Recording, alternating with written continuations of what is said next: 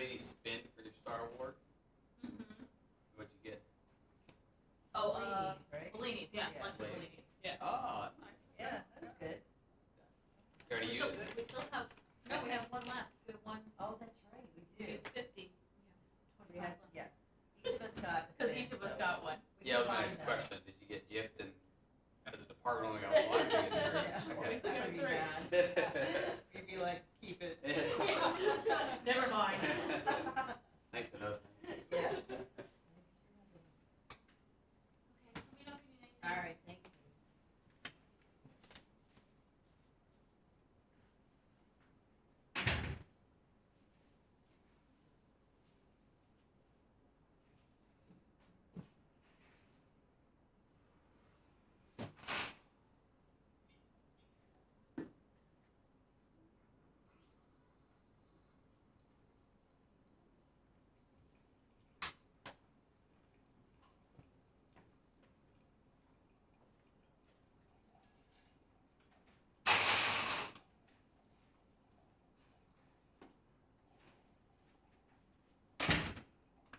Lori just sent, I don't know if she copied you guys on the video. Oh, man, that was some other city just berating one of the clerks and the city manager like stuck up on us. Like, I see these videos. Really? These councils and it's like, I'm like thankful we have an issue or two, but nothing like. Could be worse. Yes, yes. Morning, Jeremy. Good morning, how you doing? Yes, sir. How are you? Yeah, this mayor was like berating one of the clerks because in there it was like an automatic renewal and appointment of the board, which they throw it on there, and this mayor started just berating the clerk about how the clerk doesn't speak for her and all that. They already voted on it, so she's like, wait a second, I didn't want this. Like, pretty bad. It's like, man. I didn't even see it. I bet you Lori sent it to you guys too. But crazy stuff goes on.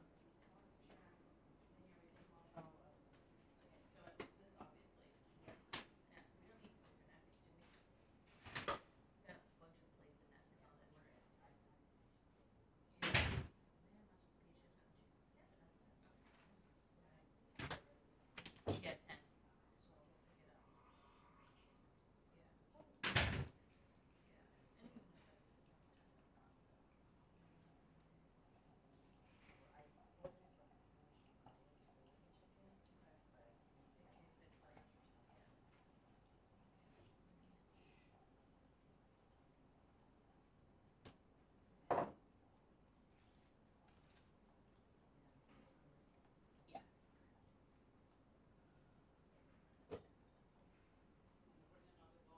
Good morning. Morning. How are you? You? Good. Happy Friday. Yeah. All right. Should I get French honey mustard? Up and also.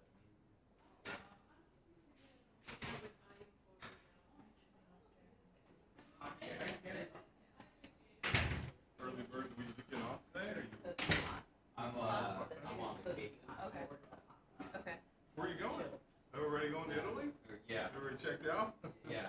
I think that was kind of part of it this week. 5 days of council stuff on my vacation. Like, I'm not going to Yeah, that's part of it, yeah. But no, Have you been to one of those, the Palm Beach County days down there? I've been to other things, but not Palm Beach County. I was even telling the mayor, I think she found it probably, I think she got it after she was down there. Like, it's kind of a rat race down there. It's like, it's really, I'll say, it's for elected officials. Yeah. You go through, they raise everybody in, you get like 5 or 10 minutes with the elected official, take a picture. You don't really talk. Yeah. You don't really talk some issues. You're like, oh, this is on my radar. Like, oh, great, we'll look into it. And then it's on to the next. So our lobbyist told us the first year, because I was going to go down there, and the lobbyist was like, don't come down. Like, it's a waste of time. He's like, I can set up meetings. You have your legislators in your backyard, meet with them like off session. Yeah. I was like, I know, but I want to see it. I need to go down there. And I went down there, and I was like, no. Like, not for maybe it's good for elected officials, but for the pictures Yeah. and some FaceTime, but elected officials don't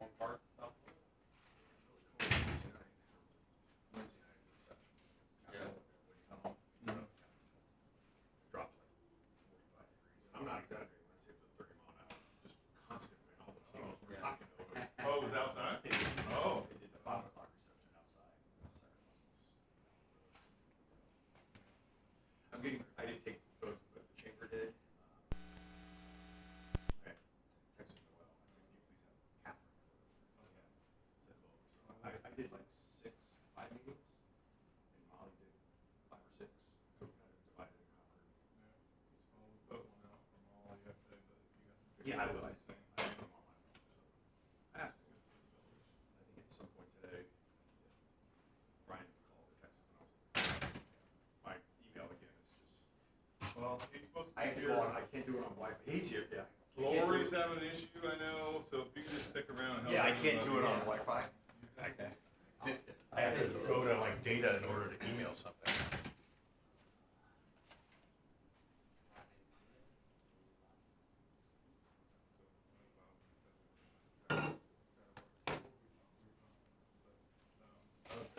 So I heard the governor's speech, and he's talking about, they buy their homes and they expect to, for 30 years not to have to pay anything, but it just keeps going up and up, and I just want to say, so does everything else, like, I mean, the cost of providing service to people is going on, and that's what, like, I even told, Molly, I said, when you go up there and you talk to the legislator about this, you tell them, I said, if the state stopped messing with our revenues, maybe we will lower taxes. Right. So, like, I can't. Right. How are we gonna have that conversation about lowering taxes if we know we have salaries and costs are going up through the roof? So, like, how do we cover those increases? Yeah. Plus you lose all the different revenues, like you said, it's not just the one. Yeah. It's very much revenue. We look Yeah, at but, that. I mean, you put that out to the public, they're gonna bite on it, Mhm. and that's a good. That's what the legislators do, is they go, you know what, we're not really voting on it, we're just gonna put it on the ballot, we're gonna let the Yeah. people vote on it. And they're absolutely gonna vote No, yes. it's a trick, And it's they a don't- sales trick. The thing is, So you're they're writing passing, schools. they're passing a resolution. Put some of this in the study and wait a year until they get the study. Did the governor, did he hold any positions before? He was Congress. He was in Congress. Oh, he was? Jacksonville District. Oh, was it? No. I didn't know. Local legislature. No, he was never.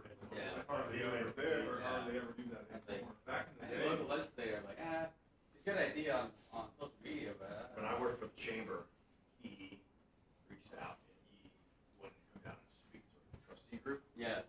And he came down with his wife. And I go, who is this guy? Like, what is it, Jackson? Like, why is he in Palm Beach County? And this was like, we got the call at 7 o'clock at night. We put Yeah. something together like at 2 o'clock the next day. We had like 20 of the trustees showed up. Like, we're begging him, like, this is our congressman, please. Yeah. And I was like, like, he didn't, nothing at the time, nothing I can't remember again, this was 2015 or so. But nothing that made me go, wow, I am, this guy is. Yeah. You know, he came in, he goes by shock and awe. He's shocked how he did it then when he appointed him. He got rid of a bunch of supervisor of elections, sheriff, he's shocked.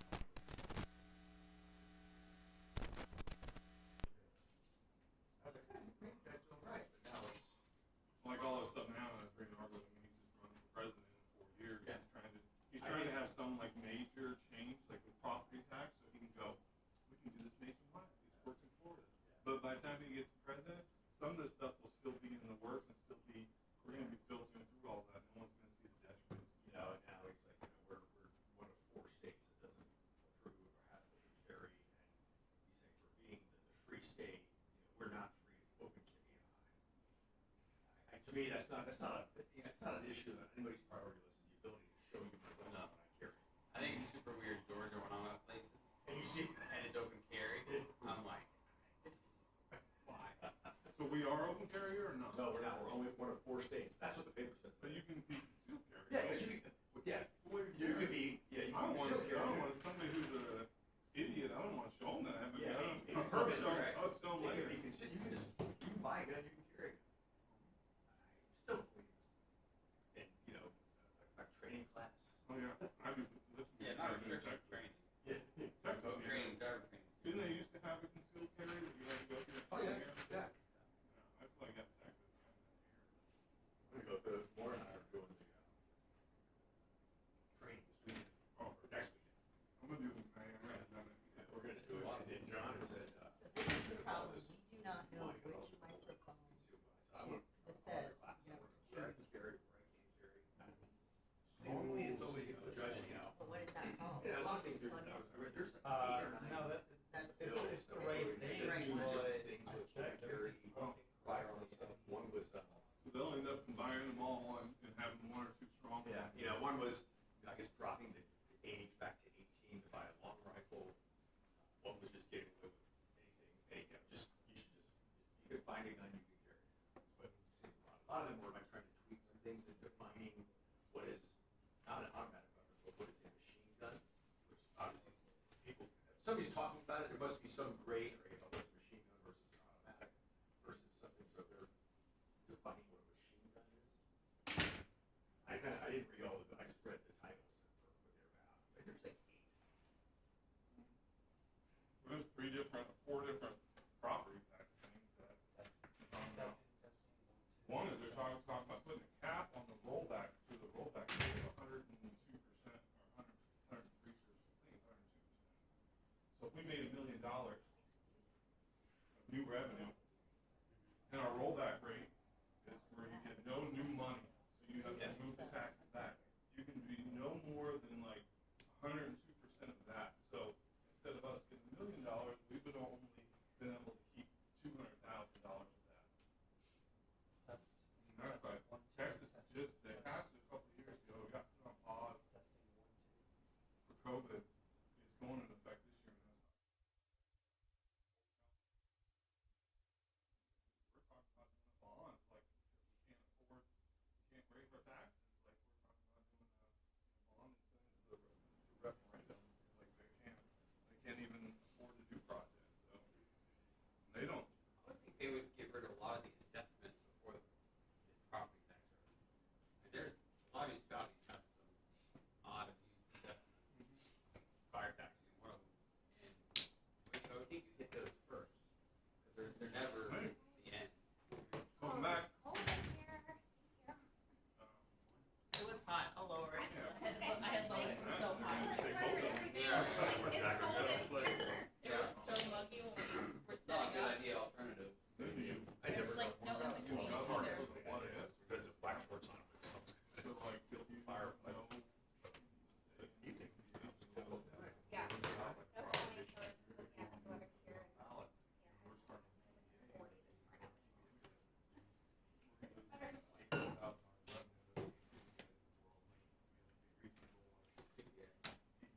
Oh. It's either muggy in here Yeah. or it's freezing in here. There's like no You're- between. Yeah. Loader doesn't. We're on building maintenance plan today, so maybe we could take care of it. Oh, well, I have all the mics muted, that's why. It's paused. I have it muted. Maybe we could test it now. Alright. Testing, 1, 2, test, test. Picking up on it. Yeah. It's muted again.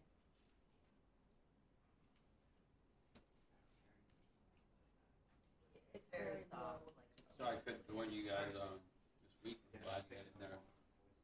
Productive. Yeah, as long as it's being. Yeah, she was. A lot of meeting people. We were, networking. yeah, we were kind of floating, but we ended up being very productive. Noel was great. Noel and Clyde was in the chamber. Oh, nice.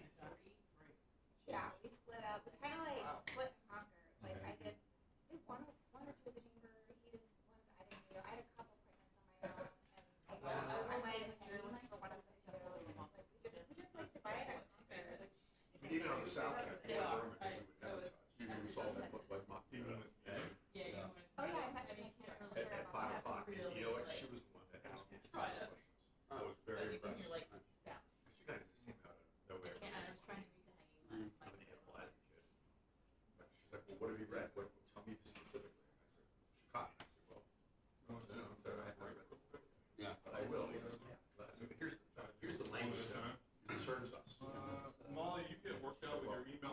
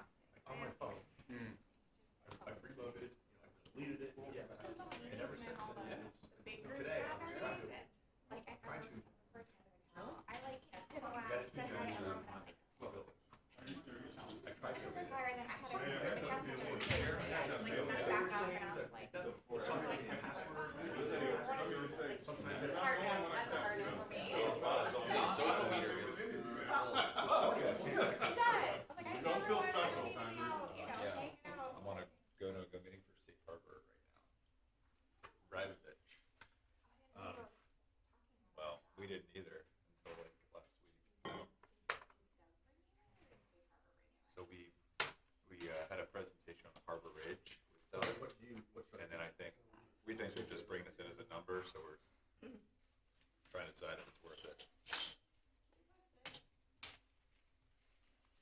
I think it probably goes to Miller, if I had to guess, but. Oh, I didn't know I was looking at it too. What's that? Miller looking at it too. Miller was pretty like way back when it was like the big mill. But Something. it's not actually has a protest. They announced it for early, but it's a good thing.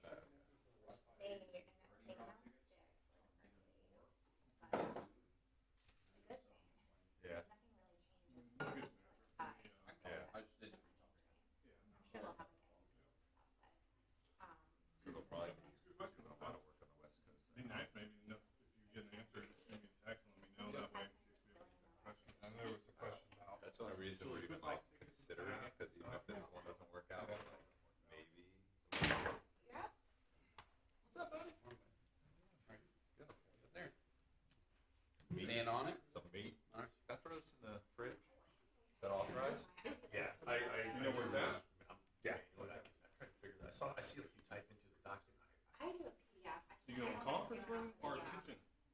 Let's go to the kitchen, which one? Yeah, Doesn't matter. Yeah, Is yeah. that just like call it? I don't know. No, it's just like the website kind of. It's whatever we get from the agenda. The agenda I packet. did put notes in there, but I like using PDF because I can like specifically highlight stuff. I don't know, I can track it better.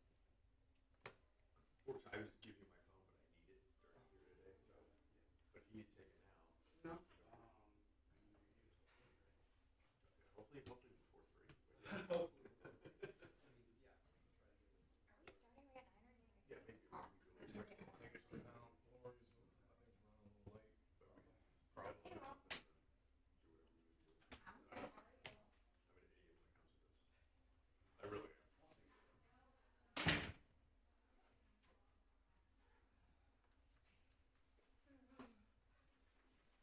He's early. Early. What? You got kids off already? I don't get home till like 11. One kid would even get back till like 10:30 last night. 11:30. Yeah.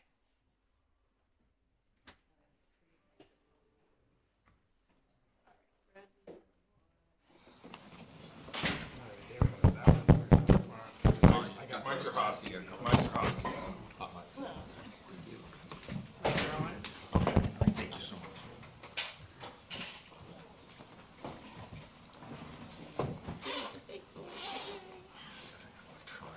Brian, I know Lori's still having issues too, so whenever. Yeah, here, this is, Brad's expecting this today. Yeah, I don't even know the number to this. You can take it, because I brought this today. Patrick, are you good at email and It everything? does. Yeah, he got with me. Okay. I can Brian break thinks it he down. just got lined up. so- Oh, this one's just 1, 2, 3, 4, 5, 6. I thought I had done like a week ago, so. I said, I Here really we don't still know. have an issue. I don't know what's happening, I don't know what I did. I'm sure like, you know. I had to reinstall something, the server. But this morning was, cannot locate the server, but so it went off Wi-Fi. Oh. And I copied you on an email that I sent. Yeah, I saw that, that came through. Okay, good.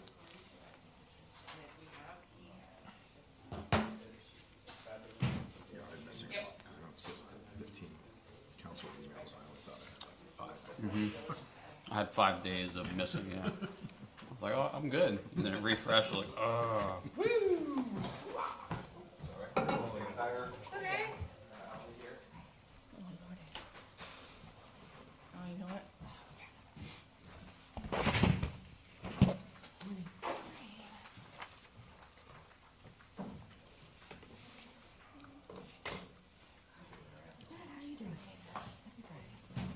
Brian. Since my password's like that, I didn't never touch my password. Mine was, yeah. I'll text them that you're still having issues. Is that what's happening? What? You're still having issues? Yeah, no, it says password incorrect for my laptop. But I had, my phone Do email. we know what the internet is for in here? So I've got, I've got an account error. Connect to Cannot, me, Month not touch first the public. server. but it's Oh, really? Have the server issues. Oh, Oh, I know he who does. needs it? I'll just bring it over. Please, reset my comment. I'll change it. I just did it, it's not that easy. Internet It password, was Maybe. tough. I know it's weird. connect to me. Oh, yeah. So, number 2, capital M and asterisk. I'm just gonna leave it here until, I got it. Yeah. or you wanna take a picture? Yeah. Yeah, I got it though. I remember that now.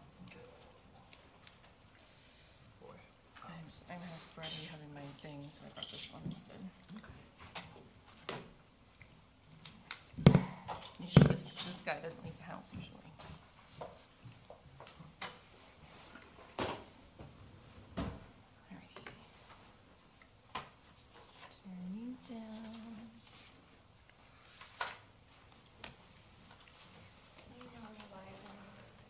We're live.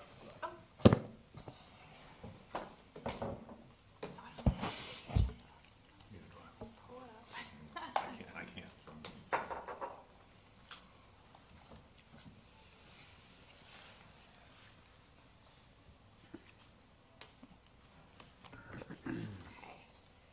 All right, good morning, everyone. I'd like to call this meeting to order. It's 9:04 a.m., March 7th, 2025. It's our strategic planning session. Marianne, can I get roll call, please? Mayor Young, Here. Vice Mayor Sartori, Here. Councilmember Brandon, Here. Councilmember Painter, Here. Councilmember French. Here. Okay, and can I get a motion to approve today's agenda? So moved. Second. All in favor? Aye. All right, and there is a section for communications from citizens. There are no citizens in the audience as of now. So we'll move on to the first and only agenda item, our strategic planning workshop. Jeremy? Thank you. So we kind of pivot a little bit from what we've done the last 2 years. The first couple of years when I was here, I was the facilitator, which I'll act as the facilitator again. The last couple years, we brought in a gentleman to do that. I think there was benefits to both sides, having kind of a third-party independent person versus, me doing it. And I say all that because I think it's been very helpful for me to be more in the facilitator role. I was able to meet with all of council and really talk about initiatives and what was important to the council. There are some initiatives that are carried over from our previous plan, but there are some new initiatives that were brought up. So I'd like to go through the kind of the strategic plan, some of the initiatives that were either rolled over or new at the February workshop. If you guys remember, I did go over the strategic plan, the current one, and so I don't know that we need to review some of those items. Obviously, if you guys want to, we can. We'll be prepared for any direction you guys want to go. But this one is based off of, or these initiatives are based off of the conversations I've had. There might be some opportunities to elaborate more or pivot into a different direction. And, I'll hopefully tee those up for discussion. And so I'd like to kind of just go through it, and then by section, we'll stop. Each core value of this strategic plan will stop, ask questions, discuss these items, then we'll go on to the next section. And our strategic plan is broken into 4 basically core sections: physically responsible government, community, appearance, character, and identity, municipal infrastructure, and operational excellence. And so most of our initiatives fall into those 4 categories as they stand today.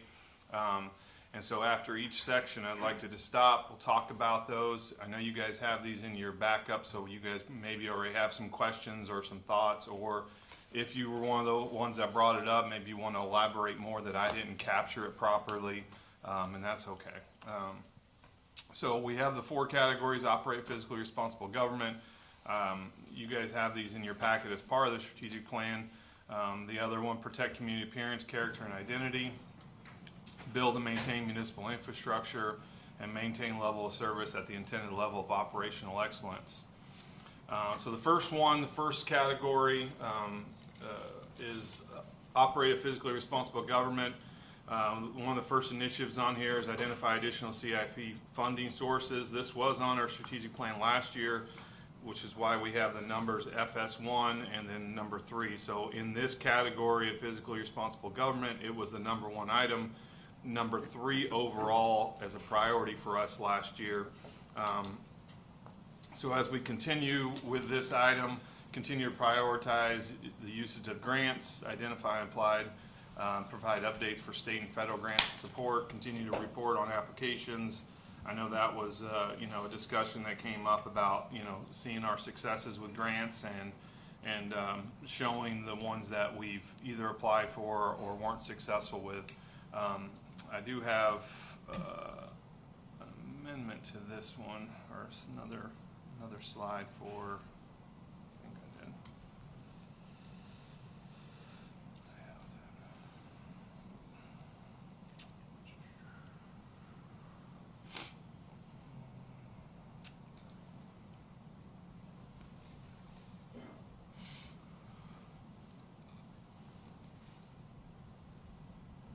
So the question for this one, since we need to identify other sources, is like, what's the problem that we're trying to solve? I know most of you guys know the surtax funds, you know, we're gonna be sunsetting at the end of 25. So by December, we'll be collecting our last resource for that in the ballpark between $600,000 and $700,000 a year that we typically fund projects.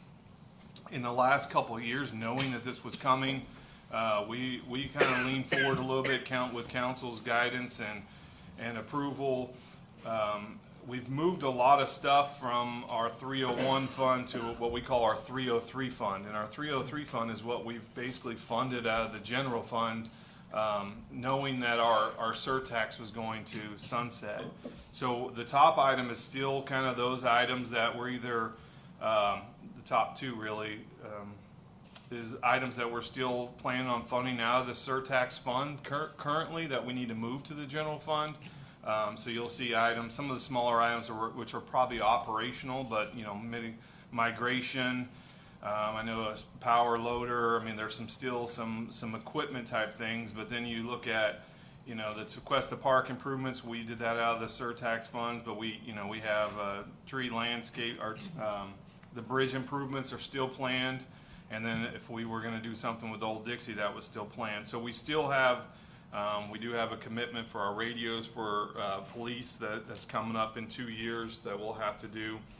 So we still have some things allocated or pointing toward that surtax funds. We'll have the funds to kind of cover these items, but as new items get introduced from our staff to the council, you know, we don't have a dedicated fund for those. We'll have to either cover them from our general fund, apply for grants, look for alternative funding sources. So just wanted to kind of show you that, you know, I guess the challenge, but some of the successes. I mean, our roads are $710,000 for roads, our $170,000 for sidewalks that we've been doing. Those came out of the general fund this year, knowing that we want, you know, make it sustainable. So in the future, you guys won't have to make those decisions about, you know, what we're going to cut to still continue with those things. That was a strategic initiative that we did, and so this is part of, you know, we can share this if you guys wanted to take a deeper look. I can come back to this, but I just kind of want to show you kind of the challenge that we're facing with that, and that's been our strategic plan last year, and we'll continue with that item as we move forward.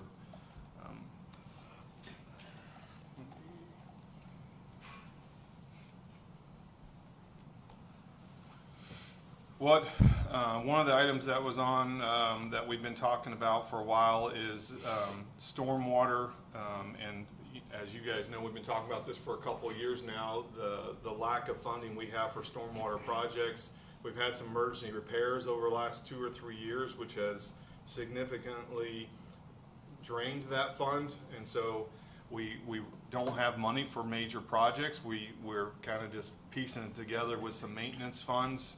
And so one of the proposals we're going to do, and this is kind of teed up for, see where you guys land on your priorities, but something that we'd like to do in the budget process is dedicate part of our water utility tax as part of a funding source for stormwater moving forward.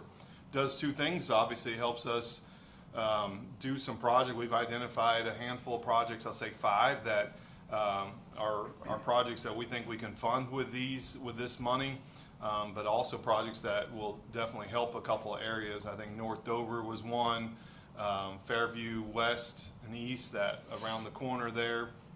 We had some issues. I think we have a couple more. But I think this will help us with that funding. But the most important thing is we don't have to be having the discussion about huge jumps in assessments like we did with water. You know, we really fell behind with water.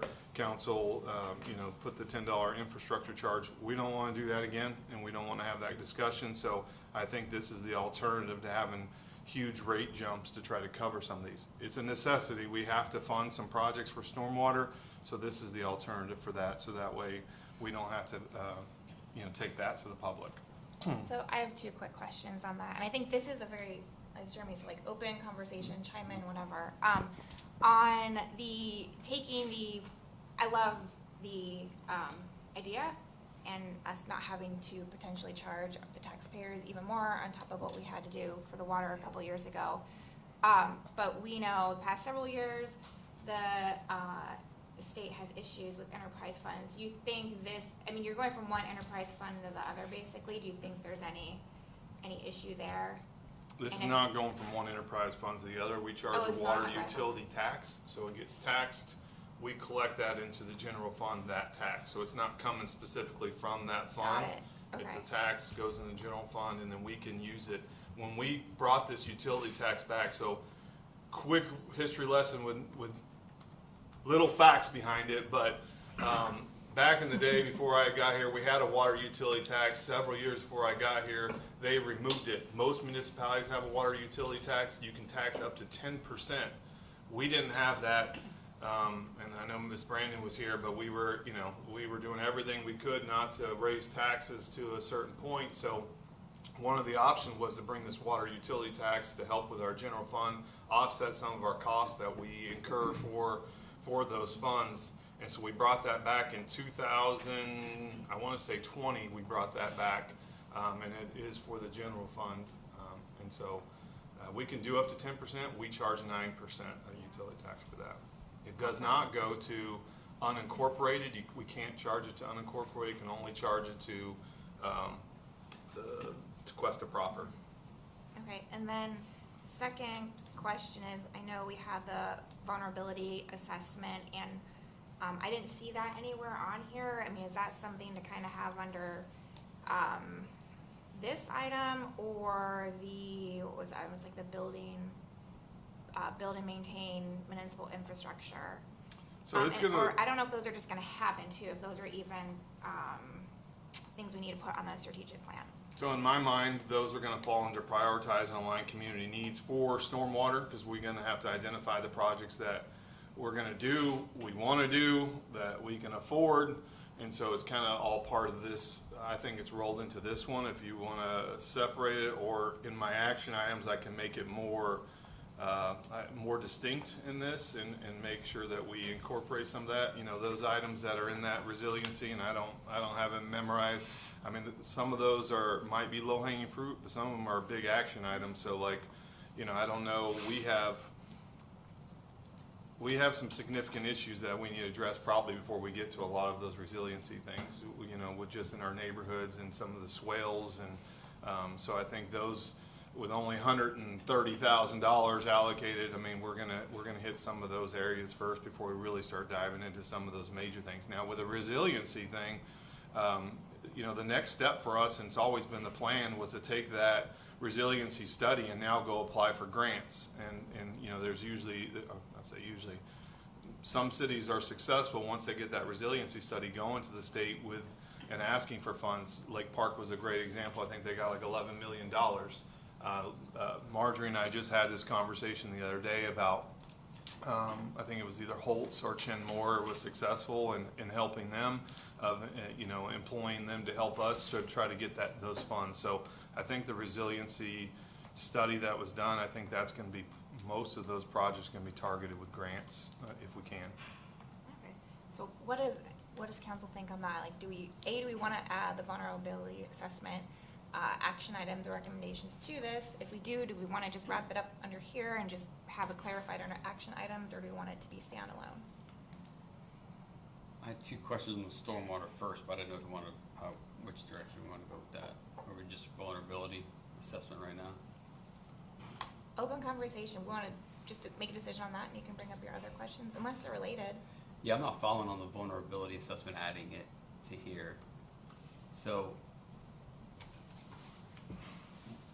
it's already in our strategic plan. It's not. The vulnerability assessment, Okay. no, it's just something we've been working on. We got a grant. It's actually a two-piece grant. It was, I think the first time we got it was like $90,000. That was to do the vulnerability assessment. Some gaps were identified. We went back and applied for additional funding, I think 50,000. Don't quote me on either one of those numbers, but they're pretty close. So we have a $145,000 grant that we just completed our vulnerability assessment. And so what that was supposed to do is really address sea level rise, address some of the stormwater issues that we have in the village of Tequesta. We have that, and so like I said, the next step really for that vulnerability assessment, if we're successful like the other cities, would be to get a grant from the state or, you know, look at some funding, other funding options. Okay. Yeah, I agree with that, adding the vulnerability assessment into the same transfer of the water utility tax, you're saying, into the stormwater? Same, okay. Yeah, well, I think, I agree with that. and this is my opinion, we'll do whatever. I think it might fit better in here, so that way, if there is some funds to have, you know, Chin Moore or Holtz or whoever's gonna help us, we can obviously tie it to some of those funding as well. So, I think it would be good, and I can just really make it very specific about the vulnerability part, and I'll come up with some language that I can put in there if that's the will. It was a range of projects of varying sizes and costs. Like one was like raise, you know, elevate the generators above flood zone. Other were some pretty significant like stormwater management suggestions. So it's a range. That's something we can just pick away at as, like I said, we find funds available. But it's definitely important. Absolutely. I believe that as well, that it's something that we invested time, staff in, and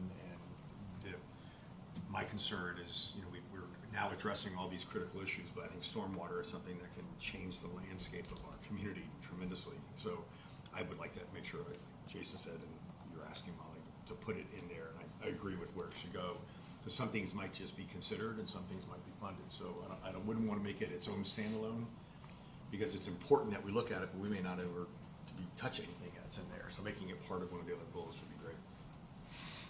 I agree. Yeah, it seems to be very important. Councilmember Brandon, thinking. You know how I feel about assessments and studies. Have those actually even, the ones that we have, that have been even productive and efficient, the vulnerability studies and assessments? What do you mean by productive and efficient? So, I mean, the study Are they itself. waste of money, or are we getting something out of it? Well, it's done already. I mean, we I know, already but accepted we're talking that. about more. I mean, I think there are a lot of things on there that, you know, sea level rise, which is real, which you wouldn't have convinced me when I first moved from Texas, but I'm from Florida now, so, I mean, it's real. We do need to address some of those items, you know, like Molly said, Mayor Young said, you know, some of them are low hanging fruit, some of them are, you know, wish lists that we need to address over time. So there, yes, the answer to the question, without being long-winded, is that it is a valuable tool for us. Am I understanding correctly that in order to potentially qualify for grants, we would need not just what we already have, but the next steps as well? Is that a grant requirement to show that here's our assessment, where there's a need? Did I hear that, or am I making that Now, up? this study that we already did, that's Yeah. already accepted, is the step. I mean, Okay. you to get some of these grants, it is very important that you have the vulnerability assessment before you, the successful ones that I've seen, a couple of cities that I've seen, they had this done. So we're done with that now. You know, the big step is to really try to go out and get the grant that's associated with that. That'll really help take care of some of even the low-hanging fruit and some of the bigger projects. Like I said, I think Lake Park got $11 million to address their vulnerability assessment, and that was huge, so. Okay. And that was recently, last year? Like too? 2 years ago, a 2 year and a half ago, so yes, recently. They still continue to.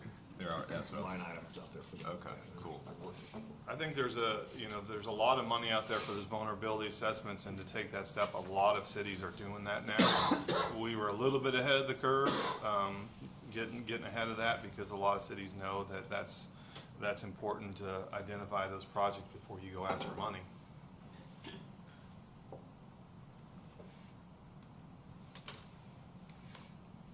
All right, Councilmember French, did you have any other questions on this topic? I thought you said you had. Stormwater, I did. Thank you. The water utility tax, so we're funding stormwater, water utility tax. What are we reducing in the water utility tax, or is that just additional funds that were in that fund? So we have a little bit of an excess in that fund, because, every year we take our capital projects and the funds that can be used out of the surtax fund, because it's specific to a statute, we fund that. Some of the other capital projects that may be related to the water utility tax, we fund out of there. So there is some excess that we have that we can continue to use, but ultimately it's covering the capital. So yes, I think maybe the point that you're getting to is that if we have $272,000 going into that pot, half of it's going to be reduced, come over to stormwater, and so there's going to be more that's going to be needed to be funded out of the general fund. But I think you could make the argument that we haven't really funded a lot of stormwater projects even out of that capital fund that is allowable uses for those two. So I don't know if that answered the question or not. But. That does answer the second question.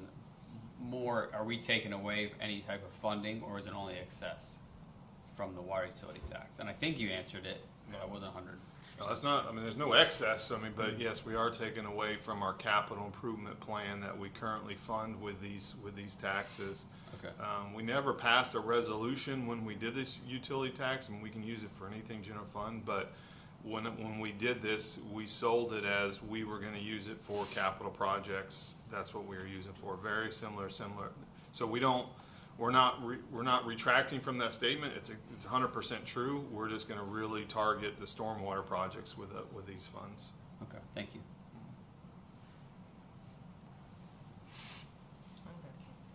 So the way I understand it, we're just going to add some detailed action items to this one, so that way we can track it throughout the year and move forward with some of the vulnerability and the grant funding for that.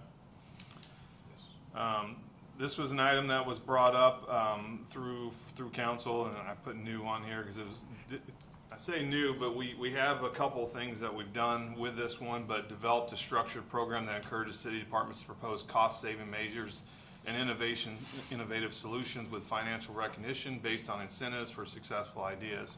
I know this was an item that was brought up by council, and I shared this at the time, and I'll share it again.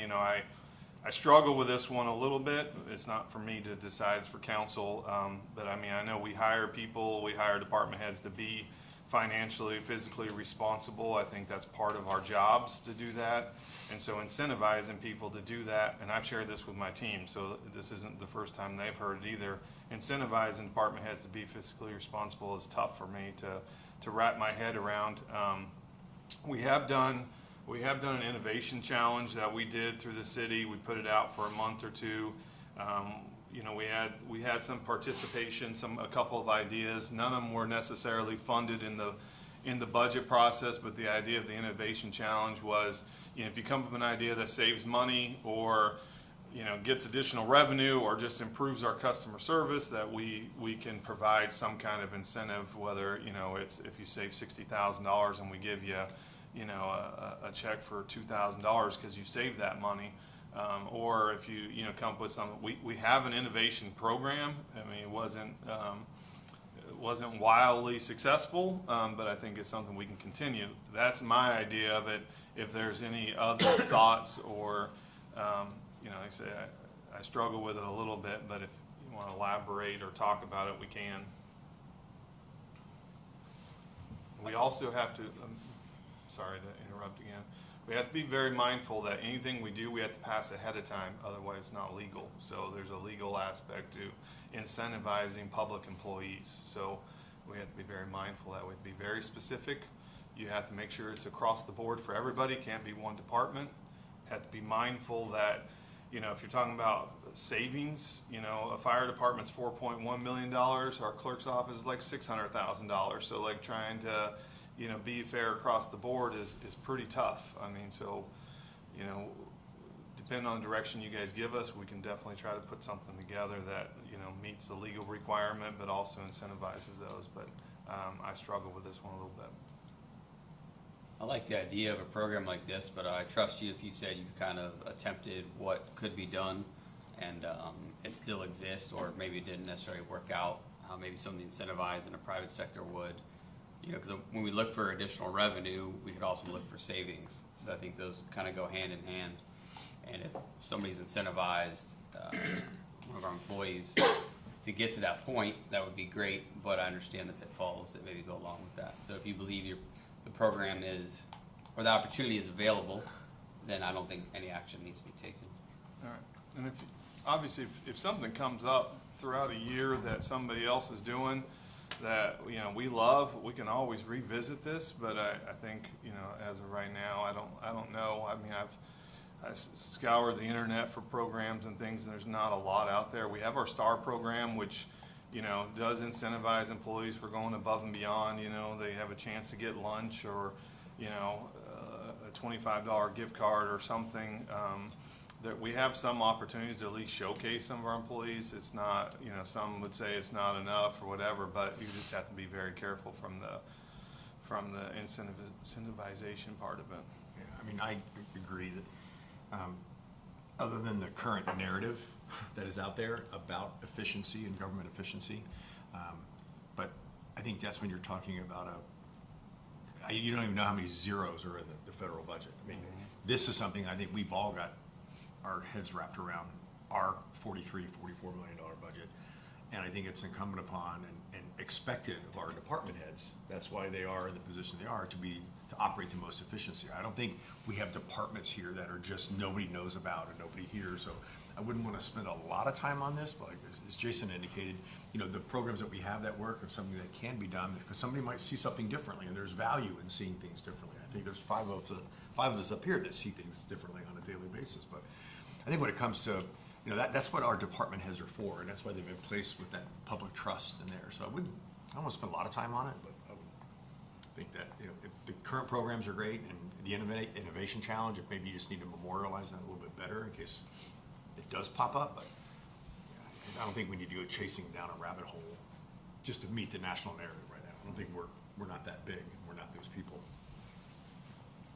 Yeah, I agree. I kind of, you know, align with what Jeremy said and what Vice Mayor just said. I don't know that this has to be a strategic priority. I do think maybe, like, you know, the STAR Award is great. And then what was that, you did do some type of award, I think it was separate from STAR Award, for like the department that pulled in the most grant money. Oh, yeah. So I think stuff like that is really appropriate, and maybe we can, you know, kind of come up with some more ideas like that, you know, just for some recognition. So, you know, and like I said, if there's an innovation program, maybe revisit that. But yeah, otherwise, I think we should, yeah, kind of leave that to you and the directors, because they are here to lead their teams and be innovative and always try to look for the most cost savings that they can, such as a natural job function. But yeah, not a bad idea, and like maybe we can just improve on the programs we're already doing that are kind of a more appropriate recognition. So I forgot about that one, the grant, the winner. I buy a $100 gift card for the winner, but the real fun is the trophy and getting to keep the trophy for the year. I mean, Brad really strutted that thing around. Greg has it sitting on the counter at the rec center because he was our latest winner. But with the appropriation request we got, I'm gonna put myself in it this year so that way I can win the trophy. But we do have some incentive. Maybe we can, you know, we can extend that somehow to, you know, and it's up to the department head. I give him $100. I mean, if he wants to go buy his, you know, lunch for his team, that's, you know, that's up to him. So. Impact Any fee other and council comment? No? I Okay. agree with everything that's said. impact fee analysis implementation. This one's a new one, and I will say this is probably driven more by staff. Maybe the only one in here that's driven more by staff. This is something that's kind of going through Palm Beach County, probably the state.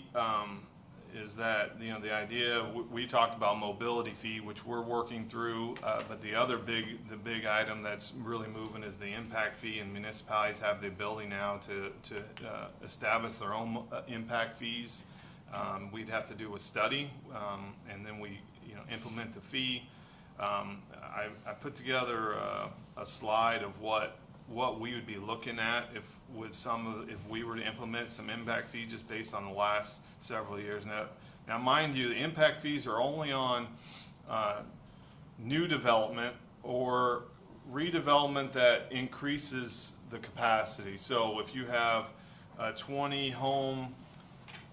unit townhomes and they tear it down and they build 19, there's no new impact to the village of Tequesta. It's basically for, if you tear down 30 and you put up 40, we're gonna capture that extra 10.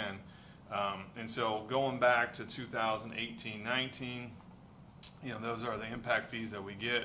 We basically collect all of it. We take an admin fee and then we remit the rest of it to the county. So that you kind of go into 2019-20, and then I think this is the sea glass. So you see that the impact fees that we sent to the county that year were pretty significant. You look at the next year, 21-22, 22-23, and so just going to give you an idea of what the impact fees, you know, some of these years that we don't have major projects going, you know, we're only talking about $14,000-$15,000 or whatever the number is, but you know, it's still something. You combine that with maybe some mobility fee, you know, then you start talking about one of our initiatives to replace our capital fund. Like, this would be a solution to helping with some of our capital projects, and there are specific uses that you have to use these impact fees for. But I still think it's a good supplement. Jay and I were invited over to Gardens next week.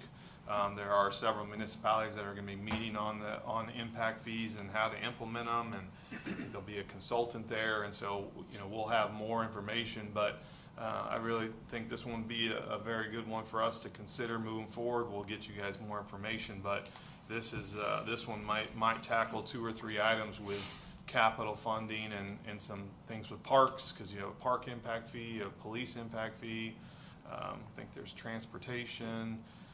There's some different categories that these impact fees all will be able to fit into one of those categories. So, Jeremy, just to be clear, this now it's versus remitting the 96.6% to the county. We are keeping 100%. We'll be able to keep it, right? Okay.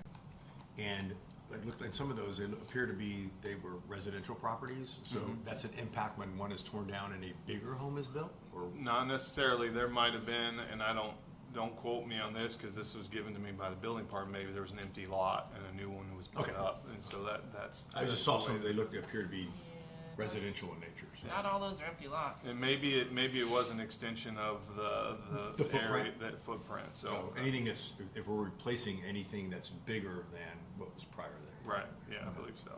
Just want to make sure it has an impact on the community one way or another. Okay. So, you know, the part with this, and because I just heard this, is, you know, we don't want to do any more studies or any of that. Like, this would have to be a study. Like, we have to do a study to implement whatever fees we're doing. We can't just take somebody else's fees and do it. Jay and I met with a consultant, who knows what, must have been last week, I would guess, but maybe it was this week. No, it runs together. You know, we're looking at, you know, $50,000 to do an impact fee study, and then in return we'd have our fees set that we can charge, and then we would not remit payments to the county. We would keep those, and they would go into the fund to use those for the impacts. And that's settled. That's new law. Mm-hmm. Yep. I think it's a great idea. I'd like to hear some cons about it, but I think especially in Tequesta, I don't think anybody here that wants to create any high rises or will in the near future. And so I think just keeping up the demand and funding, this would be a good idea on going forward, not existing residents or existing structures. Yeah, I think it could be significant if you go back to those years with sea glass, and if any 250 or 3, any similar projects, that will be a significant number. So I think if that would be an example of an impact fee that would be kept. Right. It, Or well, all of them will be correct. so Molly does probably better tracking and stuff than I do, but like the 300 building, I believe it was like 40 units when they're coming back. When they came back, it was like 33 units. So like you're not going to see the same that you saw with Sea Glass. It's Because not you'll it's see, there'll be less. units, right? You know. So it's not the size of the building, it's, Yeah, it's the impact on because they're that, building so. a building that is twice or 3 times the size of a four-story. Right. When you look at it. So it might, you know, if you start talking about size, yes, but I mean, if you're just talking about the impact based on the dwelling units, it's not gonna, it's less, you know, Gotcha. 300's less impact on the village. So, but as, you know, other properties that may, you know, come through with, and I hate to even mention it, live local projects that can just tear down something and put up, you know, high rises that we can't control, we could, you know, be able to, you know, capture some of that, you know, if that comes through. So these fees would be applied toward the developer, and they would have to pay those, and we'd get it instead of the county in this situation, so. To that end, on Live Local, at least the conversations I was part of in Tallahassee about Live Local, the electeds that were there were been kind of radio silent this session. Nothing really was jumping out at anybody, which was. There's some significant changes in the Live Local, so, I mean, and I don't know that they're all positive for us. Two quick questions on that. I know. Jay says no, not any of them, but. Oh. It's not. It's a lot more aggressive than it already is. So, 2 questions. I know last fall, I think the county commission approved municipalities to increase the fees they collect from builders. Does that have any impact to this plan? And then I think you have to have a mobility plan to even be able to collect impact fees for yourself. Because the mobility plan is tied to it as well, right? If you're doing like a transportation impact fee, and so it just depends Got on it. what type of impact we're trying to do. So I mean, you can come in and we just say, we just want to do the parks impact fee, and that's it. And they'll come in and set a fee for us, what we can charge for our parks based on what we have, and they'll say, you know, do the whole analysis. But there's different parts of it. I think there was like, you know, civic government, there was transportation, there was parks, you know, there's several items that you can do. The mobility plan would tie into possibly that impact fee for transportation. So the analysis would kind of highlight those different categories, if you will, and what would be best suited for us. Is that? Yeah, I think that would be the study. When we did that, they would be able to like, look here, you know, this is what your fees will be. You estimate your fees to be. This is what we, you know, expect you to recover. And there'll be some kind of analysis on that. Okay. And then I know you mentioned, we've talked about this, you're meeting with Gardens, because I know there's a deadline with the county to file it. And is that for impact fees or is that for mobility plan? That's for impact fees, I believe. Okay. It'll be a little bit of both. Their mobility fee consultant will be there too. Yeah. We'll get you a better, we're gonna get a clearer picture, that's why we're going to it, of what everybody else doing. North Palm just passed the impact fee. They don't turn anything over to the county. They have, the only one they don't have, I believe, is the transportation impact fee, but they collect everything else, parks and some other ones. I have that study. Jay's probably looked at it better than I have, but I mean, there are municipalities that are doing this, and it is an opportunity for us to capture some of these things. And the downside, if you know, just off the top of my head, is you're not sending it to the county. We have a couple county roads here. I mean, so you know, obviously they still have a responsibility for their roads, but you know, if they have less funding, you know, how long is it going to take them to get to our part? So there are some downsides to it. And maybe you'll find this out from your meeting next week, but I know there's a deadline to file this with the county. And is it like a one and done deadline, or every year is there that opportunity? So like, is this a hurry up kind So of analysis we need to do, or do we have time? I'm gonna be careful answering because I'm not 100% into, you know, until we go to that meeting. But I'm told if we want to send impact fees to the county, we need to have that by October 1st. If we don't want to, we don't have to do anything with the county by October 1st. We just pass our own impact fees, and we start collecting them. We don't ship them to the county. That's what I was told, but you know, I hope nobody, says that I'm a liar or I was wrong, because it could be, I'll have a better idea next week, but feel very comfortable with that answer, but, not 100%. Okay, so after that meeting, maybe you could email, just the, Yep.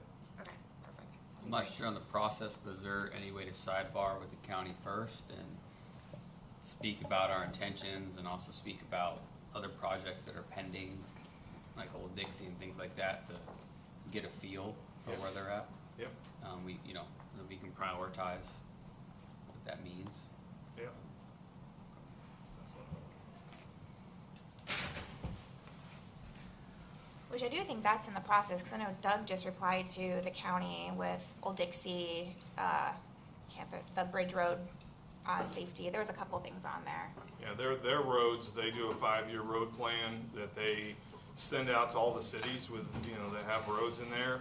None of our roads, none of the county roads that are in Tequesta are in the next 5 years, and so we don't have any identified. Doug's been pretty adamant about making sure those roads are on there, but I don't think they were on there. But I actually got a response this morning, and although it doesn't outline it in there, the funding is in there. So they're waiting for the Hoover Bridge project to complete, and they're gonna pave all the roads here, Beach Road, Old Dixie, and County Line. Wow, that's great. that's a good Wow. update. Okay. Glad you came. Awesome. Thanks for coming. And they're also working on a plan for the safety enhancements at Bridge Road and Old Dixie, where we've had some Yep. fatalities. Perfect. Oh, glad to hear the funding's still there. Wait, Bridge Road. Did not show up in the report this year. The one by the Wells Fargo. Oh, yeah. To turn when you turn out of there. Yep, yeah. Blind spot. Yeah. Well, then if that doesn't need to be, then, yeah, support that impact fee then.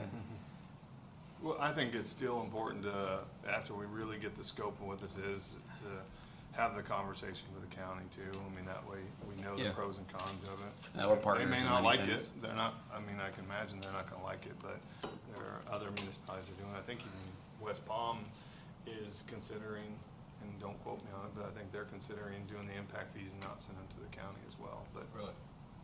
That'd be a big one. All right,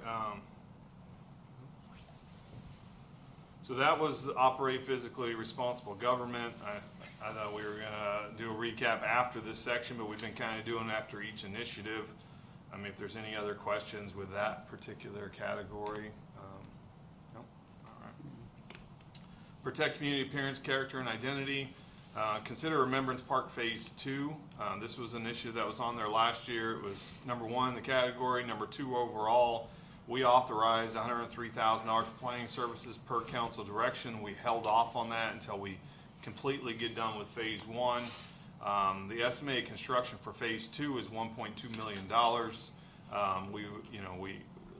We haven't started the planning services, but I guess the consideration is, do we want to also start setting money aside for Phase 2 to do it in sections? That's kind of the initiative, or that's the, if there's a desire to prioritize that, we can do that during the budget process.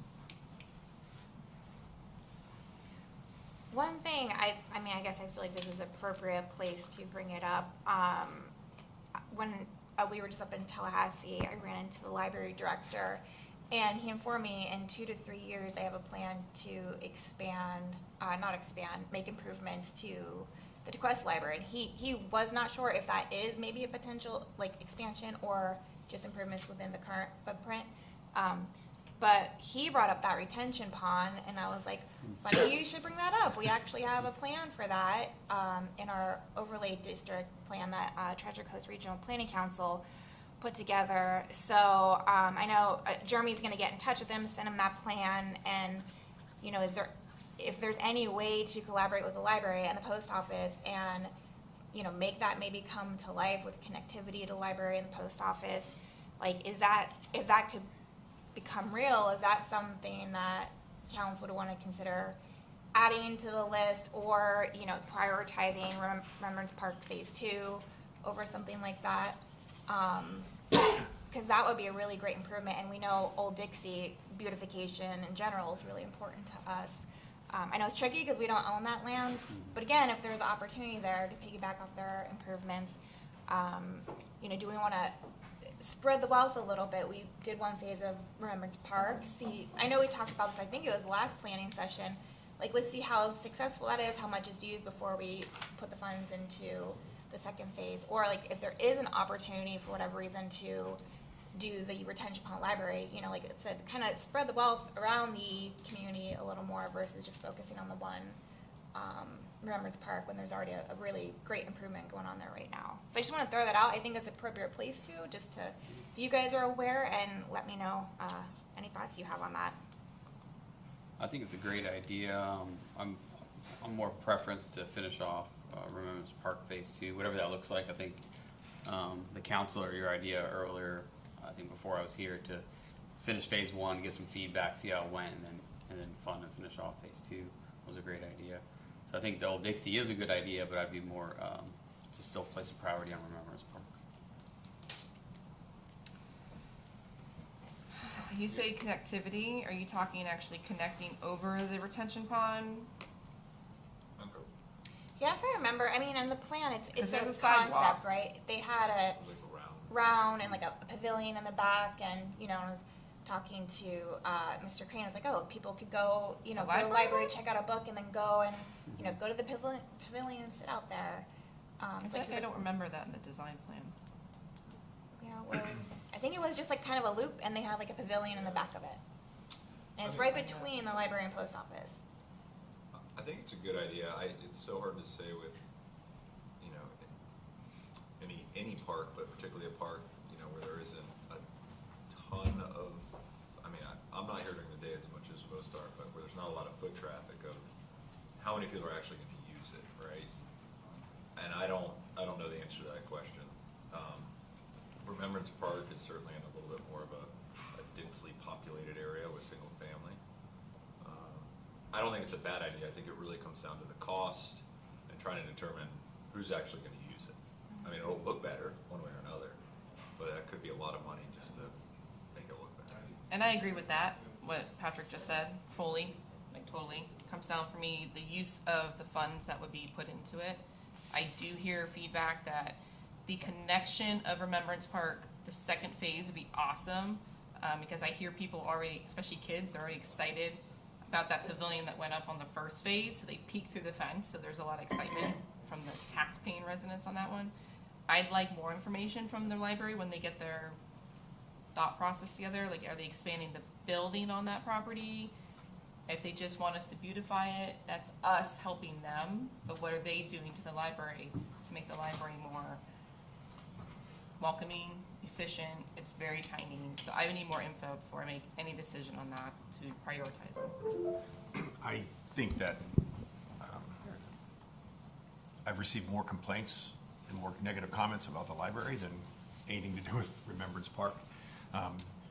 I don't know what the estimated construction timeline is, but it's been probably, for Remembrance Park, we might get to June, July, you know, and fiscal year will be 3/4 over. I think this mobility study that we're working towards, my definition of our mobility is really moving people off of the main highways throughout our village. I think getting them from Riverside to Seabrook would be critical.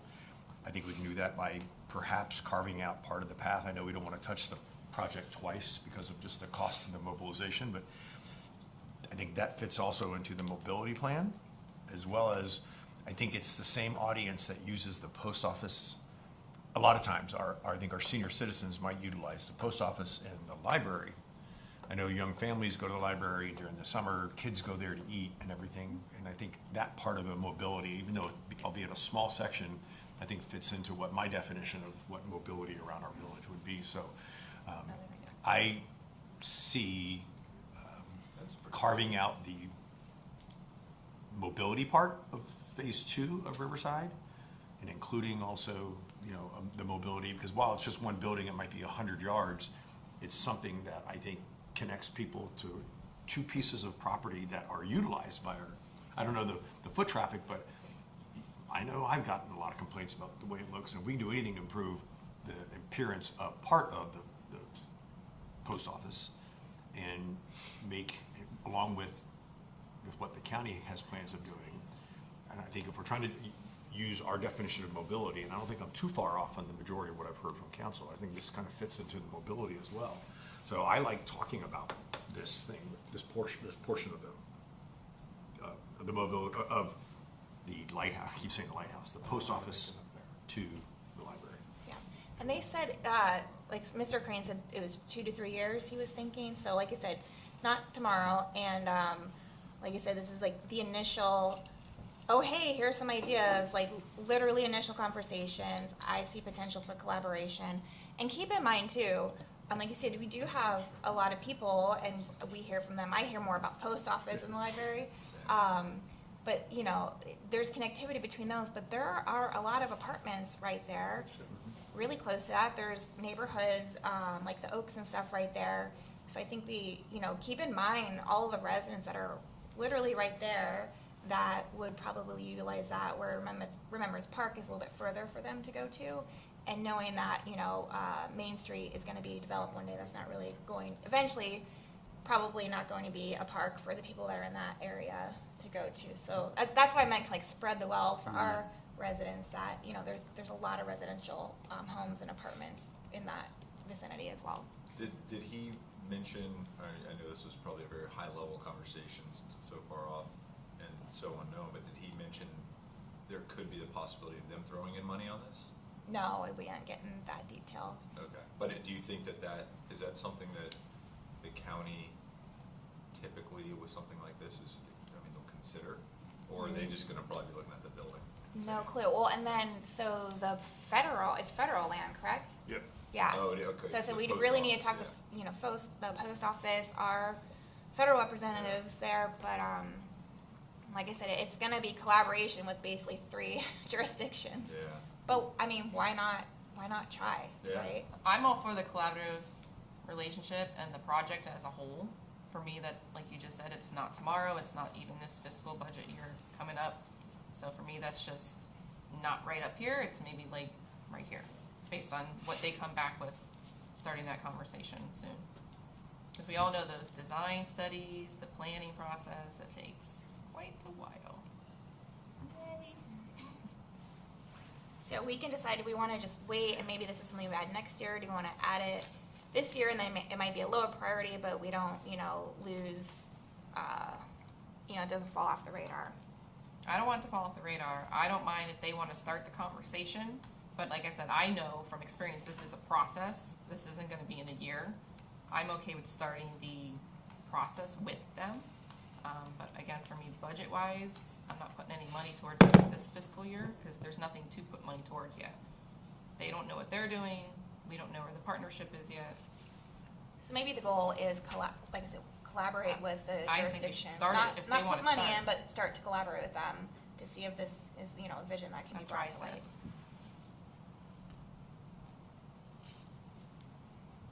That library is super tiny, So small. so tiny. So there's a couple options for this, for that, I guess we'll say initiative. You could put it, let me find the initiative. I mean, we could put it somewhere in here where we're protecting community parents. It's expand and improve critical land areas that serve and maintain the village's distinctive features through land acquisition and park improvements. We could just add that as an action item to begin collaboration with, you know, the jurisdictions on that. So it kind of ties all into this initiative, and I haven't got to this one yet, and I can elaborate, you know, some of the comments I received, but I think it might fit good into this one. That works for me. Mm-hmm. Yes. Awesome, thank you.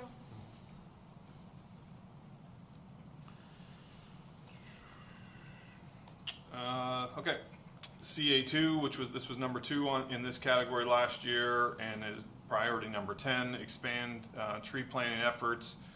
We do have some projects scheduled, I think 2 years out. We are waiting, the phase 2 of the tree program was the next section of Tequesta Drive. We are obviously waiting for us to do that water main, as Marjorie alluded to the last workshop. You know, we're gonna start turning that project forward, and so after that's done, that was kind of the next phase of our tree program that we were doing. There's obviously some opportunities here with Old Dixie, and I'll elaborate on that in a second. But, I mean, I think a big part of this one, when we continue, is doing a tree rebate program instead of adopt a tree. And I'll tell you the difference. The adopt a tree program where, you know, it's everything, it's in the village right of way. We put the tree in for you, that type of thing, which is really extremely difficult. And I get beat up by our utility director and our public works director for putting, you know, trees in right of ways. You know, because of the utilities that's in there, stormwater, swales, you know, all that's gonna be affected. With more of a tree rebate program, residents can apply to put in a tree. There's some criteria, the types of trees, make sure it's Florida friendly, the types of trees. They can purchase it, and then we rebate their money up to a certain amount. And I wanna say it's like, you know, for a 1 gallon tree, it's $50. For a 5 gallon tree, it's, you know, $100, and it's up to like $250, I think, is the max.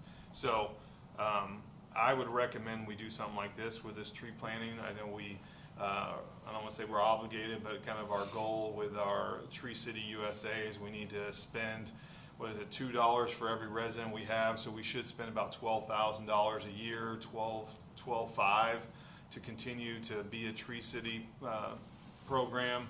Some of that can be staff time and all that, so I'm not overly concerned about the dollar amount, because I mean the staff time we can put forward. But I think this would be a good opportunity to continue with getting trees planted in the village, which, you know, has been a core thing for us for many years, going back to the 90s. With the residents having some buy-in to this, having to purchase it, put it in themselves, and then we rebate them. How is that rebate done? Like a refund or rebate on? Yeah, so they'll put in, do a form. No, not through taxes, no, we give them a That's check. what I Yeah, wanna make sure. that would, man, That's I all don't I even clear know what it. that looks like. But yeah, it would be that they would do a form, fill it out prior, and, you know, give us the receipt. It has to make sure it meets all the criteria. They can't just go put in some, you know, random tree that doesn't fit what we want. Shuffle So, error. yeah, so. Australian pine. I've seen some successful cities that do this program, and so when I caught it, I ran it by Jay and Doug. They didn't have anything negative at the time to say about it, so I think, you know, if we want to continue the tree planting, so this will be teed up as one of your guys' items to consider as a priority or not, and then we'll budget accordingly. I think it's a good alternative for what you're already doing. I did the other tree program last year, and Doug's team, they did a great job. It was fast, easy, but my wife was like, I want to choose the tree, and you know, Doug's team shows up, puts in about a 15-foot tree, which is amazing, and my wife's like, well, I want to pick the tree. I'm like, it doesn't work that way. So this would be good.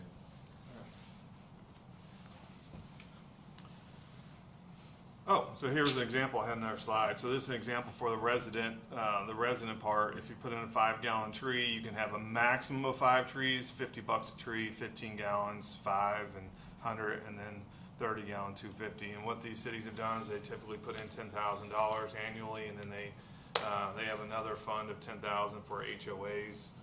We can determine that number, what's appropriate during the budget process, but that's one of the cities that I highlighted. That was one of them. And so they also, in this program, they highlight the trees that are applicable, and then you can kind of pick your tree and you do it yourself. And there's like, I don't know, 15 different trees that you can pick from, but ours will be probably a little different just based on our code and what we think is important for the village. So.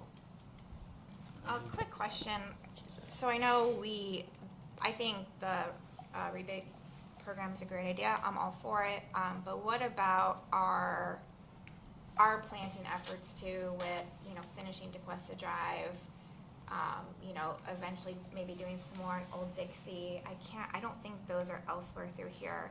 And I know the funding was an issue because I think like that original tree planting effort was through the infrastructure tax. Is that correct? Yeah, and so we still have it labeled in there, which, you know, if you carry out with no new initiatives, that $75,000 is still part of our surtax. As even though we're ending in 25, we'll still have funds to spend. That $75,000 is still earmarked to use out of that surtax funds. It's actually 2027 budget process, so 2 years from now, because of the water main project. We we pushed it out. Now, obviously, if we get done with a water main project a little earlier, we can move that money, we can move that forward because it's part of the surtax funds, so we can move it forward a year as we pivot and get a better timeline. From what I'm understanding, this water main project is still a, 16 to 24 month process. Like, it's not like, get it done. Like, there's still gonna be a year process still. So I think it's probably appropriately where it is. That was what, we pitched and discussed as the next part of our tree planting efforts. And that falls under here, so I just wanna make sure in the action items, we don't lose sight of that. So that 75 we'll still have, it'll just roll over to 2027, you think? Is that Yes. what you said? Okay. Well, it's in 2027. We might be able to move it into 2026 depending on the water main. I mean, so basically when the water main's done, that's the next phase of the tree planting efforts. Unless we have a initiative for Old Dixie, we can do some planting. Doug and I have talked about a couple different scenarios for Old Dixie. It's not really what we had as the next phase of this tree planting effort. However, it is, it was part of the discussion for tree planting efforts. It just wasn't the next phase. And so we can kind of jump that forward and do some tree planting, some hedges and things along the FEC right away and Old Dixie. But to me, it's a different approach, different initiative. Is that on here though, that initiative? Yes, Oh, it is. Okay, it's lower. we haven't got there yet. Sorry. Yeah. Thanks.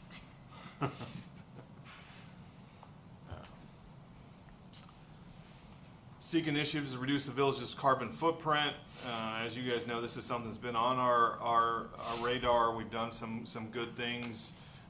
With this one, I know the EAC, and you guys got their 5 priorities that are priorities they wanted. Part of it is a green building initiative. I think that kind of fits under this category. Us moving forward with that. We're also working through some EV charging station, we're trying to do some of these things that are part of this initiative. And so we'll continue to try to identify some of those and bring those to council, but how high of a priority is it for you guys? Last year was priority number 11 of 19, I think, so. I have, did you have something to say? WTP, is that water treat, what is WTP? Water treatment plant, yeah. Okay. So as you guys know, we have a $6 million project about ready to be initiated and funded through an SRF program, or partially funded through an SRF program. So we're doing some of that. That'll help reduce some of the energy usage and help save some there. So the carbon footprint will be reduced based on those improvements. And the EV charge station, I have 2 electric cars and solar panels charge my home and my cars. I'm all for it as long as we're not adding its projects or renovating. We're adding as a project itself. If it's something that a business is building a additional structure, set up parking lot, or we're renovating a building, that's one thing, but I don't know that using our funds is the greatest use for the residents in this case. I'm just saying that from experience on how EV charging is used and who uses it, and we have a small village. So I think it's a good idea, but I don't want to prioritize funds to that at this point. Yeah, I think for us, there's really two things going on with that one. We're trying to revisit the idea of the charging stations over at the rec center. We put in 2 charging stations, two home runs, we'll call it. Do you know?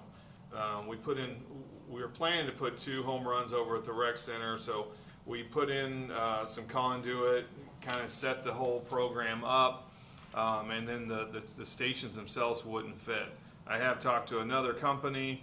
I know Doug I threw Doug in the middle of it. Doug's working on trying to do that. That's one thing for us, but that wasn't going to cost either time. It wasn't going to cost us anything. It was they were going to put it in based on the revenue that is derived from that. We would get a portion back. So in theory, we'd actually make some revenue. The challenge with that is we're giving up a space or 2 at the rec center. We had talked about doing maybe over a main street, because we have some parking right there in that park, but that was when we were utilizing it for the public.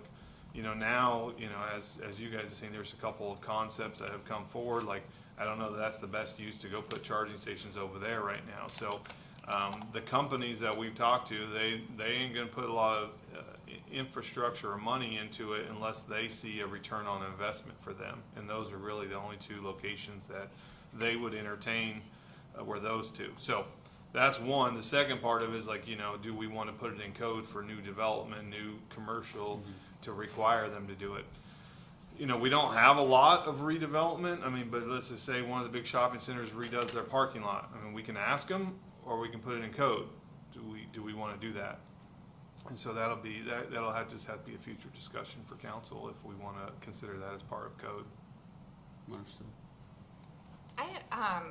My thoughts on this one is, part of me almost thinks to transition this one off, because one of the items is a tree planting effort, which is a separate item we already have on here. The water treatment plant upgrades are already happening in progress, and the study we had, the water treatment plant was the biggest culprit of carbon emissions, and we're already tackling that. We just talked about EV charging stations. I don't know how much opportunity is there, and I'm unclear on the green building incentive. Why it's under carbon footprint, because that's not necessarily a carbon emissions issue. And I know it was on EAC's letter, but so green building initiatives was something we handed to EAC quite some time ago. We rolled it off of the Beach Road Design Guidelines and the Master Corridor Plan, because we thought it was more appropriate to kind of do some more research, maybe have more of a holistic approach on green building incentives. And I want to say it was a year ago, maybe more, that we gave that to the EAC. And so I'm not clear on that ask from them, and I'm not clear on why there hasn't been any deliverables there yet. So I think green building incentives, it was on our strategic plan via the design guidelines we already did. So for those 4 reasons, I almost feel like this is something we can maybe just say roll off at this point. I'd agree with that. I didn't know we could do that in that manner, so I think that's a good idea. I work in a green building at times, and I like the idea, especially when you're creating, but I also see that there is a large amount of cost and maintenance on certain parts of that green initiative. You know, summer, you build it, and maybe Patrick knows more here, but the day-to-day for even staff and the cost and the maintenance could be extremely high and frustrating. So I don't know that that's a huge benefit to our residents, and maybe those funds can be spent somewhere else to reduce carbon footprint or offer some other ideas. Since we're not renovating any huge buildings yet, we'll get to our building master plan, and maybe that's better there. Sounds like a plan. Yeah, I'm on the same page. I agree. So we can handle this one of 2 ways at this point. You know, we can remove it altogether from your guys' scoring before we score them and prioritize them, or nobody just given any points. And if it doesn't at least get at least 2 C's at the very minimum, then it won't make the priority. It won't make the strategic plan anyway. So you can handle both either way. Okay, thank you. Do you want me to take it off and then we'll? Well, I think I'm just gonna there's a no column, so do we just do no? Yeah, if you guys all want to put no. We can for just that do it on one, here, that- right? That's what you're saying, That'd yeah. make it easier for That's a me. good idea. And do we need to maybe give a disclaimer that we weren't removing it, but you are transitioning off? We're not saying get rid of all these Yeah. things. They're either in process, or they're already just elsewhere here. Yeah. Or, like I said, I think we just need some more clarity on the green building initiative, but I think that's separate from strategic plan. I just would like to understand better what the EAC is working on, and Okay. So Jay's Great here and solution. he's been tasked with the EAC, and I think he's done a phenomenal job of really, working with them and actually lining things up, so maybe he can give us a little bit of an update. Yeah, so we've workshopped green building incentives with the EAC. Will you talk in the mic, Jay, just so that Yeah. and people can pick you up? Morning, Jay Hupsch, Community Development Director. We've workshopped green building incentives with the EAC at 2 different meetings and are going to bring forward some proposed code language at the next workshop in April. I'm going to kind of try and roll it into like a glitch code, so we're updating a lot of things at once. It's pretty minor, but we've got this concept where we're gonna incentivize people to give them like expedited permitting, expedited plan review, and then Wayne has agreed to give some reduction of building permit fees if people do certain green building certifications, but it's not gonna be, our proposed language is it's not mandatory, we're just kind of trying to, put a little carrot out there for people to do green building. I don't think we'll see a ton of people actually take the carrot, but at least we'll have it. So I'm gonna bring that forward in April to you guys.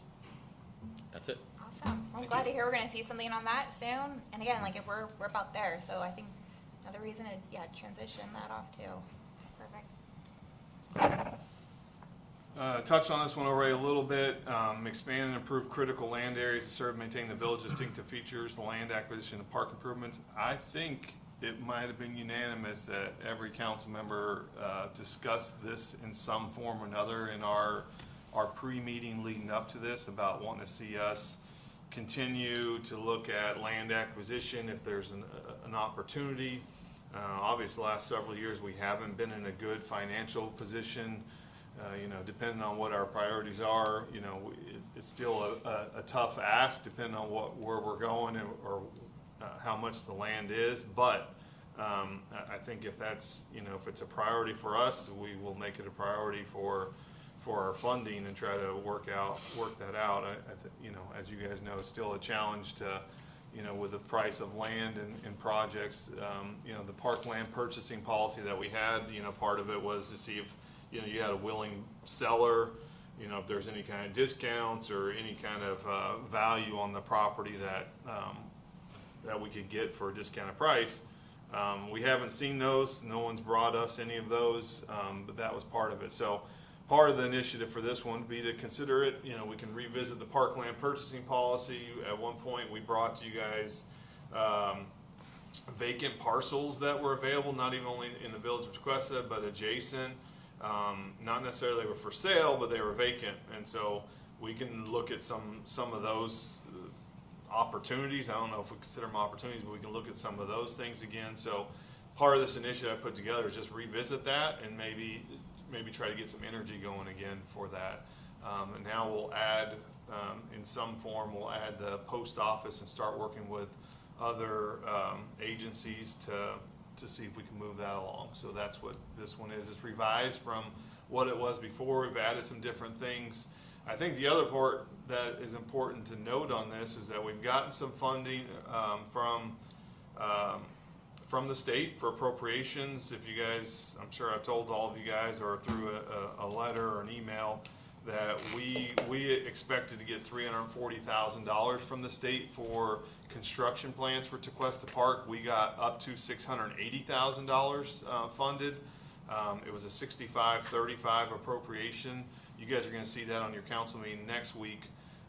We have worked with Kimley Horn and got them down to a more reasonable price for Tequesta Park in the construction plans to, I think it's right under $500,000. So we're looking at $178,000 of our costs versus originally it was $590,000 we were estimating. So I think, man, it's good because we've been working on that for about 3 years or 4 years, and it's good because we got more than what we expected. So that's that initiative. Second part, why I brought that up is working with our lobbyists. He suggests that we file a local bill next year. It's really the only way to do this is that if we want the state to deed that property over to us so we can have full control over that property, we could do a local bill and see if they would entertain that. That would be next year, not this session, not this mess of a session that's going on right now. Next year's mess of a session. So. Better timing anyway. Yeah. I'd support any real estate acquisition plan. I don't think it has to be just vacant land, anything adjacent to around Tequesta that's maybe distressed or vacant, either way.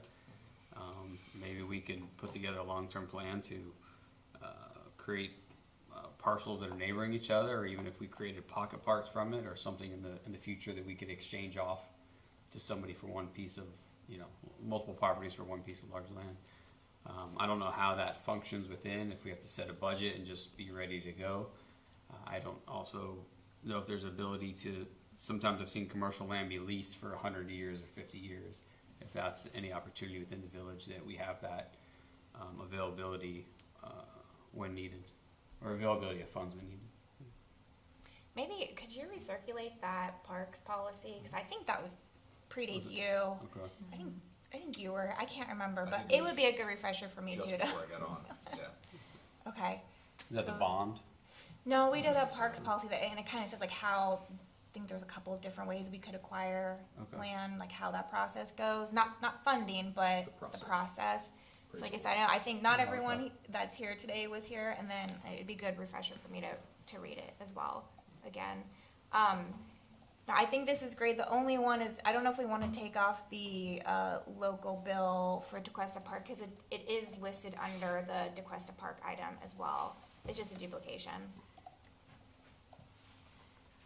Unless you think there's other opportunities for local bill, but I think the local bill one was specifically for the state, the Tequesta Park for state land, right? It's under Tequesta Park.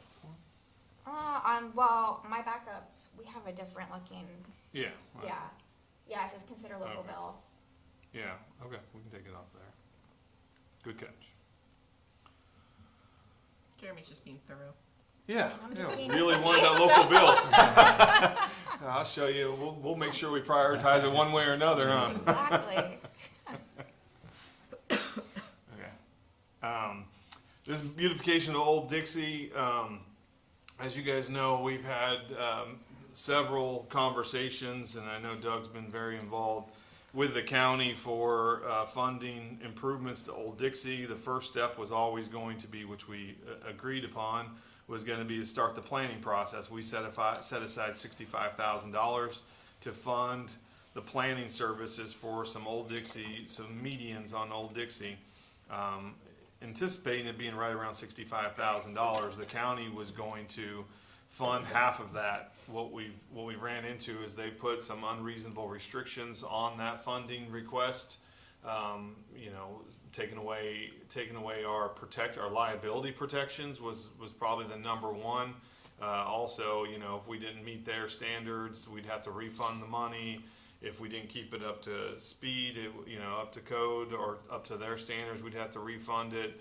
Just very, in our opinion, very unreasonable. You know, legal looked at it too. They had a lot of hesitations with removing our protections there.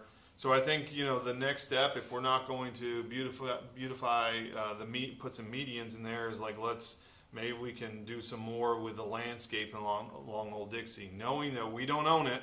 We lease it from FEC. At any point, they can tell us that they're going to do something with that property, and then we have to return it back to its original state. Don't really feel like that's going to happen. It never has happened.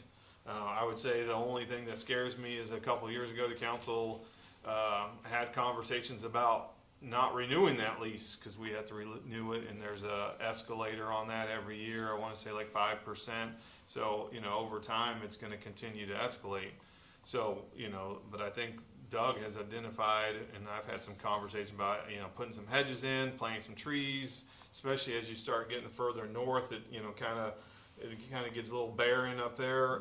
Trying to do some additional landscaping. I think that would be our action for beautification of Old Dixie instead of the medians, and maybe we can come back to that at some point. You know, obviously their new administrator is going to be changing. Maybe there's some different conversation that can happen in the future, but that's why I put revised on here. I think we can pivot and really look at that. Beautification of Old Dixie has been on the strategic plan in the village since 1978. So on and off, that was shared by our historians. Hasn't, you know, the FEC right of way. It's obviously it's important to everybody because, you know, it's one of our gateways, but it's just, are we willing to spend some money to beautify that, knowing that, you know, it's not our land, we lease it. However, it's, you know, we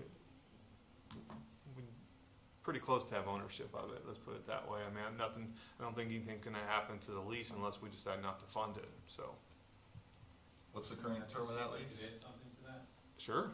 In talking with the FEC, the manager mentioned we pay a leasing fee. And if we upgrade the existing beautification lift, there will be an additional cost annually for that beautification as well. So those costs will increase as well. What? Yeah. So wait, Any change to their property? So right now, for all that beautification, we pay an annual fee for that. We also pay for the crossing, right? If we modify the existing permit that we have with them, we add additional landscaping, that fee is gonna go up because they maintain it? because it's their property. So we're gonna improve your property and you're gonna charge us more? Yeah. They don't necessarily want the property improved. Yeah, they don't care.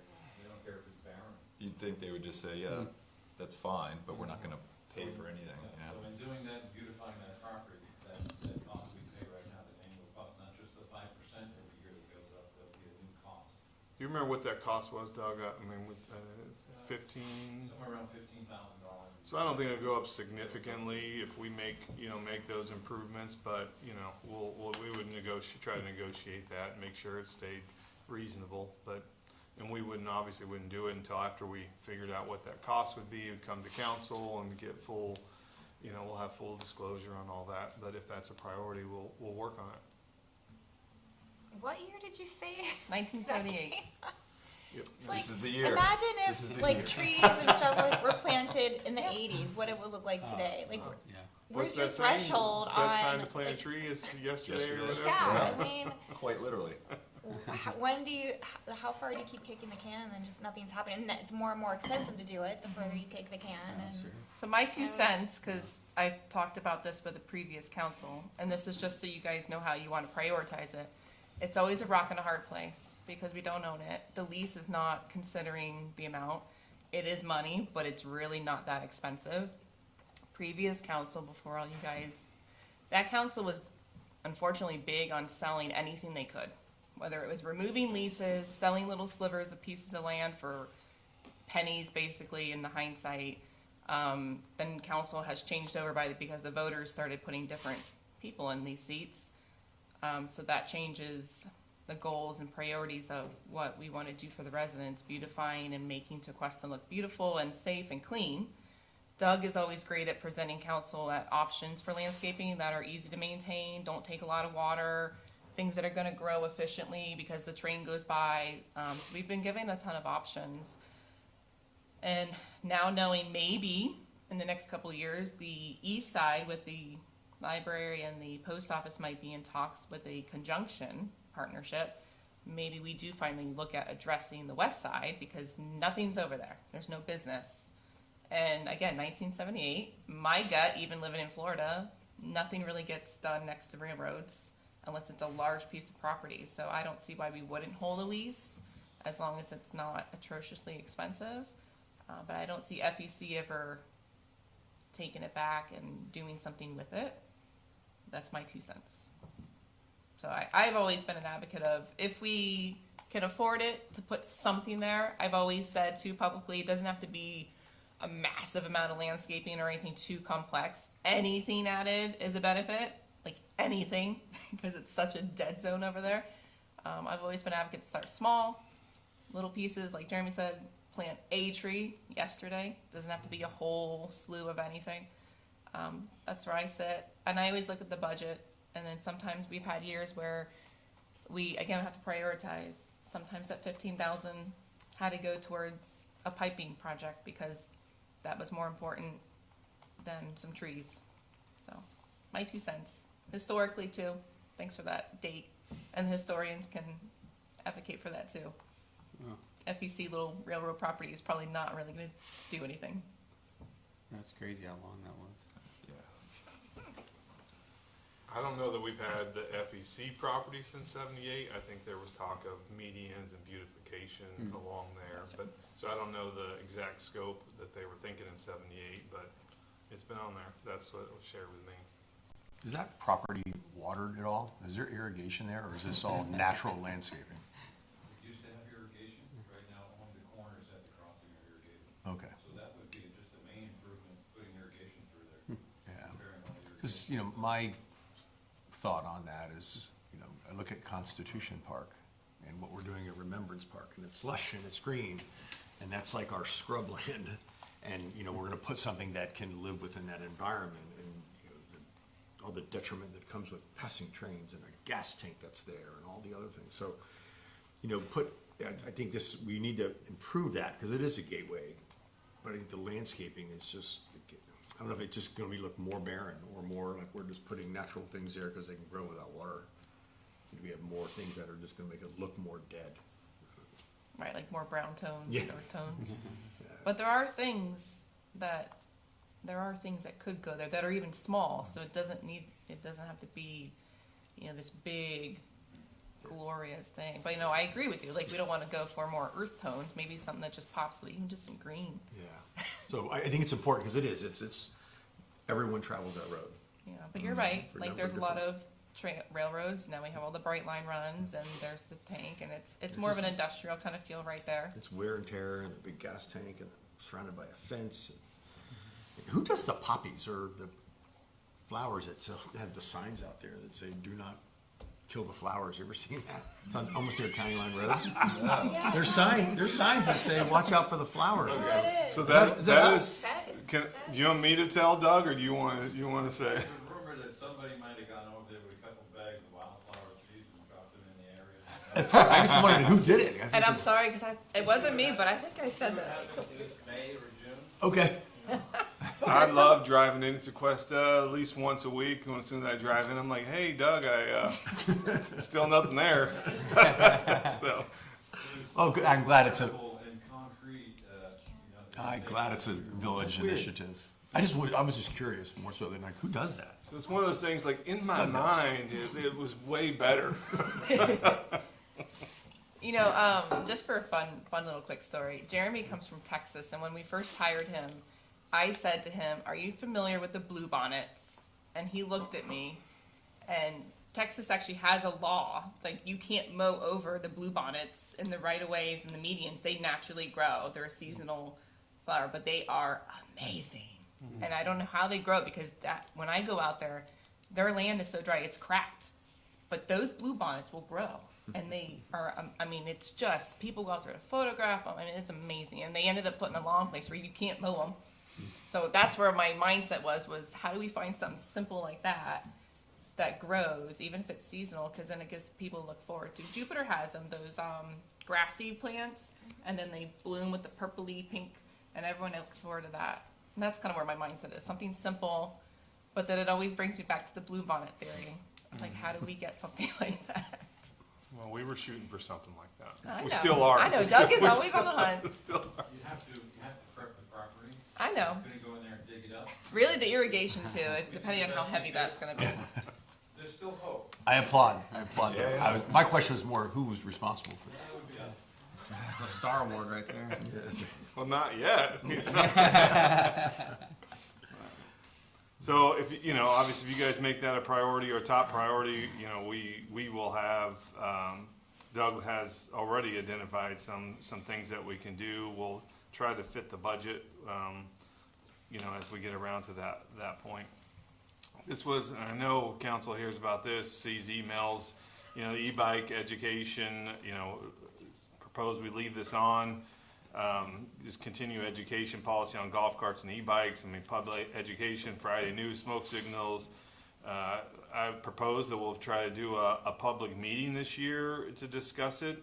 As you guys have seen, we put out a video not too long ago, and just continue enforcement. And I've talked with Chief. We're continuing just monitor, see if anybody else has any other cities have anything they can offer. I know Chief is talking with other chiefs. We're kind of at a loss. The state allows e-bikes to allow, and I know that's the big topic on this one is the e-bikes more than the golf carts. But e-bikes, the state allows for them. We can't prohibit them, and so we have to allow them. And then you get in the conversation about, are you going to allow them on the streets? You going to allow them on the roads? We match the state law for it, and so people will see kids on e-bikes and they're popping wheelies, not illegal. They're cursing on them, not necessarily illegal. There's things that kids be kids. So it becomes an education, and hopefully we can educate the kids and the parents on those things. But we will continue to do that, whether you transition it off if you want, or we'll leave it on there. That way our residents know it's important to us, and we keep moving forward with it. I think that's important. I'm sorry, America. Yeah. That's a key point, because I expressed to somebody recently, there was 3 kids on an e-bike. I don't think any of them had helmets, no shoes. I don't know how they had 3 on there, pulling a kid on a skateboard, and he fell right in front of my house. And I heard him hit the ground, and I thought, that's the first one. And because we're gonna have somebody die from e-bikes. It's going to happen. Because it's not a parental thing, because I don't think the parents know, the kids are just out on their e-bikes. They don't know what they're doing. They have no, they don't understand. They don't know the rules of the road. So there's gonna be a death. So you're right. In fact, I'm gonna make it a 4, because it's got to stay on there. It is so important, or else the village will be blamed the first time there's a tragic injury or a death. And they're gonna name a law after one of our young kids that may lose their life because of this. And so I think, to me, this is big, because I don't know about your streets, but Dover is one of the most active when it comes to e-bikes. All going to the park. They're being kids, doing what they should be doing, but on their way there, sometimes they're fearless. And but I think it is to keep it on there, and some type of a priority to keep this on the list is something that's very important to me, only because I see it every single day. When I saw that young man fall, I thought, he's not getting up, and he did.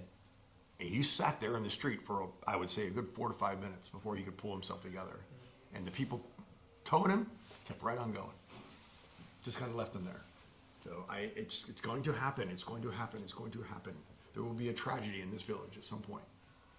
Yeah, it's a big deal. I see them in the country club everywhere. I've received concerns from, I want to say, residents from most of the major neighborhoods and communities out through here.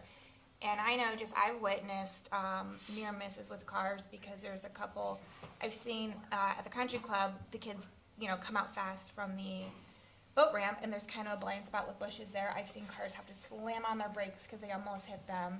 And then there's a house on a corner that has construction fencing up, and it creates a blind spot too. So I've seen kids whip out there, and the car basically sees them when they're in front, because they can't see because they're screening on the construction fence. Again, slam on the brakes. Like that one, I was like, oh my gosh! Like I really thought that kid was getting hit. And that's the street they all congregate on. There's So I agree. I mean, what else can we do? Do we have to raise this issue at the state more too? Because it's like, I feel the same. It's like a matter of time, and I feel like our hands are tied because of the state preemption stuff. But I mean, there's education, but then from a policy level, like what else can we do there to try to help, to prevent, do at least so we feel like we've at least done as much as we can to prevent, the worst case from happening. Yeah, I believe, we measure what matters, but this is so tough to measure. Because, like you said, when we get a call, our police officers go over there and they're gone. Or they talk to them, or I've seen them stop them in the street. I've seen Lieutenant Blanc stop them and talk to them and just give them an education. But it's hard to measure this. We say, well, we can't measure the impact of this, but I think this is that off-balance sheet. It's just something we just have to do and keep top of mind, because I think it's tough to measure this, but when we have one event to measure, it's going to be the worst event that we ever have to measure in this village. And for the record, because I went on record, I do think TPD has done an amazing job to date managing this and being out there, public-facing, enforcing it, trying to educate the kids. 100%. I mean, I see them on cell phones, one hand on bike, no helmet, on a cell phone. I'm like, oh my gosh. No shoes, dragging their feet as they go. I don't understand it. It's And they go tough. home and tell, hey, did you follow the rules of the road today? I absolutely did. Okay, great, thanks, let's go eat dinner. So that one's hard for me, because you're right. It's gonna take a tragedy to make these kids go up. And unfortunately, I don't know what the village could do other than banning them. And we don't want to ban them. I mean, it's a fun bike, but it really comes down to the kid's responsibility, and that's true too. So some parents are good parents, and they are getting on their kids, but then their kids are going to be kids and go do what they want. And then you have the parents that, I love you guys, but you don't care, and you're not pushing your kids to do the right thing. So what would the village even do to put something in place? Because the cops are in a rock and a hard place too. I know some cops that are taking these kids to home and talking to the parents, and then they're back out again. So I feel for them, because they're like, what do you guys want us to do? And I'm like, what can we do other than put a law in place to straight up ban them? But we don't want to do that. So the state, you know, the more they get from all the towns with the same issue, they're going to end up doing something. And it was probably like 12 years ago. We had that golf cart accident, and the village had the 14, nope, the village was 16. The state was 14 years old to drive a golf cart, but the village had the 16-year-old rule. And that girl did suffer brain trauma. And it took that, unfortunately, to shake people up, and it got better. And then a whole new crop of residents moved in, and it's gotten looser, and then we've been trying to address it with expressing those shared memories and concerns. And then same thing with boating world. No one wants to wear the life jacket and this and that. And then that tragedy happened, and the community felt it, and things got better. So I don't like that it takes a tragedy, but I would like residents to tell us what do they want us to do other than straight up ban them, because there's nothing else. We allowed them on sidewalks. We got them off the road. Our sidewalks can't be widened to 8-10 feet wide. I mean, it comes down to they're not stopping at stop signs. They're crossing the road at ridiculous spots. They're literally playing chicken with car. And it's in Jupiter too, because I almost sideswipe them because they come out of nowhere. So just really, what is it that we can do other than straight up ban them? And I don't want to ban them. I'm not against them. I need our youth and some of our younger adults to just follow the common sense rules. Stop at a stop sign. Don't play chicken with the cars. Stay on the side of the road. I mean, how many times have we talked about the frustration with the cyclists, right? They ride in big groups. It's difficult to get around, but they do at least try to stay on the side of the road. I will give them that now, right? When they used to be on Beach Road. So it's kind of going back to that with the e-bikers. For me, I just really need everyone to just have some common sense, follow the rules, and ride safely. Just like you would on a regular bike, a skateboard. I mean, I support you police if you want to stop them if they have 3 kids to a bike. I do not support that. I am a kid that grew up on pegs. That was one extra person. We never piled 3 or 4 kids on a bike. But if we're going to talk about this as a high priority, which I think it is, but what would we do? Would it be a straight up ban? Or do we just send our concerns to the state and see what they can do? Because right now, anyone can buy them, anyone can ride them, even the motorbikes. There was a motorbike at my house last night. The child is very young. Do I support it? Maybe not. I'm not his parent. The law says he can ride it. What do I do? I'm kind of stuck a rock and a hard place. Yeah. I agree with you. I don't think banning is the answer. I think that's too much of a government overreach at that point. But, I mean, is this something, Jeremy, you can kind of talk to our lobbyist about and see what his thoughts are? And is there anything more at a state level? With, I think all of us want to do something, but yeah, what's the answer? What is the answer?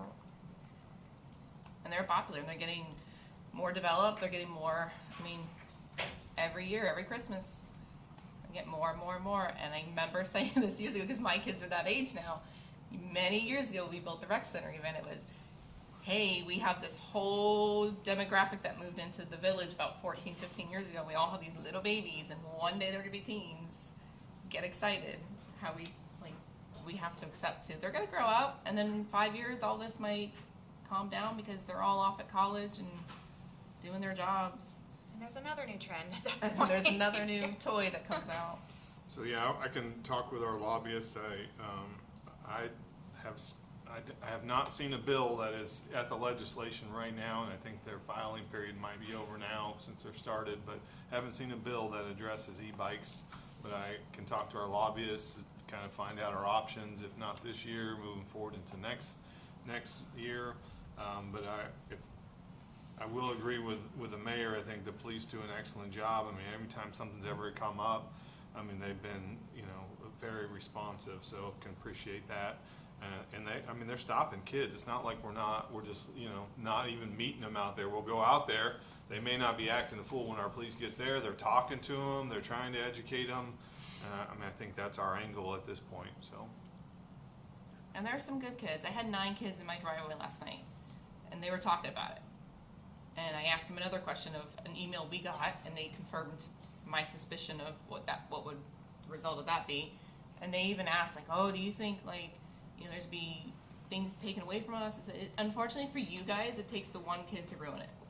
And there's multiple. that'll ruin it for you guys. Who are trying to just ride your bikes without pedaling. And there's good ones, and there's ones that aren't so great with it. I feel for those good ones. It's hard to be a kid. So developer and community engagement, this was a new one that was brought up for specific, provide a community forum, listening sessions for feedback, more of a charrette environment. And this was brought up by, I think, 2 or 3 different council members. Just a more, I guess the idea was more of a relaxed environment when we have some of these large projects as opposed to the council forum where, they have 3 minutes and they don't have a chance to have back and forth. So that was an initiative that was proposed. I'm in support of this, and I'm one of the, well, I know that this is what my recommendation is. I just think there's times when open dialogue, charrette style, or better, and you don't want to stop and break a meeting up into different forms of meetings. But I think just having this as an active tool that we can have and offer, because I think we've had projects before us, and conceptual projects, and go back to the overlays when specific things came up where it doesn't, our form of meeting and or workshop don't lend themselves to an open exchange where somebody can say, okay, let me, like what we're doing right now, let's address that one issue. So I don't know what that looks like, and maybe other people are doing it, but this is something that I think it would be a productive use of our time, or a productive item to keep on the radar. I'd say Jay's done a little bit of this already, some form of it with, the county line project. I don't think it would be too far for us to get there if this is what council wants to do I hate to say use the word formalize it, but more of a formal thing that almost requires this less formal environment, I think something like that, or maybe it's, when council does ask for that environment, that we have a process to make it happen. And I say a process because, you don't want it to be just a back and forth shouting thing, especially we want it to still be structured, but how do we structure that environment so it's open and free and back and forth, but not any, we don't want people yelling at each other, that type of thing. So we can come up with something if that's the will of the council. Do you need to change the location to change the environment, the feel, right? Because you have the dais, but when you do it at the rec center, it does have that little more relaxed feel. But it does get out of control kind of quick also. And one person goes off, and then all of a sudden now you got 4 people talking, right? I guess my question is, would we need to move that to the rec center setting, a little more formal rec center setting, instead of here being formal to create that environment, or just here and letting it be open? Like you said, open dialogue and back and forth. But My opinion, but open, but we can do that here. Obviously, I think you were at that rec center one that we had recently.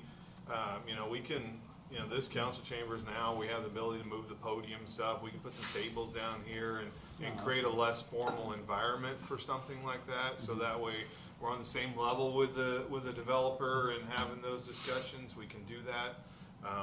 So we can do it either way. I guess it's, like I said, depending on what direction the council wants to go and how, if this is a priority for the council when you guys get to ranking these.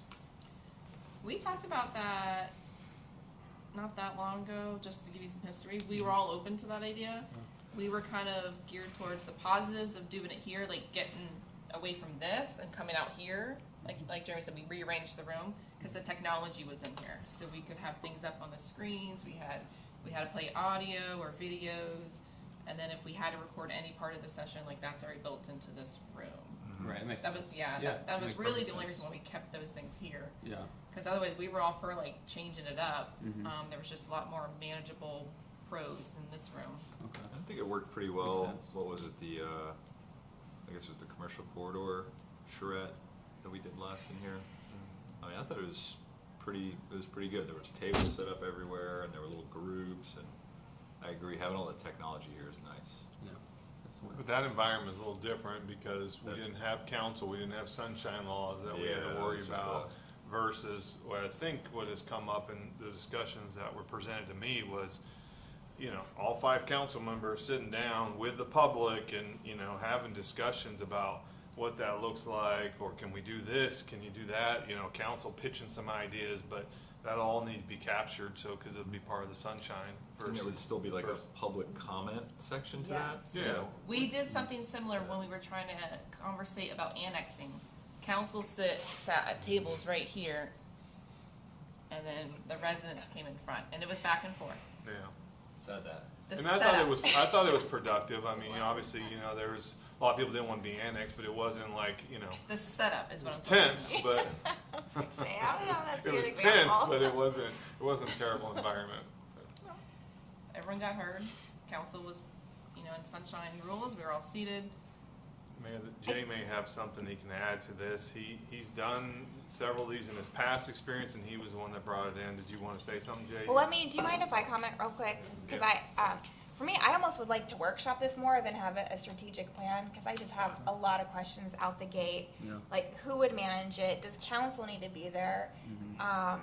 Does the developer need to be there? How do we have a workshop or share it on their project without them being there? I think they would have to. How are we going to manage public comment? There is rules of decorum for a reason. When would it happen?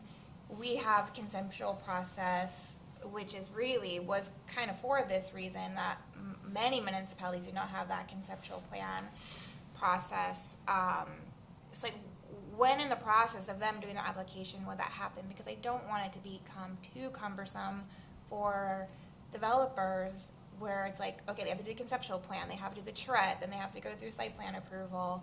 And then, I know was it the Vox Cove that, the neighboring properties didn't even want to meet with them to begin with. So I think it's a good idea. I would like to just workshop it and kind of talk through Great those idea. things to kind of figure out what's most appropriate, if anything, because it could be great, it could go sideways. So I just want to make sure it's something that it's really well thought through if we want to proceed. Yeah, because I just want to be able to have dialogue about it and say, we might, at the end of this workshop, decide, well, you know what, we're just going to stick the way it is. But it needs to be structured so everyone is the same. So one applicant gets the same exact process as the next one did in case it goes off the rails or things like that. So I'd be open for that, because I just think I think, not we, but I think in general, we don't have that opportunity to have that open dialogue. Like, you're just sitting at around a table and coffee shop and hoping. So I would love the workshop. Jay, sorry, you want to chime in? I was just gonna add what Councilwoman Brandon said, that I think it has to be here just for the media to report the meeting. Yeah, and I agree, we should workshop it more. I think the best forum to do that would just be when we're having a workshop meeting, have the charrette session at one of your regular workshops, rather than a regular council, right? Because it's a little more formal, it's a little less buttoned up, and it also wouldn't distract from the regular business of the meeting, so. But I agree, we should workshop it further. Because I'm like, what kind of projects qualify? All of them? Or is a certain size? Or is it, okay, so I'm gonna add it to our running workshop list now.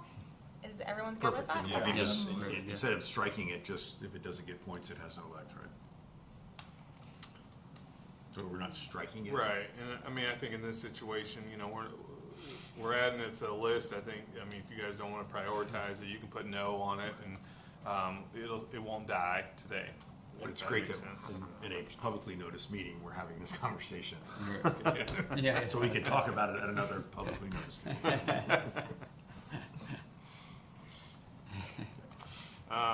Enhancing civic engagement, digital governance, improve social media presence through influencers. And then the other one that was brought up as this item as an example would be evaluate Democracy OS and liquid feedback as potential platforms to increase transparency engagement with non-residents, including reducing reliance on inconsistent social media discussions. I don't want to call you out, Jason, but if you want to maybe elaborate, because there's specific things on there that you've seen that you wanted to talk about, and so I didn't want to call you out, but I obviously don't know much about the two examples that you. No, please do. Yeah, the first one's social media, so two parts of it. The first part is clerk's office done a great job above and beyond with events, noticing, keeping information out there. A lot of municipalities much bigger than ours don't even do that as a minimum, and I think we do a good job there. the idea behind social media is that you really haven't had a successful program unless you've had full engagement, and so we don't have full engagement in social media. And the idea behind this is part getting information out to the residents in a one-way form, but also being partners with our businesses. And we do business highlights, which is phenomenal, but it doesn't attract engagement. So although it's a great program, it's really not hitting those benchmarks of engaging residents and people to come into the village to spend dollars in our businesses. So the idea behind this is if you use a social media influencer, that's their specific job, they can, number one, help kind of identify and brand what our residents want to see and create more engagement. And then at other side, have the same influence with business highlights and small businesses. So the new restaurant on Tequesta Drive across from, I forget the name now, Lila? Lila, yeah. right? So they had a huge initial, right? That was a YouTube, or not, a social media influencer, right? They partnered up, had a big startup. You see a big difference in that. You'll even see one of them coming around towns at Danny and Kay's the other day, right? It's real simple, but it makes a huge difference on attracting for our businesses. So the idea behind that is, number one, engage residents. Number two, help our small businesses, or help our businesses in general. You know, during season, I'm sure they're great, but during the summer time, you know, how do we create more and more people to visiting our businesses? And so that's the idea behind that. I really think it's a small investment over time, if that's what we're looking for. If we're trying to say, hey, we don't want anybody else coming in here, we're fine, well, then don't worry about it, because really the only goal in those social media influencers is to bring in more people. The is branding on this also? Is branding later? Oh, branding should be on this one, so Okay. I can reword it, but I know you. No, didn't that's bring okay. that up, so I left Yeah. that out, that's my fault. I think branding would fall in the same place. You know, with the current, we have the Indian on some items, or if you look at the Tequesta Fire Department's logo, I mean, maybe if you never paid attention to it, go look at it. It's pretty bad. It's like, it gotta be from the 90s. And so just thinking about, does that matter to us, number one? If it doesn't, then that's okay. But kind of modernizing the way we're viewed as social media, branding, residents, and it usually creates more engagement when someone can, I don't know, feel comfortable is not the right word, but it usually doesn't create more engagement with our residents. If it's events or government policy, whatever it may be, is one part of that branding. And so really what you would normally do is kind of through a social media influencer, see what's out there, what our residents like, what our businesses like, and then create some type of branding change from there, depending what people like. The other part of this is Democracy OS, Liquid Feedback. It's basically government media platforms that would take the place of Nextdoor or Facebook. So it gives the residents information that we're putting out, and it's not tied to negative algorithms or just random partial truths or misinformation. And so really it's village staff answering questions from the residents, but as an ease of social media. As we know, Facebook, you know, can focus on an algorithm, right? More negativity, more views, more algorithm, and it can run. Nextdoor, things like that. Some of these discussions can just run rampant. This would point people back to the actual answers, policy, whatever it may be. This would take village staff time, so it might not be necessarily the best use of time if it's not used frequently by residents. But this would be a comfortable platform. People could ask questions and increase engagement and trust in government, as well as transparency. That is my pitch for that. I'm not an expert on any of these, but I'd be happy to answer any questions on the experiences I've had with them in the past. Thank you. I know on the dais I'm the oldest person up here, and so I am probably the least qualified. This is not my wheelhouse. This is not my lane. I was just thinking you should be the influencer. Yeah. You know, and at first, you know, I admit when I saw, you know, influencers and quotes. And I said, well, of course you have to put it in quotes, because is it really a thing?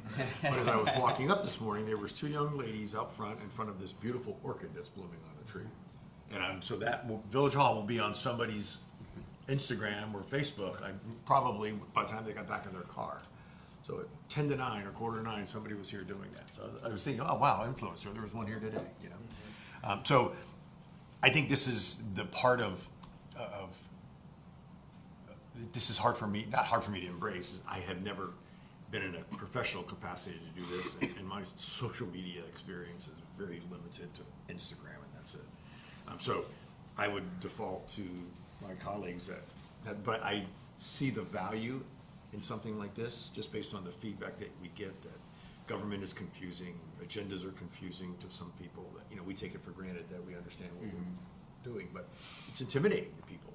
And not only that, for them to stand up there for 3 minutes and speak at that podium, probably one of the most intimidating things, but we need to remember that at that time, that's one of the most important things in their life at that moment, and need to do that. So maybe this would be a different way to address some of those questions or concerns. So I'm open. I don't know enough about it to say it's a priority, but I think the way that we can communicate with our residences, because I know my 2 campaigns, walking the neighborhood, it was better opportunity and different ways to communicate. And I asked what those were, and this is the first time I've seen 2 other ways to do that. So thank you for at least providing that. Having said all that, I am not the person to opine too much on this. I'm kind of broken up into 2 parts here for me. Yeah. So I'm gonna kind of combine the idea with the influencers and branding. And for that, I guess I'm trying to understand is there an issue we're trying to solve or what we're trying to bring in? Because I feel like with that influencers and branding, when municipalities get on that road, there's usually lots of times for economic development reasons. I don't think we have that problem here. There's usually a specific reason they're doing that, because they have a problem. We're a Jewel, everyone wants to be here, it's not a secret this place is here. So I'm trying to understand the purpose of doing that. And I'm like, Vice Mayor, I'm not the same age, but I'm not big on social media and whatnot. But I do know from talking to people about this, there's a lot of local influencers in the area that are already coming here and posting. I know people that come from all over the county to, go out to dinner here. So I don't know if there's a need for that. So then the second part is the more transparency, engagement, making sure the right information's getting out there. I think there's room to do some research there for sure, because that's always been important to me from day one. It says non-residents on there, so I don't know if that is a misprint. I think misprint. And it could be my misprint. Okay. Yeah, misprint. So your ideas for transparency and engagement with our residents, not non-residents. Yeah, it's like an official platform basically to the answers that residents want. Okay. Or businesses, but The community. Yeah, not to say I don't care about the non-residents, but this is not their platform. Okay, so thank you for clarifying. And I looked into those 2. I didn't get the warm and fuzzies. It'd be nice to maybe do some research on others that have the same, provide the same service, but maybe a more US-based platform would be better. And I do want to make sure that it wouldn't, I don't know exactly how those work, but I want to make sure we're getting the right info out there, but we're not silencing anyone or not allowing people to express their opinions, even if it's not correct. Everyone's opinion and their view is their opinion, view, and we should respect that. So I want to make sure it's still an open platform, but like you said, it can direct to the correct information.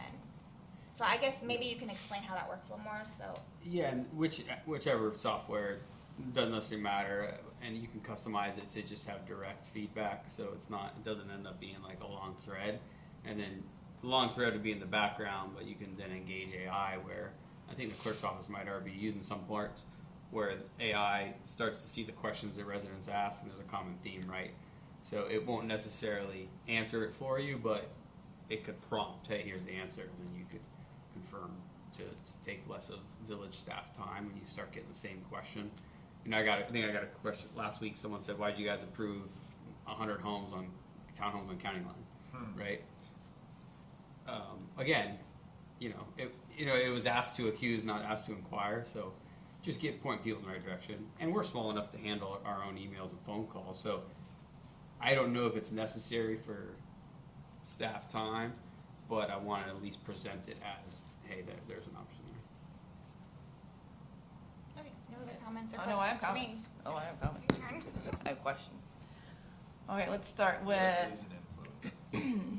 yes, influencers. Okay, so in my opinion, and I don't think any of you were here yet. We've had this conversation when the bridge was coming up to a closure and the businesses were concerned about how to get marketing. And you were here for the, okay, I can't keep track of the dates. That whole COVID year was a blur, right? We talked about how much should the village be marketing for businesses. For me, a municipality is not a marketing agency, so I think taxpayers' dollars should not be going towards marketing for all businesses, because if we do it for one, we have to do it for all, and we have a lot, even though you don't see all of them. Influencers, I think, are great. Costa did a great job in the open. They pulled a lot of influencers in, and again, that's on their business being smart, how they want to take care of compensation for that, whether it was giving them something or paying them flat up for a post, or for me, it's up to the business choice, and that's smart business. If you have a business, you have to be smart and use marketing. Pumping your own business money into marketing is gonna get you business. I don't think municipalities should be pumping money into that. I do think we do a good job we do ribbon cuttings and we post that. So we introduce a new business, but then for me, it's not a municipality's job to continue marketing it. The Chamber of Commerce is there for that. I think that'd be smart if influencers want to maybe, hook up with them or any of the other micro organizations that we've been hearing about. That would be a great spot for them to hook up with, and they can start working on gearing those avenues. I agree with Rick. Any way we can continue open dialogue with residents, multiple platforms I'm a big support of. For those two, I would like, because staff is going to be having to answer residents through it, I'd like Brad or someone who's familiar with it and the techie stuff to kind of maybe sit with staff shortly and kind of see if staff is going to be feeling like it's proficient and not taking a lot of their time, because you go on social media, it's very time consuming if you let it. So I don't want to take more time away from staff. So I'd like to see staff kind of get a little briefing from Brad or someone that can maybe see if it's a good fit. If it's a good fit, I'm all for it. Otherwise, I don't want to take any more time and make it more complicated for residents, because we do use a lot of platforms already. And you mentioned fire, like branding and fire. I think branding in general. Branding in general, we've gone through this. So there's a lot of historical aspects. I wish our historians were here, but they're not. The Indian goes way back to the roots, like the founders of Tequesta, and there were discussions on, do we use it everywhere? Do we not use it? Do we use the new modern one? And the fire one, so I felt the residents at that time were kind of torn. We had like newer generation that were kind of open to like modernizing, and then we had the classic traditionalists that kind of wanted to keep the roots. So it kind of went back and forth. I think that's why we used both, and the Indian one kind of became like the official. So it's like on all of our memos, it's all like, that one's kind of gotten used for like hats and maybe like park stuff, because it's less official government feeling. And the fire thing came up a couple years ago, especially with the new trucks coming, and that didn't really go super one way. It was kind of split down the middle too, because the original design came from someone, a part of the village family, so there was some history to it, some sentimental value to it, but then there was some favoring of like a modernizing one. I think it had a blackish color to it, if I remember. Anyways, I'm just giving you some history. Yeah, no, I wasn't really dead set one way or the other, but there was just a lot of good pros and cons to both branding logos, whether it was for the municipality or the fire. So if we revisit that, I think we're going to hear a lot of that again, and it might not be a one-sided decision. It might be kind of split down the middle. That's all. And these I appreciate that. And they're not, obviously, branding, not a high priority for me. It's just things I noticed. I know with employees, especially fire and police, they really love their branding, their logos, and it has a sense of You get a sense of it's increased proudness. morale and Yeah, engagement. they get proud of it. Yeah. Yeah, I get that. But, no, the history makes sense.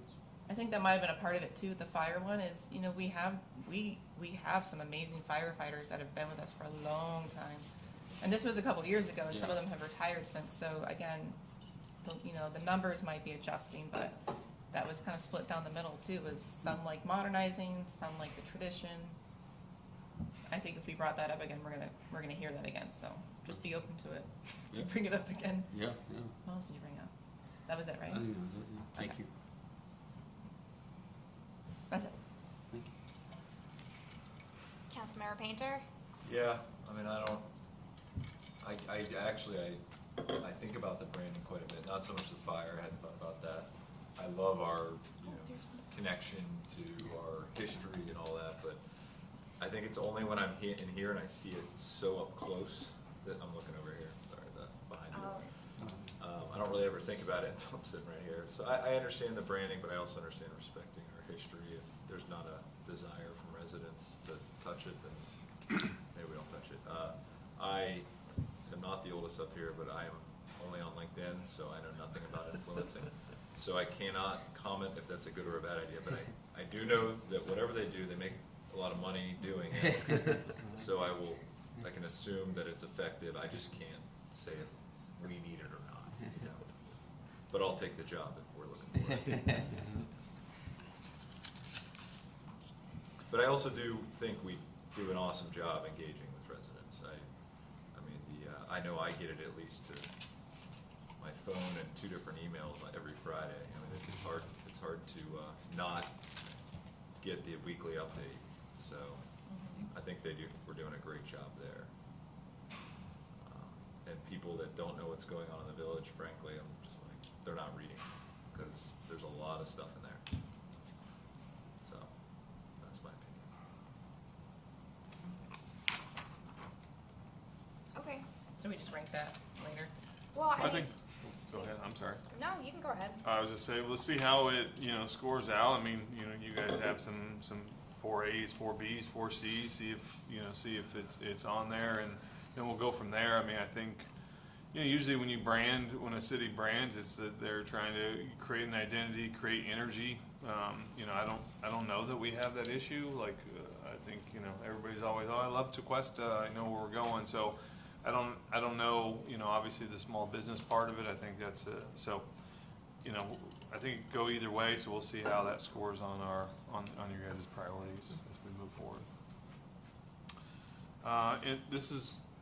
I lied earlier, not purposely, but staff did drive 2 of these. This is the second one.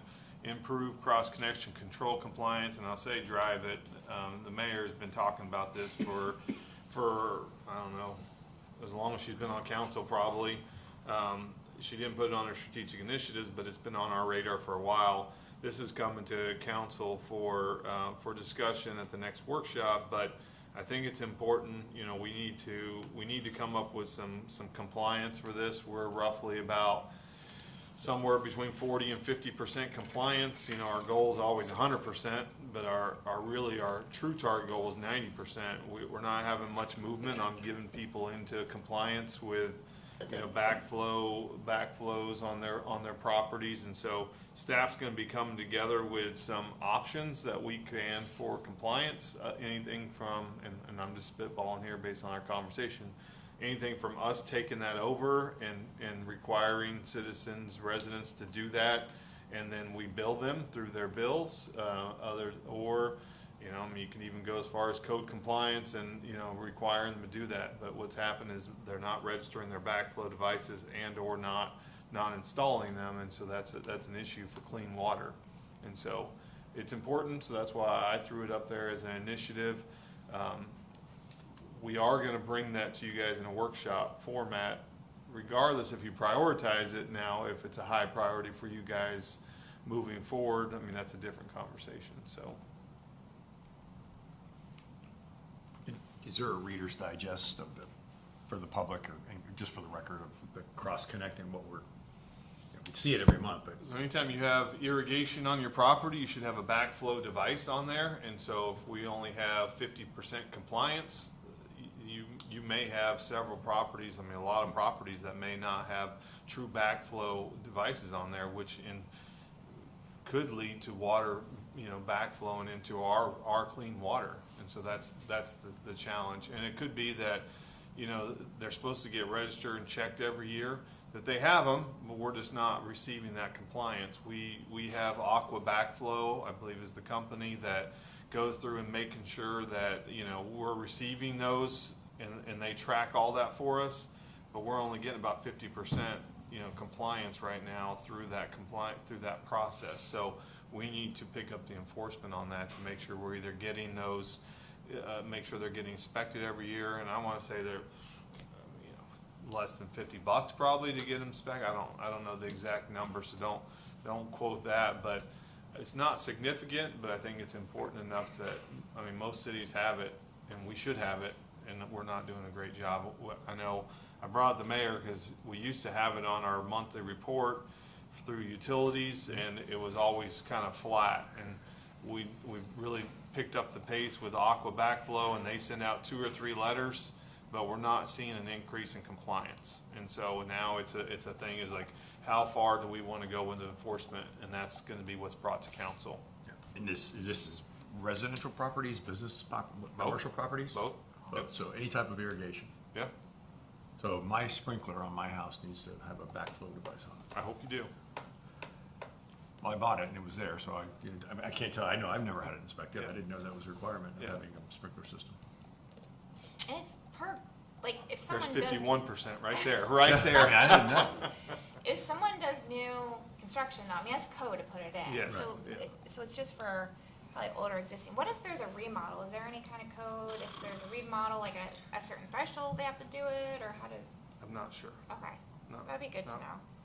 You know what I know at this Yeah. point, so, but, Maybe we can talk about that at the yes, workshop. yeah, I think Marjorie and her team will be able to provide any answers to your questions for that. Thank you. All right, get into build and maintain municipal infrastructure, provide additional match funding, state appropriations. As you guys know, we already mentioned we got some of the appropriation from the state in the amount of $680,000. We have $178,000 of potential for our cost that we have set aside already through our CIP program. The next steps is, we're going to spend the next, we'll say 8 to 12 months putting together these construction plans, and then what?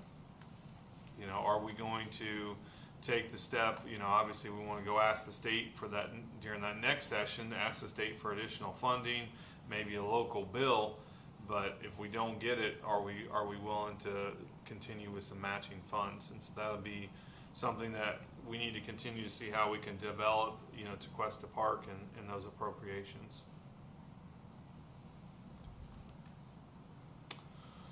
Develop future master plans, facilities. This has been on the strategic, this was on the plan last year. It's something that we need to identify. We've identified some areas or some things that need to be done, or I'll say a roadmap to the scope of work for the facilities plan. The number one is Station 11. It's been vacant for 10 plus years in a state of disrepair. We're estimating $750,000 to clean that facility up. Like to see it be a meeting and training facility for public safety. That is pretty good garage area out there. There's some office spaces, so there's some ability to do some things over there. But right now we cannot currently use it. It's more of just a shed storage area. If we do that, we also need to find some areas to put our parks equipment and some of the other equipments in there. We do have a plan for a recreation maintenance shed out at Tequesta Park. As you guys know, that trailer's coming out probably within days. Always the kind of the plan would be to replace that with a maintenance shed out there and move it back a little bit.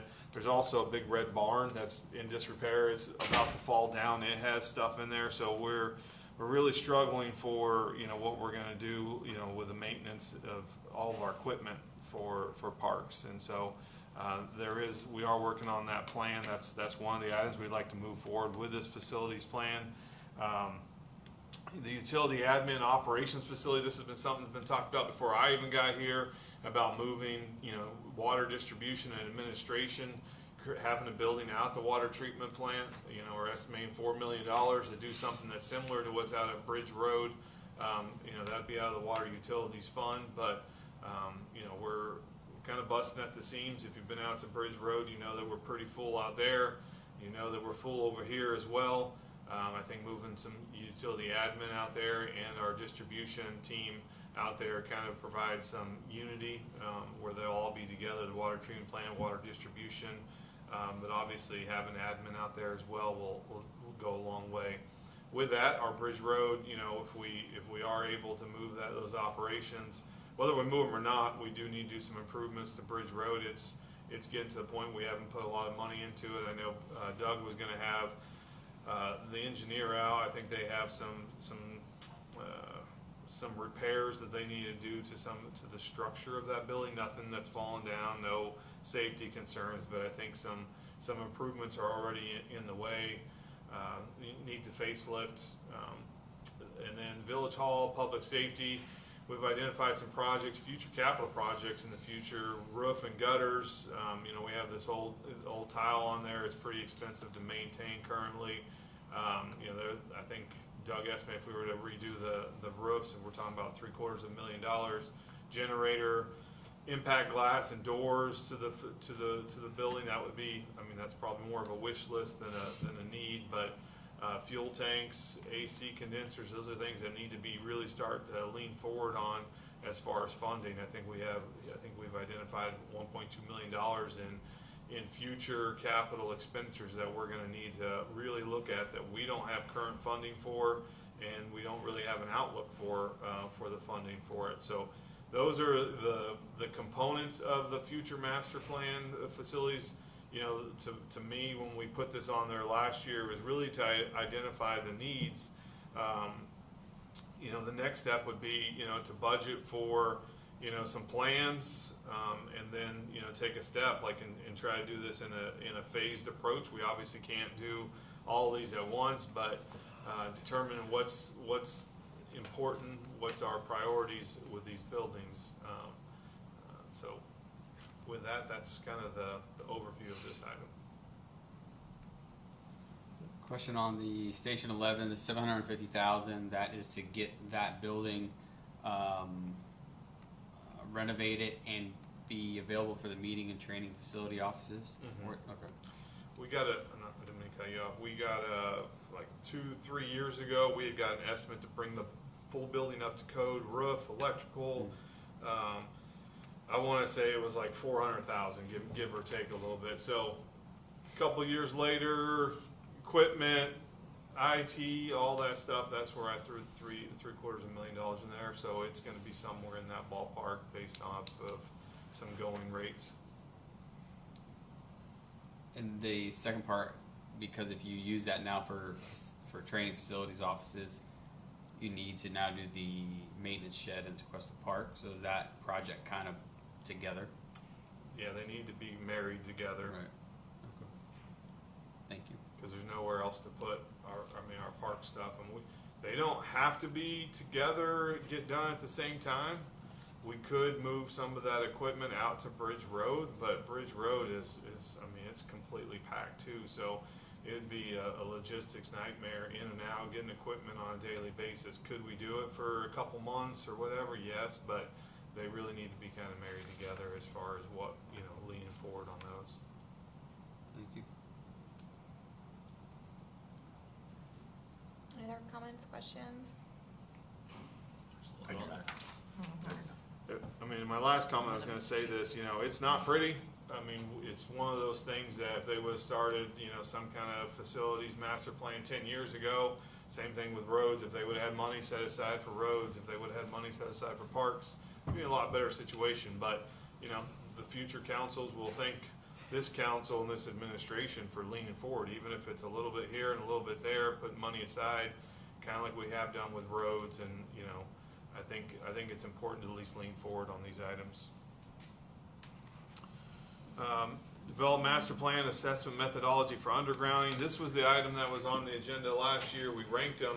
You know, originally, the item for this was structured in such that we did a high-level analysis for the master plan. It came back to be $80 million, and that was we paid Kinley Horn, I think $50,000 to do that high-level analysis for us, and we were basing that off of kind of the two-part approach.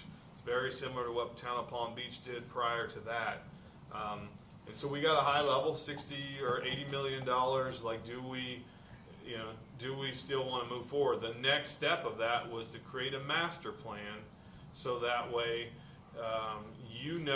if there's areas that want to do undergrounding, they could petition and come to the village of Tequesta and say, our area wants to do it, we have 51%, put it to a vote, and then there can be an assessment. So that way the village of Tequesta residents aren't putting together $80 million, it's the group that wants the undergrounding. And so then, really where we landed last year was, instead of doing the master plan, the idea was to put together a referendum process so that residents could ask for that. The part that's missing that I think we jumped a step, is that residents won't know that they can come and do a referendum process or a vote to do that if they don't know how much it's going to cost. So really the step is if we want to consider, any next step for undergrounding, we got to do a master plan. And that will give residents the idea of what their area will cost to put undergrounding in. It's going to be a lot. I mean, it's going to be, significant no matter where you do it. Right now, FP&L, as you guys know, they're starting another pilot program. Or I guess it's not considered a pilot program anymore. It's just part of their hardening. So they are hardening. Doesn't solve the undergrounding issue, but it does help solve the sustainability of the system, but it doesn't, necessarily affect the aesthetics of the system. Right now, FP&L has a program that if a couple residents want to get together, they want to ask them to come in and do it, they can go through and pay for it themselves right now, like they can go to FP&L. So I think it's a huge ask. I know that there are several municipalities that have had the same discussion over the last couple of years about undergrounding. Everybody wants money. Everybody wants, funding from the state. There's just no money for undergrounding. There's not a grant out there that will help us get that. There's a couple, grants that this fits under, but I mean, the chances of getting it is pretty much slim and none. So, really our next step is the master plan, and then that would give residents an opportunity to know how much their area would be. They can go out and knock on doors and try to get, a whole bunch of residents together to do undergrounding. And so with that, that's the item. It'd be great if we had some direction from council on where we want to go with this. Is it something we want to take off the plan, or are we going to move forward with the master plan? And that's really the direction, and see how it prioritizes, for you guys. If it's a high priority, we'll budget for it. If it's not, if everybody thinks it's something that is too big of an ask, we won't. I mean, this isn't a big priority for me personally, so I think at some point FPL is going to have to do all this on their own anyway, similar to what they're doing in some of the other areas. So for me, I'm not too concerned about this one, but just my opinion.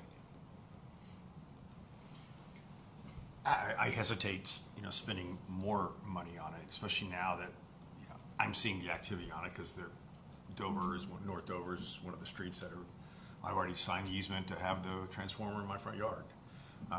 So it is moving through, and I think people, if we know what the process is, I think we could be staff driven to say, oh, you want your question about that? Here's what you can do. Call FPL and you can get your 4 neighbors or whoever shares the one transformer. I would imagine that's how they do it by pod, I would assume. Or if you get a group, you guys can go get it together. I don't know if we need to, especially if we had an $80 million number, that's probably now $100 million, right? Mm-hmm. So I think we have information, and that people are gonna say, oh, well, you told us it was 80, and now, my neighborhood would be 10 million, it's really 25. You guys wasted all my time. So I struggle with spending more money on this when FPL appears to be rolling out undergrounding at no cost to anybody other than putting an easement in your front yard. So, Yeah, for me, so this was a big one for me since I got on council. Since then, FPL has hardened the main feeders coming in to Tequesta, which those will always be overhead. And like I said, now we're doing, there was a pilot underground program, but now they're doing actual undergrounding. So I think there's been more action on this since I joined council, where this was a really big deal to me. And I know, Councilmember Brandon, you were not a fan of studies, and this initial study, yeah, that's one that's gonna possibly sit on a shelf now. But sometimes you do have to do those studies to come to that conclusion. And I personally don't think Tequesta has a bad habit of doing studies and having them sit on the shelf. The several that we've done since I've been on council, most of them we've taken action on. But also, I know we're all aware that there's proposed rate hikes that FPL for, I think it's a 4-year plan, and I would hope that some of those rate hikes continues to go into hardening and undergrounding lines. So I think because of those reasons that have really just, happened the past couple of years, yeah, this is a no for me. Take it off. The same for me as well. Initially, I thought maybe there was an opportunity for a 30-year bond, but when I heard the $80 million, I withdrew that quickly. So I think it's great neighbors can get together. They can handle it all on their own. I mean, that's get government out of it. Let the residents take care of it. It's great. All right. This one, it wasn't read in your packet, but when I was putting this together, I thought it should be read just to highlight, last year, this was one that was on our strategic plan. Wasn't a top or a high priority, but it was a priority for the village and our staff, obviously. So fund Tequesta Bridge future maintenance. We put $100,000 into the planning, getting Kimley Horn to do the analysis. I think Doug told me, it was like 50 grand. So we have a little bit of savings there. The actual maintenance part of the bridge is going to be probably a little bit north of 350. So I think we're going to be okay. But I left it red because I don't want to get to a point where this is scored 0 and it doesn't meet the strategic plan, and then somebody's going, why are you funding in the budget? I think it's already in the plan. It's in our CIP. Don't want to take it out. So I think it's, for staff, we don't want to kick the can down the road. These are things that have to be done. I know since I've been here, not only just the structural part, if you get on the side, the steel is, it needs to be sandblasted. There's nothing structural that the bridge has fallen down, but, obviously we need to put some money into it. Painting and cleaning, number one, that's been a huge, I'll say, concern or complaint. And I say huge, I probably, if I got 10 a year, that'd be huge for us. But, several people that have complained that it needs to be improved. It is aged and looks aged. So I think that's why I put it red, just to have that, I guess, hype for it, just make sure that we know that's important and we need to move forward with that. So I think it needs to be somewhat of our strategic plan, so that way when we get to budget process, I can point at it and say, yep, that's in our strategic plan. Is it on our checklist? I was just looking. I didn't find it. No, I think I took it off because I was going to leave it in. That's why I put it red. So I took it off because I'm going to leave it on the strategic plan. I don't know that it needs to be a high priority. It's, but I want to leave it on there so we can point to it and say it's funded. We already have money in our CIP, unless there's a difference of council and say we can wait a couple of years. But I don't think that I'd make friends with Doug if we did that. So it's going to remain on the plan. yeah, it's going to remain on our We're not strategic plan, but I wouldn't use one of your priorities for it because it'll just be on there. It'll just be a priority for the village. Because it's already in the capital improvement plan. Yes, it's already in there. So I didn't want everybody to be like, oh, of course we're going to do it. We're not going to waste a priority on it, and then it gets 0 scoring, and we take it off. So we're just assume it's on there. Can I ask a quick question? It's to one of our public members who was in the village when that bridge was being rebuilt. Do you remember how long that was that the bridge was out and everyone had to go up and around? about 12, 13 months. So I appreciate you putting that in red, because maintenance will hopefully, obviously, keep it strong, and we don't have to go down that path again of a year of no bridge and half of Tequesta having to go up and around, especially with Jupiter doing everything they're doing. So I appreciate that. Well, thank Doug. Doug's the one that stays on top of that Thank with you, Doug. roads too, so. Establish safe and quiet railroad crossing. You know, as you know, we're getting funding from the TPA and FDOT, so that process is in the works already. And so we're moving forward with a safe and quiet railroad crossing. It's on our strategic plan, probably stay on there. You know, how it's prioritized as far as funding. I think it's important to know that, you know, we will see some, a line item somewhere in our budget for increased maintenance costs of that crossing. We're gonna own it. I mean, we're gonna have to be the ones that, does the maintenance of that. You know, currently, even the crossing now, you know, long-term, if they have to do any kind of maintenance for that crossing, we have to do that. We haven't put aside any money for that. So I think, you know, there's gonna be a line item for this. So just know when, you know, as we prioritize this item, you know, that's what we're gonna be taking on, so. High-level transportation plan with mobility planning. Sorry, yeah.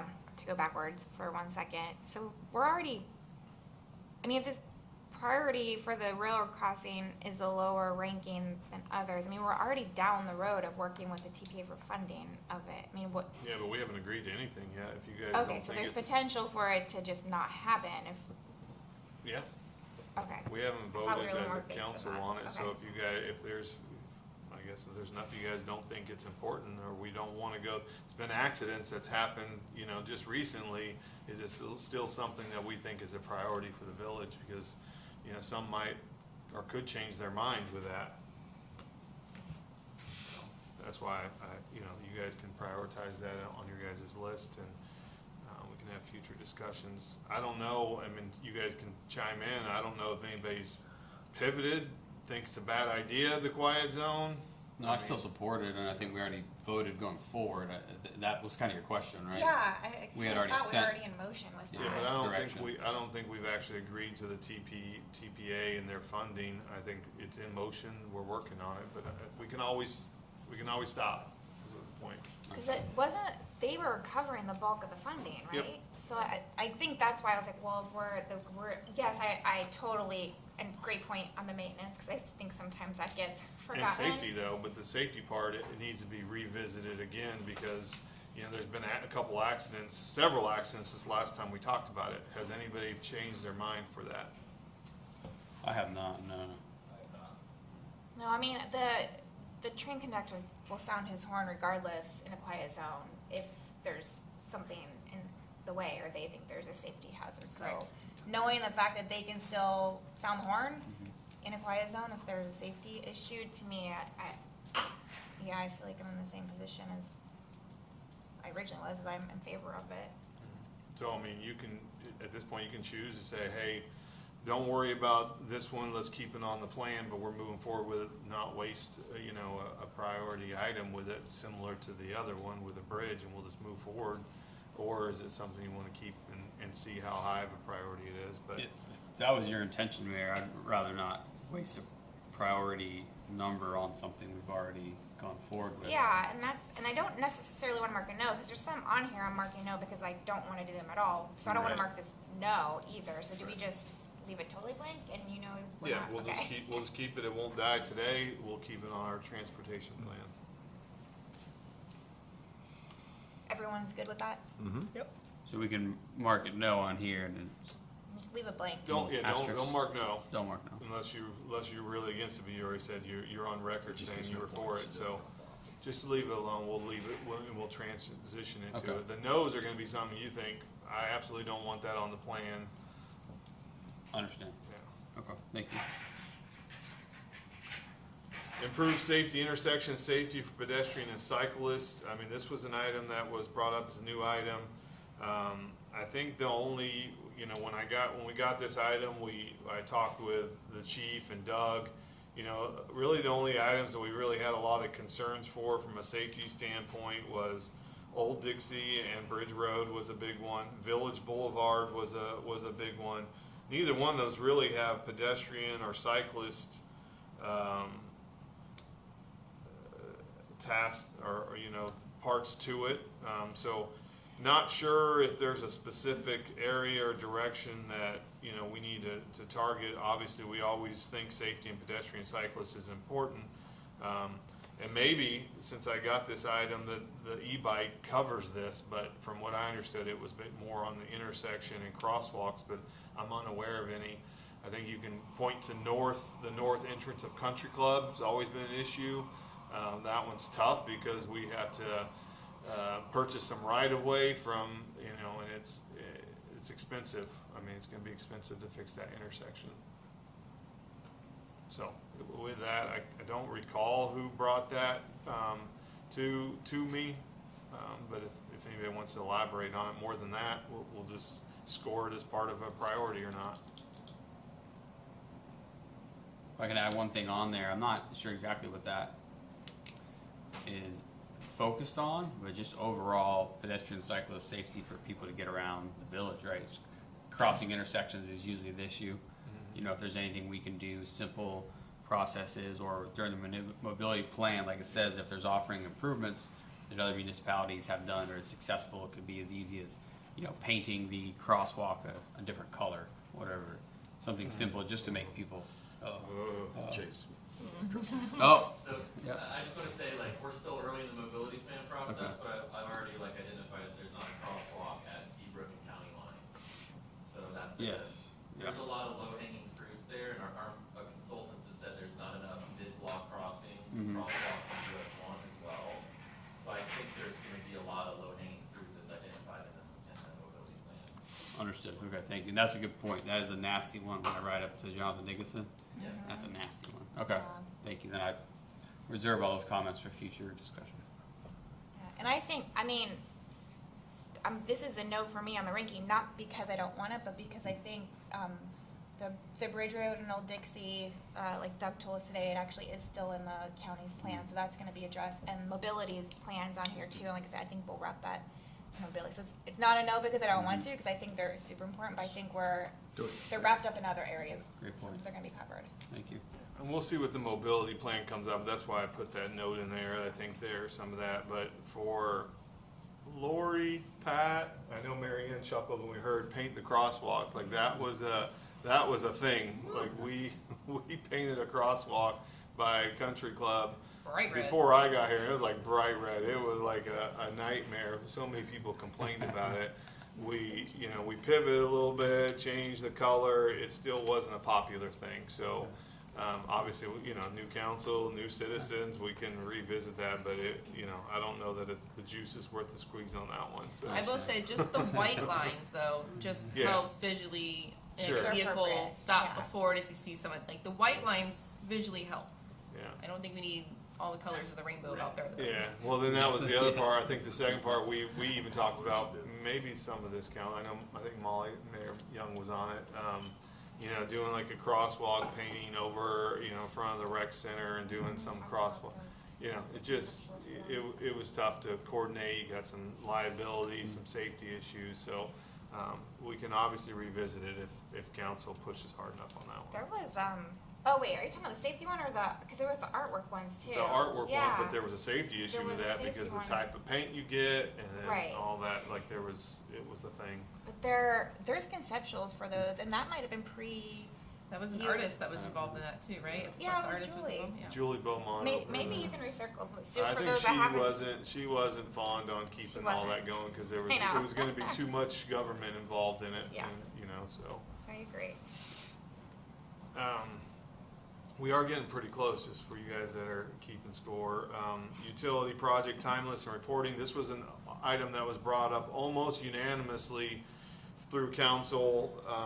What was already in the works is that we were working on trying to do a presentation for you guys to kind of get you guys up to speed with what's going on. You guys got that last workshop.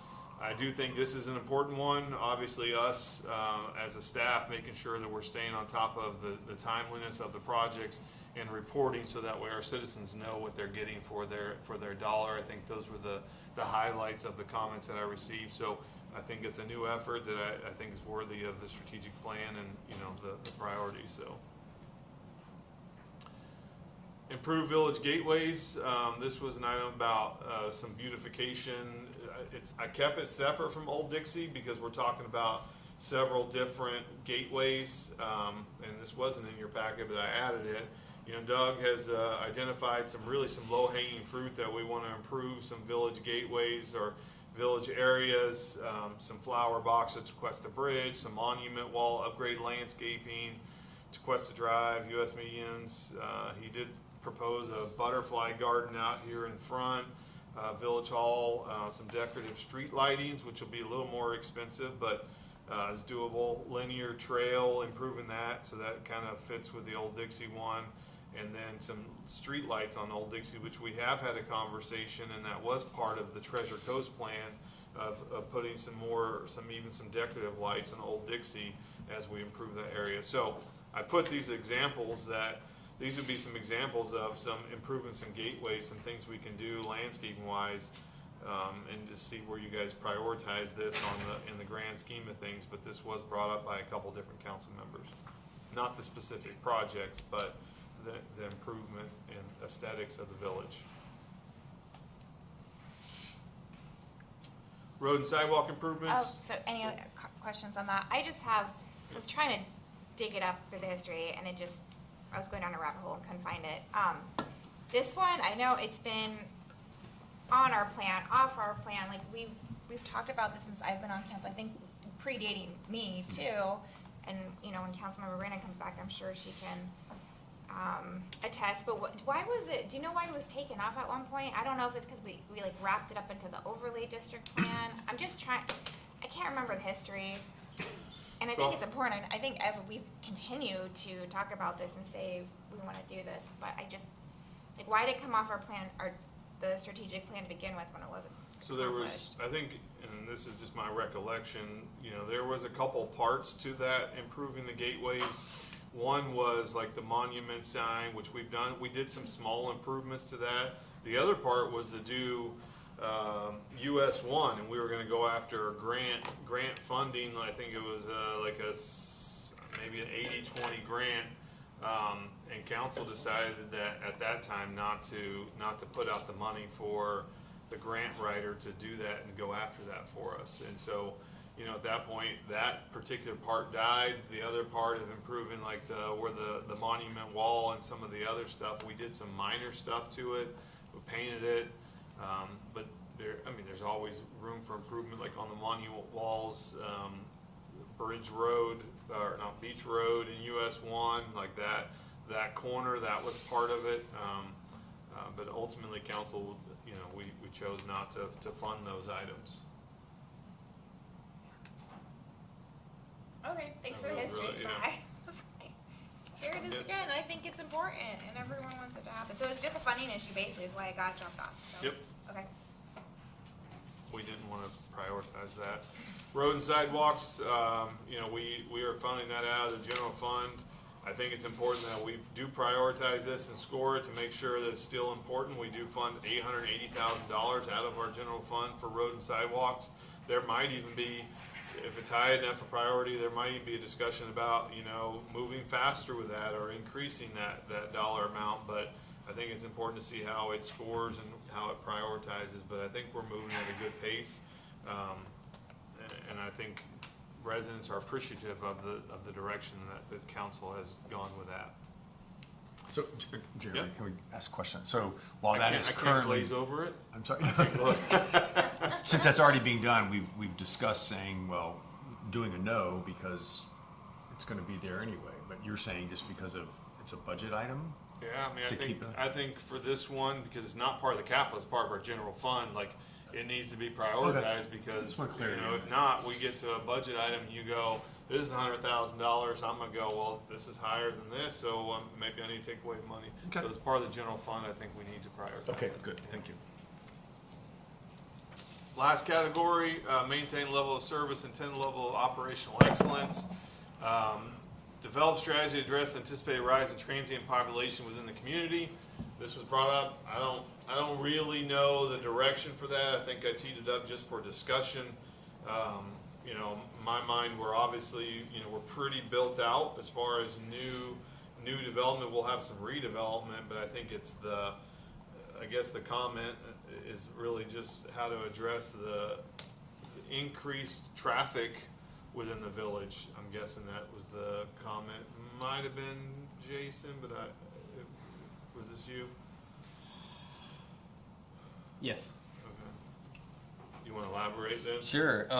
Yeah, the more Miami, West Palm, Fort Lauderdale build out, that's going to keep moving north. We've seen an increase lately, Jupiter, and I think for a council, for a village, should be a zero tolerance in our community.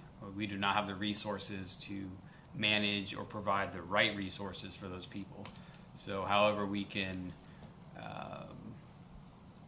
by the letter of the law, make sure that is known and refer these people immediately out of the village to those proper resources. In Palm Beach County, those resources are everywhere, and they do a great job, and there's more than enough of them. The village, we just don't have those. We don't have that ability. I'm not following. What kind of resources? So transit population. So if it's housing, mental health, drug addiction, whatever it is. I think my latest contact was in the country club.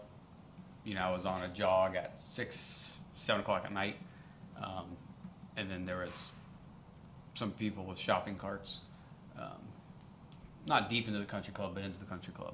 Really? And we got kids around there. You know, my kids go to Lighthouse Art, they go to Rec Center, they go all around. So for me, I work downtown West Palm Beach. I'm very familiar with these communities, and they need assistance, they need help. We do not have those resources for them, and for me, it can be a danger to my family as well in the village.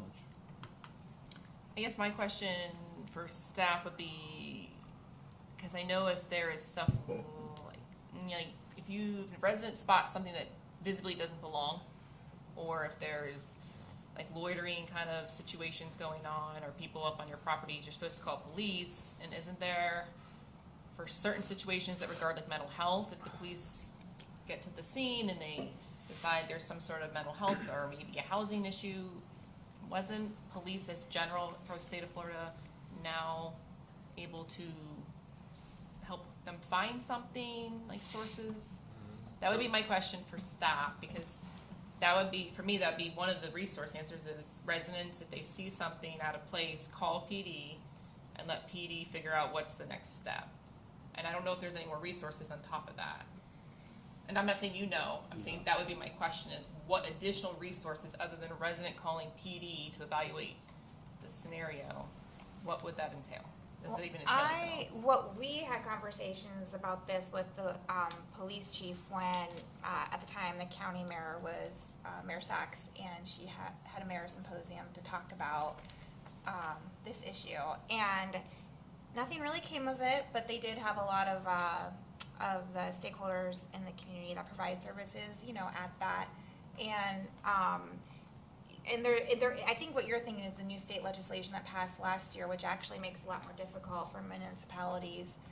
If you have, an unhoused population, like they can't stay at parks, you have to have facilities for them. It's nothing that we probably would deal with at that level here. But one idea I had brought back and talked about, but you maybe would have to partner with people, is like you can buy a bed Salvation Army. And it's like, do we buy a bed or two, like, and split the cost with Jupiter and work, so that way we could send someone there. Again, that would be taxpayer dollars we're using. Or is it, like you said, having maybe just doing some more messaging of, the resources that are out there like that, like the Lord's Place, all those organizations that help, the unhoused population. But you can comment on PD. I know when we discussed with Chief Medina, I think they work with Martin County too. They're on it, and they have their, procedures that they follow. Yeah, I think kind of tag team what you and Lori both said, you know, when we get those calls from, through PD for those, you know, concerns, I mean, I can think of several examples, one just off the top of my head where we had an Officer Pruitt, I mean, drove the guy to Martin County for some assistance, and so I think our team does a very good job of not only identifying where we can help them, but help them get there too, not just send them up their way. You know, I don't know, this is one that, you know, I'm a little bit unfamiliar waters with, you know, what our options are from a policy standpoint, more than just what we do as a process standpoint. You know, with the county and, you know, the policy, I'm not sure where we would fall with that, but if this is important to you guys, I mean, we can develop some options policy-wise, but I don't know what, today if we need them, but maybe it's a future thing that we need to consider. And maybe I think that's what maybe Jason is talking about, you know. Now you say that, that's what I feel like I would have to decide on, whether it's a policy or. Yes, it can be very complicated, and that's why I was trying to be in front of it. As I start to notice it increase in Jupiter a little bit, I say, okay, how can we stay in front of this the proper way, and make that zero tolerance? Because even when I see the word transient populations, I think about our Airbnbs, which I know we've gone round and round and round with the state. I mean, I know residents have concerns and they have issues sometimes with some of the Airbnbs. So when I think about transient populations, again, for me, right now, our resources is if there's an issue, call PD. If the PD goes and evaluates the situation, they realize there's a code error or something, they get building involved. Like, for me, it always starts with PD. So I don't know if our resources at PD are being able to hold up to what we have currently happening. Like, again, if there's a problem, if we need to readdress the resource with PD, that's my question is, where is that level right now? Do I need to prioritize this high because there's an issue, or we don't have an issue right now, we're just future thinking to be proactive? Yeah, and I could have clarified this. I think transient, just to be somewhat politically correct, I don't know which way we go. It's homeless people It's coming everything. through the village. It is. It's people coming and going. Yeah. Whether it's visiting, we don't have a lot of big hotels. We have the little motels still, but and then yeah, we have some people that float through the Boy Scout property and they make their way. I know Chief Medina, he told me a lot of times we have pass-throughs. They're not staying here like they are in other communities. So there's that too. Like we're not necessarily a destination, we're a pass-through. Yeah, whatever the town of Palm Beach does, we should just copy them, because West Palm has a high population, but you go to the island and it's zero. I think they're putting them in their cars and driving across the border. It's quite busy in West Palm. So in that case, we follow their policy. But you know, we're doing it in a way that we're trying to help them get to where they need to be. That's the goal. We talk about transient, you're not talking about homeless, but you're talking about, you know, mental health and things like I think we do a really good job, you know, helping people with that. So I don't know that we have an issue today. Maybe it's something to keep on the radar. I mean, you guys can decide that with your guys' priorities. Thank you. Employee retention and recruitment, this one might be the last one. You know, this came up a couple different council members as we start this compensation study. You got PBA, obviously CWA, and we just passed the fire. It's just, you know, the comments to me was making sure that, you know, with this compensation benchmarking, you know, we have conversations with council what our target is, and, you know, try to get there, and you know, have competitive benefits and salaries.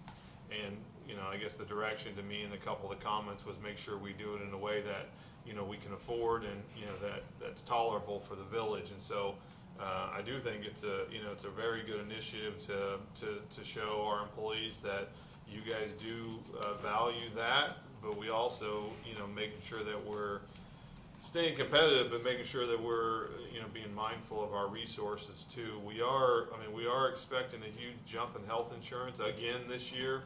I mean, that's got to be considered as part of compensation, because, you know, we have not asked for employee contributions to go up or family contributions to go up. And, you know, we're talking about hundreds of dollars a month for some of these people that are on family plans. And we haven't taken that into consideration. I think it needs to be part of the discussion. So when this one came up, I just wanted to kind of mention those things. We are looking at a big rise in health insurance costs this year, at least we're projecting, because of our rates that we're seeing, you know, people that need assistance, so. Forget the technical name for that. but Going back to a comment that was made earlier about studies, I think this is a study that I think is very critical because, you know, we've said it, I say it all the time, you know, the level of expertise and the quality of the employees and the leadership that we have here is really unparalleled. I mean, I just hear about everybody's background, and I think it's unbelievable.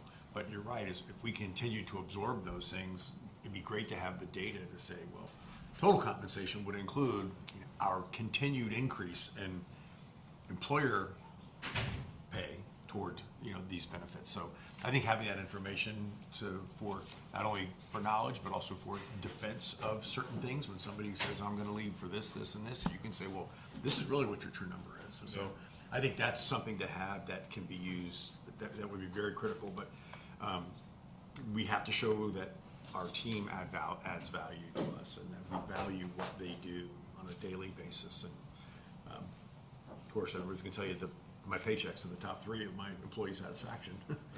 So I think to have that information available to say, you know, we may be on par, we may be a little low, and strengthen some things, add things. So I'd be in favor of this study.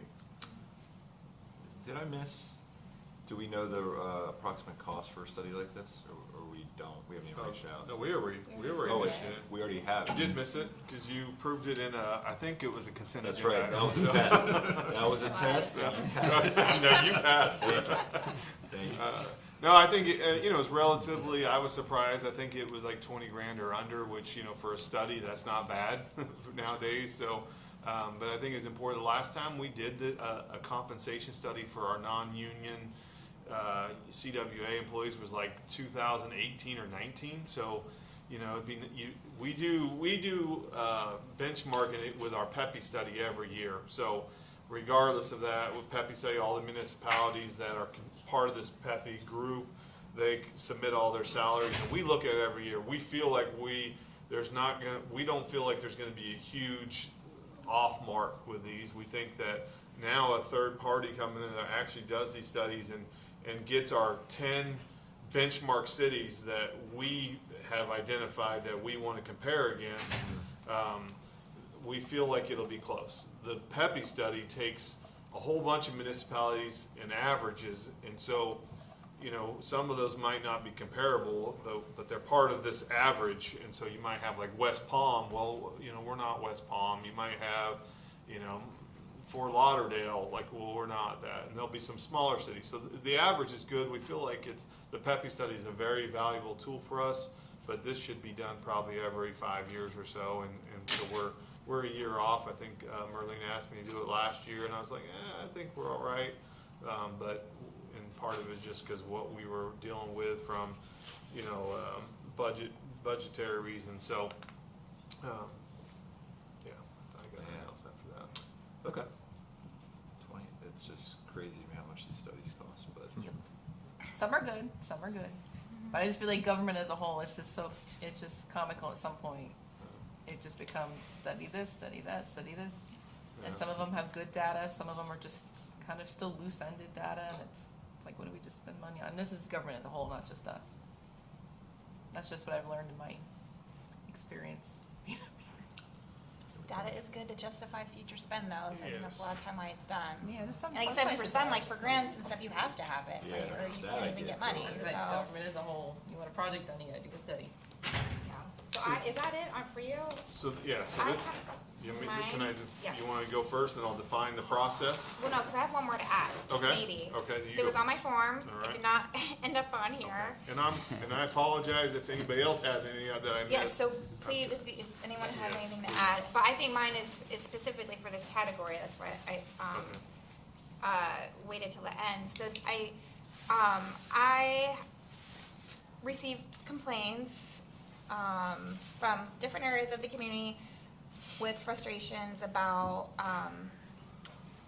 building permitting, the process, communication. I think our billing department does a great job. It's not a knock on them, but based on the feedback I've received, the common thread to me is I wonder if there's some room for improvement, or think of some creative ideas to maybe improve or streamline the communication to residents or businesses on like status, next steps, because maybe there's a disconnect there, and I've been told one thing, then I'm told this, and it's, you know, I think the building department has a really hard job. You know, people want to do their project right away. They don't want to wait for the very important review, and a lot of times it's, you know, it's a public safety thing too, with reviewing plans to make sure they meet code and there's no safety issues.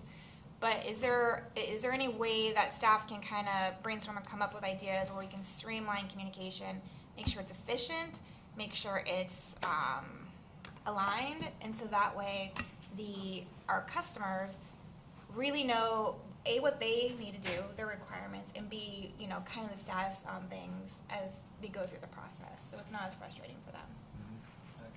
How would you summarize that to a bullet point? Good question.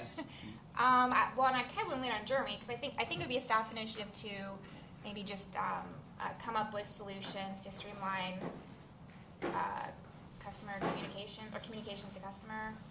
What do you think? Because we've had these discussions in the past. It's not new to him.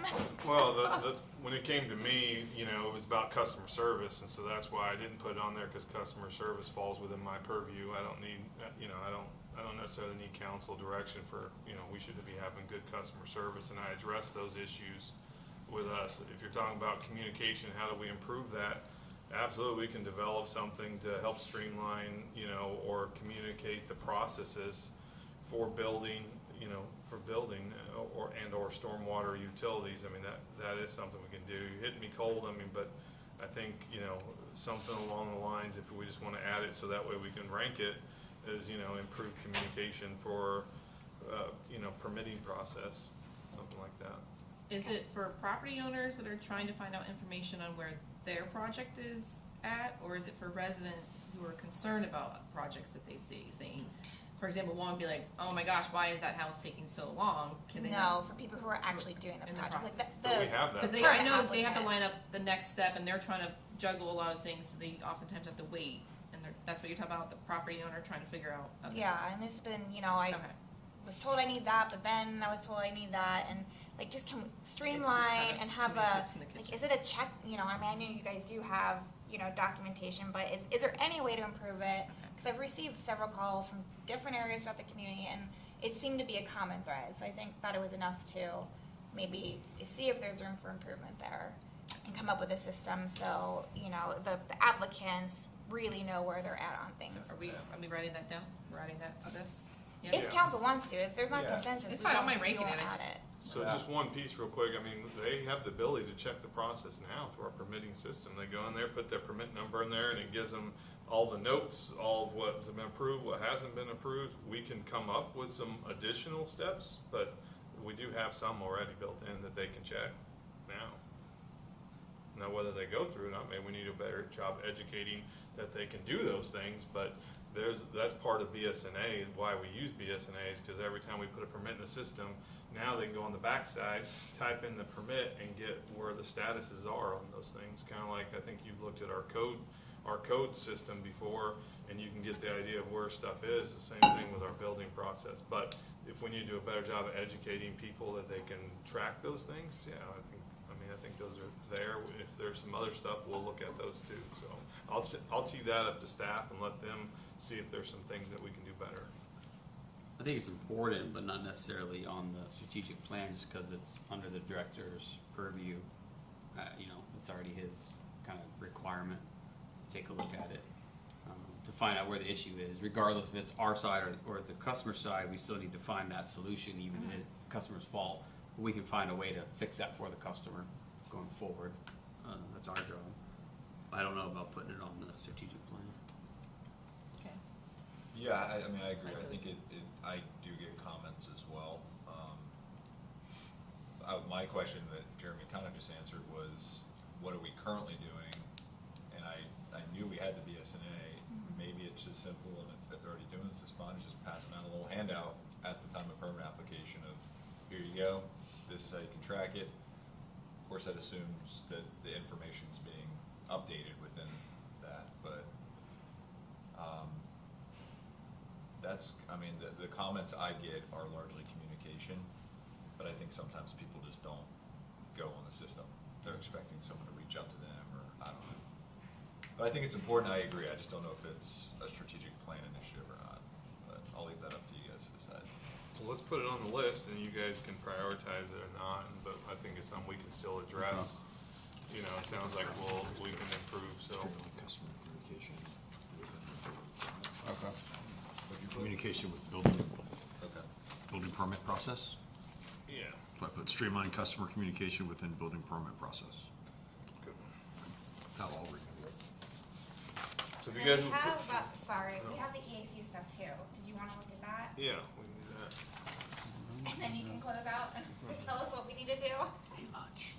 And eat, yeah, I need to stand up and Yeah. stretch it, get some food.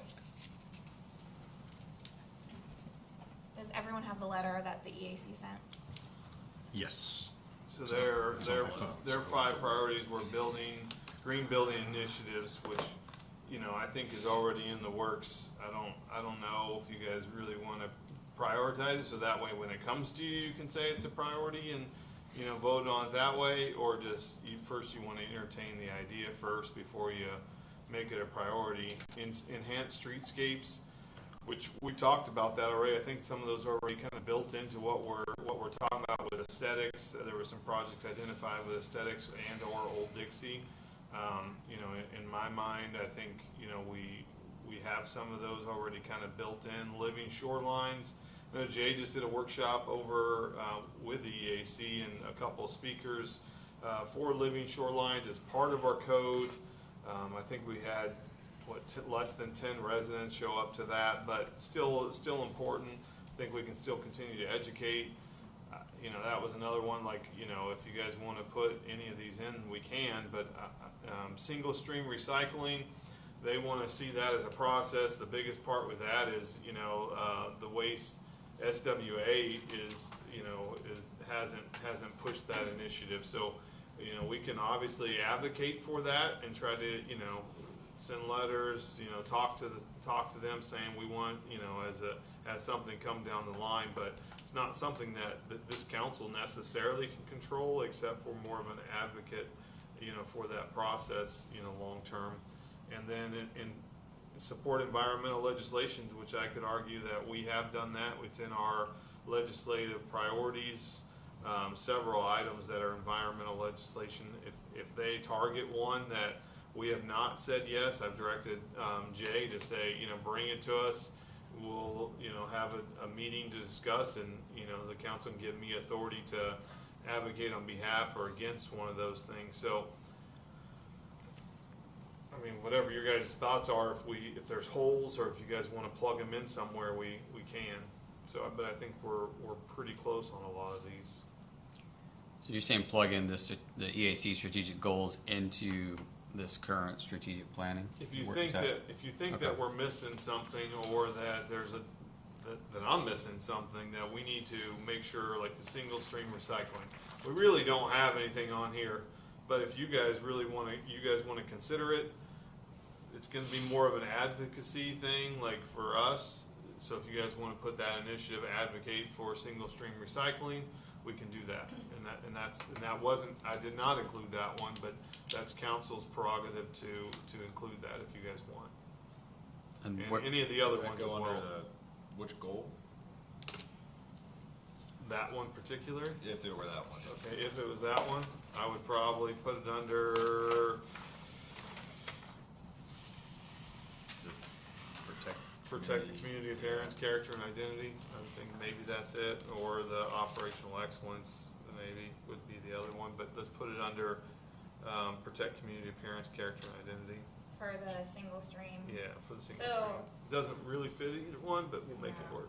I might revisit, depending on how you guys prioritize, I can always move it into a different section after we.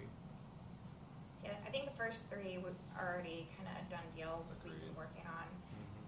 For the single stream recycling, we are at, you know, the will of Waste Management and SWA. think that would have to be a more collective effort, getting other municipalities and even the county to buy into that. Is there any interest outside of Tequesta for this? I guess that's my first question. And my second, and maybe Jay can answer, because I know you're the liaison for the EAC. And then is there any data that does show that the single stream recycling is more effective than what WM and SW are doing? It's like, it's potentially a good idea, but it's very broad, and those two questions I'd really want to answer before I want to add it. There is data, but I don't know it off the top of my head. I know we got some from SWA or Waste Management, but I don't have it. Do you even know if they offer it here? Like if we said we wanna do it, they're. That's the issue, is that they don't, SWA doesn't have a facility to handle single stream Well, it recycling. seems like a moot point then. Yeah. I Waste think Management is ready for it and will do it, from what I understand, but SWA can't accept it. Yeah. Don't Okay. they do it in Martin County? Don't you I have don't, single stream? I don't know. I mean, listen, this would be awesome. Just speaking for myself, when I walk out there on Sunday night and I'm looking at the pile of recycling that I have to that my wife has, figured out how to all make it somehow sit on top of the boxes. I will admit, there are times stuff ends up in the trash can because I run out of room or I don't feel like dealing with it. Yeah. And if it was just a big bucket that I'm throwing everything in, and it's just me personally, I'd probably do it, but it's a moot point if if we can't execute it. Or if by we, meaning it's not set up yet to be executed. Yeah. But I would love to see that happen, selfishly. So I think adding this item, you guys can put it on your list. If it doesn't make our priorities, so be it, but put advocate for single stream recycling. That would be the one to Which add. one is that under? Sorry. Number 2, protect community appearance, character, and identity. I think high level, that's the closest one I can get to. And then for me, the last one, support Or add environmental that one. legislation. Very I don't think that needs to go Advocate. on our strategic plan, because we already do this every year. I think what I've noticed is this has come late in the process from EAC twice. Our council and staff, we are involved in other organizations that keep us up to date leading up to session. So I know of a couple of environmental-based organizations that do the same thing. So I would request EAC to find those organizations that you guys can follow, so that way, when we're going through the process on our end that we do with our, the organizations we participate with, leading up to session, before we approve our platform, they're in the same position we are and can provide theirs at that time. So Jay, if you could relay that. It's tough for us to go anywhere. I mean, our opportunity would have been Tuesday, Wednesday, Thursday of this week. We need to vote on this properly and formally. So the one item we're adding from this, if you guys will mark it on your list, under protect community appearance, character, and identity, is advocate for single stream recycling. I think some of the other we already have built into what we're doing, so it's not that we're not doing them, we just have it kind of built in, so.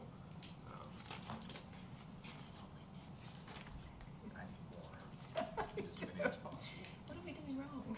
Ordering too much Amazon. All right, so we're gonna take the next 30 minutes or so, we're gonna eat, but before or during while you're eating, if you will fill this out, prioritize it, you get 4 A's, 4 B's, 4 C's. I think there's like 24 to 27. So, the idea is that we really we limit the number so that way we know what's important to you. If we just gave you unlimited, we'd never really feel like what's important. And then we will prioritize these and, have kind of a top 10 list, or so to speak, of what our top priorities are, so we can really focus, and this will give staff kind of the roadmap of knowing what's important for the village council. Doesn't mean we won't work on some other stuff, it just, it won't be the tippity top of it.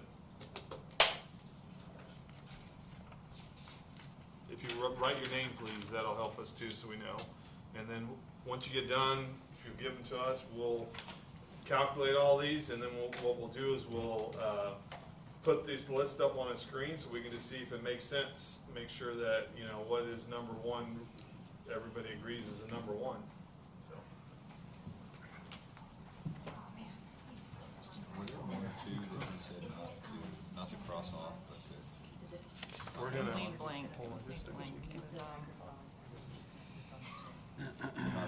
they weren't my top priorities, I wasn't concerned about it.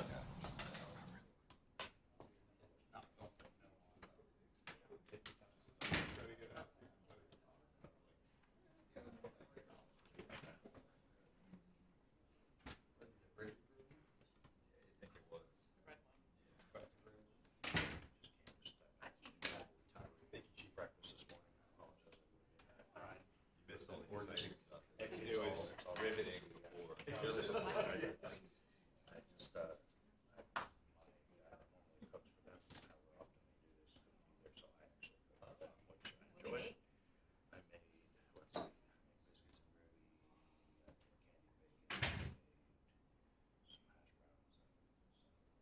Bringing that in like after. Are we gonna take a nap after this? It's not the, that's called, you get your angioplasty.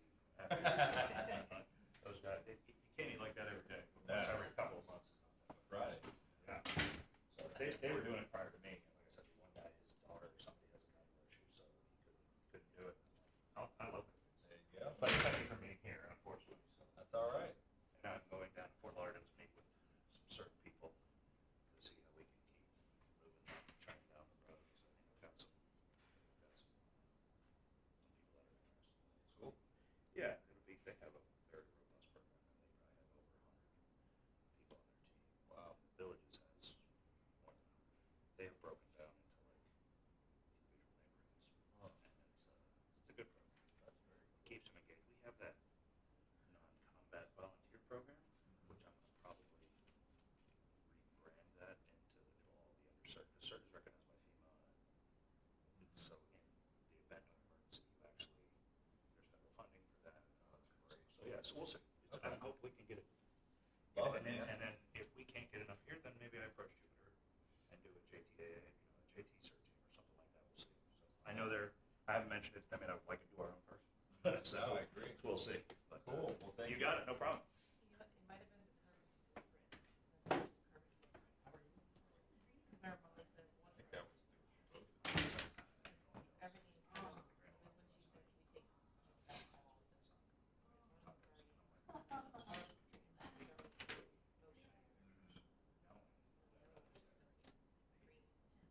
Yeah.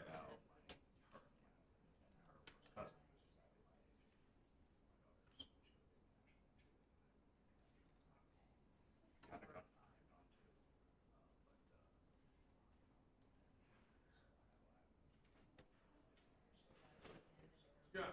No, I just,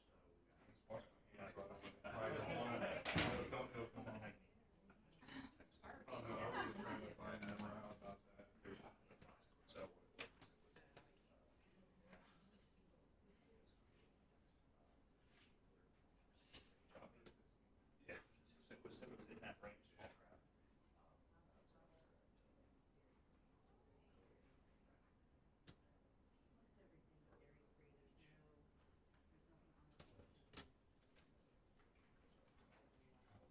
craft. Not that much. Never very excited for it. Provide additional match funding as state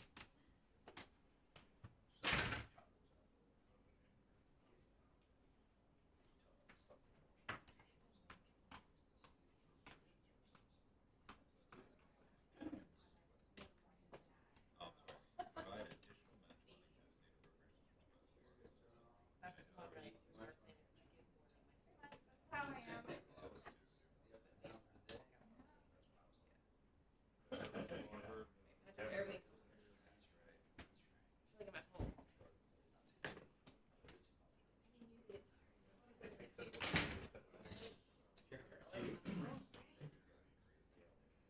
So you sit right there, just turn it down so nobody cheats off you. Cheats off your Oh man, I was waiting for him to put his down.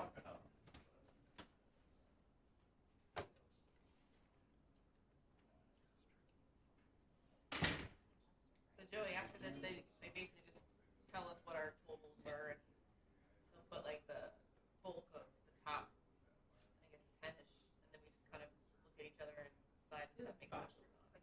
And then hopefully we get that. Honeymoon. But we do. I'll be gonna work with Hadley later anyways. I'll probably see you later because I gotta work with Hadley. You're not there today?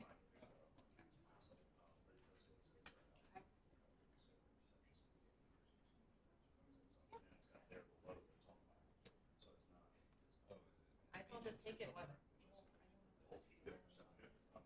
I'm really happy to hear that.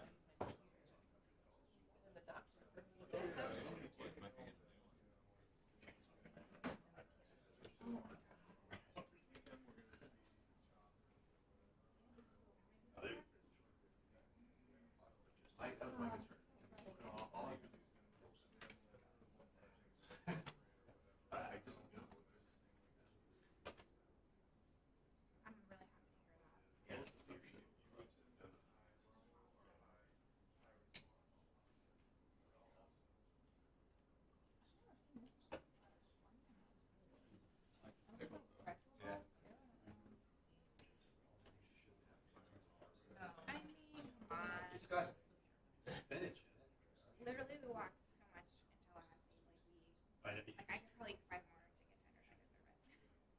I deserve it. It got so cold. I'm not walking to the hotel even though it's like freezing. I'm not doing it. Oh, I did. Me and Amy did. But Jason, We and I- from the we walked. AC. We walked all the way back. So, anyways, have a great weekend. And she was in the ball, so she has a little more capacity too. Hey, good to see you again. Let's do it. For the show?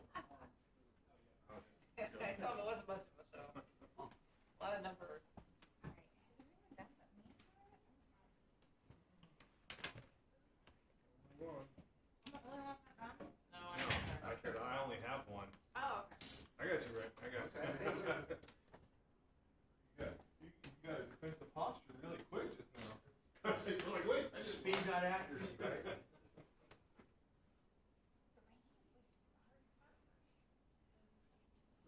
Reed, I said something. Creed Jerry Magnet over Hooverville. They got a project where they could build a bridge. You know, test it out. You win points based on strength. Oh, Creed's going, I'm just going for the cheapest. I'm gonna win, so I'm gonna be cheap. I'm like, Creed, let me tell you something. Yeah. They explain to you. It's like just breaking stuff up there. You don't have to use your nose. I said, I applaud your enthusiasm, but you wanna go over to the cheapest bridge in the world? Coach, do I have to, do I have to? I'm gonna coach, I'm facilitating. Hey, coach. I'm facilitator today. Hey, great job, by the way. And saving us some money. Do I have to check? No. If I'm like, if I don't really have a huge opinion. No, just leave it blank. Wait, I forgot to tell you You guys. want some more sauce or? Well, you distracted me. I was gonna get some more.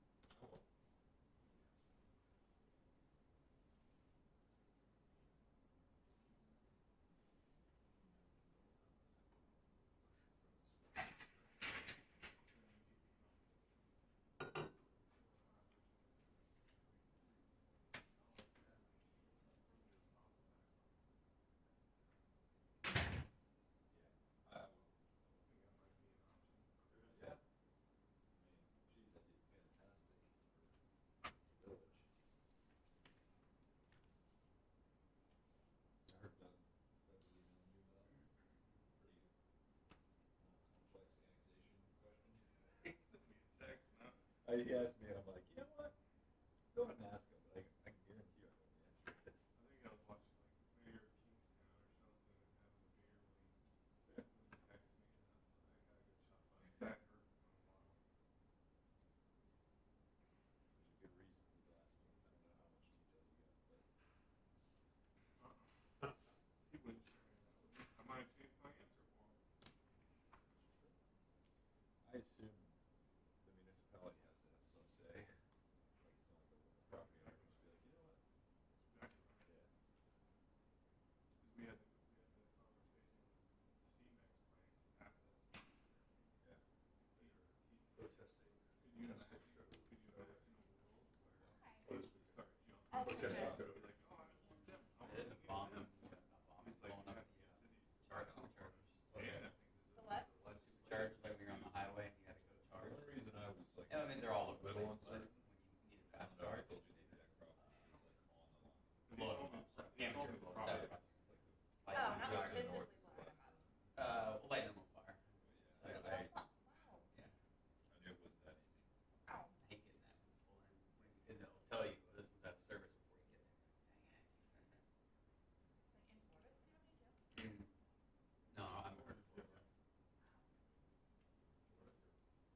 was it easier or Texas? It'd be easier to do in Texas. Even if you're like, there's like a big gap between you. There's usually an ETJ in Texas for most municipalities, so on the ETJ, you can annex the property, especially voluntarily, without any problems. What's an ETJ? Extraterritorial jurisdiction. Like, is that like a, is that our equivalent or similar to like a We don't have anything like that. not unincorporated or anything like that? Well, it's not gonna incorporate, yeah, but in the ETJ, usually they still have to follow all your subdivision regulations and all your rules. They just don't have to pay taxes like our unincorporated. Yeah. Is that a common thing there? Like how unincorporated is done here? Every city has an ETJ. It's usually like a, depending on how big you are, it's either a half-mile radius around your city, so if we have request a proper within a half mile in every direction, you have your ETJ, or if it's a bigger city, it might be a mile or even 2 miles. Wow. Where you can annex those areas Wow. voluntarily. That's kind of cool. Should talk to somebody about that. That and the blue bonnet. I've got a long way with annexation in Florida, let me tell you, so maybe I have some fools. I'll bring Kyle Stone in on it. Who's going? You ever see the movie Little Giants? Mhm. The annexation of Puerto Rico? Mm-hmm. It was like final play. Never understood what that meant. Have you ever seen the Blue Bonnets? I have, yeah. They're like always in the medians there, right? They're everywhere. Oh, really? I know, I always like, whenever I go to like, I think Georgia does a good job of it too. Like Like, I said, like just the seeds will like move around and just. Well, I thought it was funny, so years and actually it's about almost 15 years ago.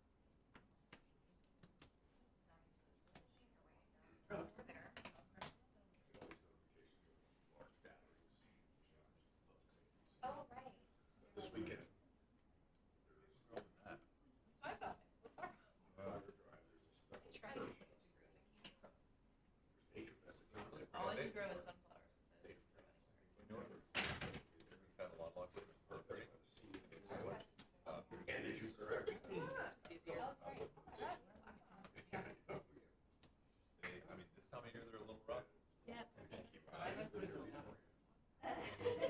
Yellow flowers. see that in that picture. But I like the first one. Now coming out stick. So I always said, bear with me. Stuff, and then the little seed pod shows up. So I feel like flowers. It takes like 5, 6 weeks. Yeah, bear with me. Yeah. What's the humidity? Soccer. Yeah. It's really warm. Now it's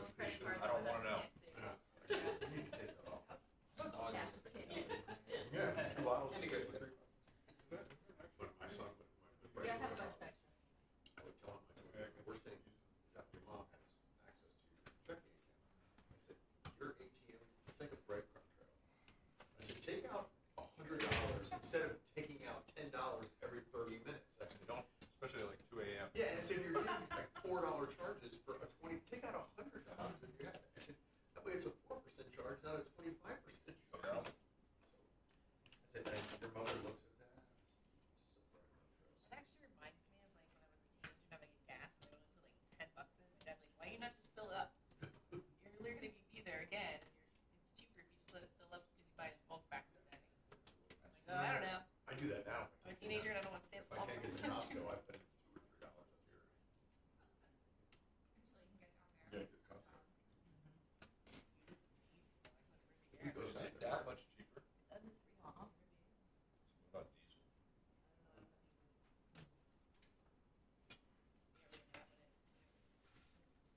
Jeremy, last Saturday. Oh, I don't know.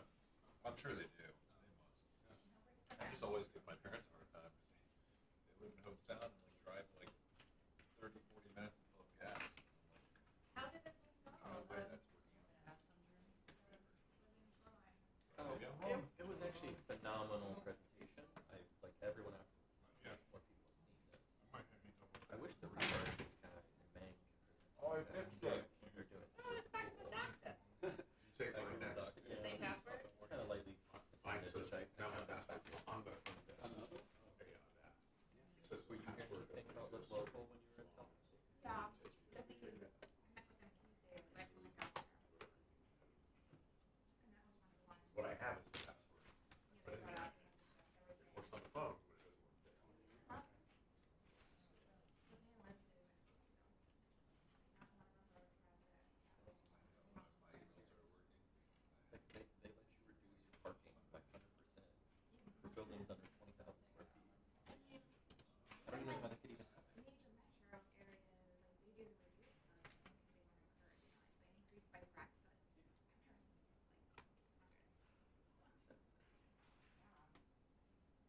We'll see. I know, like, water kind of drops in general, but then also with the example, some of it starts to make traction, like overheating. What's crazy though is it also says that everything that was adopted after 2023 is invalid.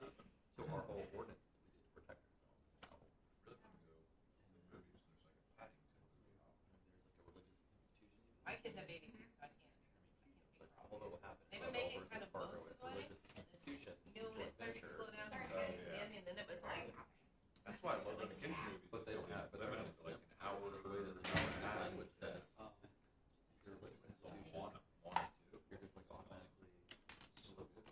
dark, So, light, dark. Yeah, yes, and I mean, it has parts of it. It had, like, artistically, that was dark for me. Yeah, yeah. Especially on certain That's already TVs, like the darkness. Yeah. It's hard to see sometimes. Probably. Yeah.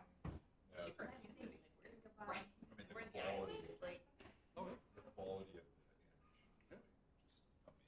but You don't even have to say it. the one Well, I legislation. might have to use animation, I guess not.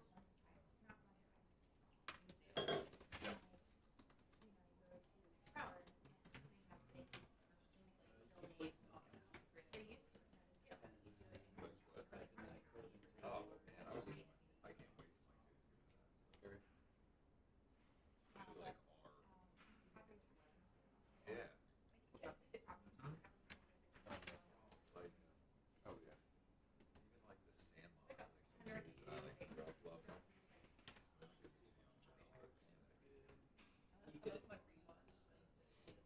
How was the general too? Yeah, quality or like, Friends off the oh board. my gosh. And they were like, tell me why that's a bad idea. And I told them that, oh yeah, that is a bad idea. Quality and If you want elevated police services and fire services and all these things, just go on, get this property taxes. supposed to making a new. I think that's the thing, it's just having this conversation. I think it's all they feel like that, like, oh, that makes sense. You don't know, right? That's right. Thanks so much. It sounds good, right? Oh, yeah, like, if my, I have no property taxes, I'm gonna cut in half. Well, do you wanna lose, do you wanna lose all the white glove service that you're used to? Thank you to whoever. I know it just doesn't happen. It's not magically appear. Right. Very, very much. Very much. We're gonna be bringing a food truck night tonight, the mobility plan people. Is anyone going to food truck night? should be there.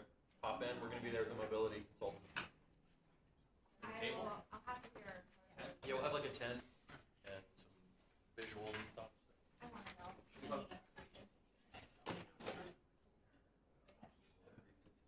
I'm on the board. Oh, really? As of February. Really? I know, I had my first meeting like a week ago, 2 weeks ago. You get a big week. Starting Monday, so today. But, you know, like, when that's stuff you love, you just Yeah, it's tough. make it work. And, I don't know. Yeah, it was, I was telling you earlier, it was really, at least you're not exhausted because that was just so much like walking and. Apple's very confusing Oh, I to get like, around. it is, and I'll sit on it about 20 minutes early, Right. because one time, I know my way around, and we were on the house side, and we both looked up, and all of a sudden, we're in this, how do we teleport here? So it's just me, he goes, no, he goes, he was checking me, and all of my right turns, left turns, unbelievable, that, you can get turned around pretty fast. Yeah, I did like a screenshot, like the map on my phone, and like, you know, you don't, if you only go once a year, you forget. Even like the elevator, I'm like, wait, how do I work this elevator? that was new, that, but to tell you which elevator, I don't think that happened last year. Last year, you still had to go find out which one took you all the way up. No, I think it was there Was that last last year. year? Well, the other two buildings are normal, it's just the capital one Yeah. that has like that.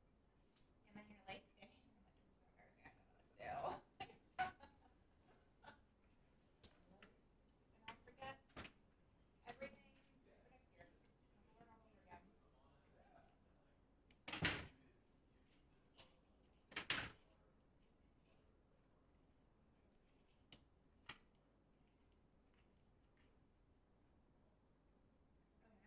again. It was cold. And so one of the breaks I was walking back to the hotel, and I was walking out Adam, and it got so, like after the storms blew through, it was so windy. I was walking, and literally it pushed me from behind, like it moved me. I was like, oh, like that's pretty strong guys to do that. So I was It like, knocked over, it was that windy. it was, we got there. Just Jason and I had 5 o'clock. Everybody else was leaving, and they were setting up the table. Tables were knocking over, small, high tops. What were you doing? Big thing. Yeah. Tablecloth. Well, they became like balloons. 2 sails, so we're knocking them over. So we're walking in. We left it through the, it was howling. We got to the hotel, Jason sweated through it. But it could have been the original. Came back at 5. The original one had, And you went it in. didn't have such a big, it didn't have such It did a little head, bit and then. then the Yeah, one we that left had, Meg's it office looked at little 5:20, on the 5:25, went upstairs. in a way, does that make sense? First 30 minutes. A little, I remember the original one. 30 mile an hour, nothing. Just sustained gusts. I remember like, yeah, the second one was the People- I biggest. think that's part of it. Women's Building skirts were sustained. flying. I mean, it was like, it was awkward. Oh, I was literally gonna wear a dress. Yes, I was like, I better think about it. Yeah. But it, or, you know, It's all holidays. Wednesday night. I know, I yeah. think that was some of those wind towels down. So it was just like, What was that? Downtown courthouse. yeah. I believe it. It was doing that. That's my marriage secret. House in San Bodo. Yeah, I grew up. They would go right down. We had a real great man. Oh, that was And really it was bad. going, it was going right through there.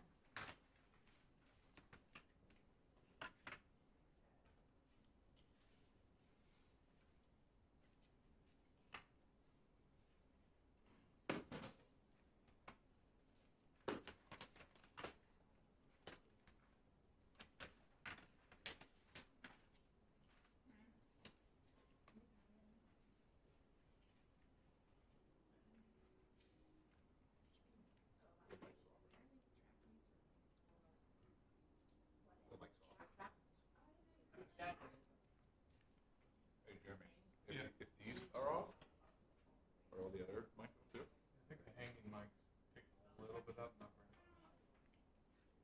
Just the bad stuff. No one picks the bad stuff. Use this. What's that? Good, man. 22 days. My partner, on the other hand,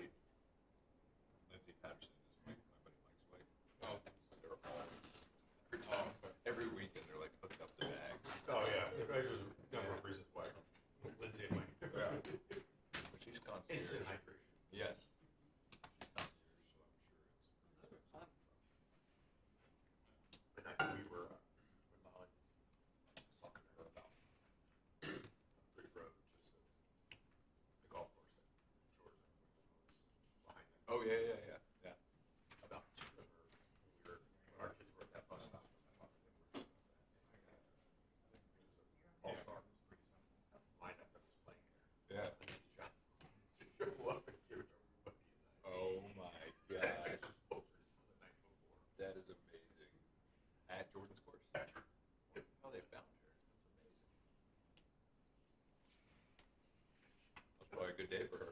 Yeah. I said, yeah, let's do a night, because you're like, I gotta get out of here, the bus has got me on time, 'cause I gotta get over there.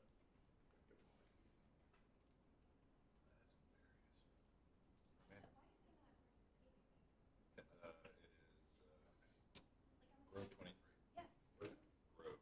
Oh, yeah, but there's no identification. You have to know that it's. Especially now, because they're building that massive Atlantic Fields development in front of it. So like, now you If want you to can go. buy it, right before you get, if you're going towards 95, on the north side of Bridge Road, they're building up, appears to be some type of commercial building, it's all glass. They just put the landscape in this week, or last week when we were coming back, I could see it. It's like very modern, Like right near 95? yeah. It's Choate Construction is the building, their signs are all over it. But I don't know what that is, but very Is that modern. Bridge or Frankly- further up north in Martin County? Or like further up in Stewart? No, it's right there on Bridge Road. Like kind of east end of Bridge. Like when you turn, if you're coming from the south and you turn left to go west, Yeah. it's pretty soon after. Is you know where like Abaco Pools is or? Yeah. Oh, no, that building, yes. That, I was talking about, there's one, the other one, 95, and I said, do you know what that one was? Oh my. Is it like right up against Bridge, or is it set back? It's, I mean, the address is Bridge Road, but it's closer to 95. And then there's the one that looks like a fire station that's right near Heritage Days. Oh, yeah, I've seen that. But it's like, it's no sign, well, there might be a sign like on the far side, you can't see it from Bridge Road. Yeah. What is it with the two garage doors? Yeah, that one I'm always like, what's it gonna be? But there's not enough turning radius, it can't be a fire station, there's not enough No. turning radius there. I wonder what they're gonna do with Heritage Natives. Anybody heard? You know, they were going out of business in the last 4 or 5 times I've been there. The place has been- Oh, really? I thought they reversed that and like. Oh, good. Got funding or I don't know. Yeah, I so already got funded. every time I go by there for going out of business, the car, Dude, every time I never knew it wasn't. You know, some places, that's their business model. What is it? Yeah, and then the whole There's neighborhood, a yeah. good story. Never mind. Well, he's no dummy. They're cutting funding. Yeah. They're cutting funding. Well, No, there's like, there's quite a few really old structures on that property that I don't know. I mean, you could move them, you know, the ones in the back Yeah. and the main. Like the houses.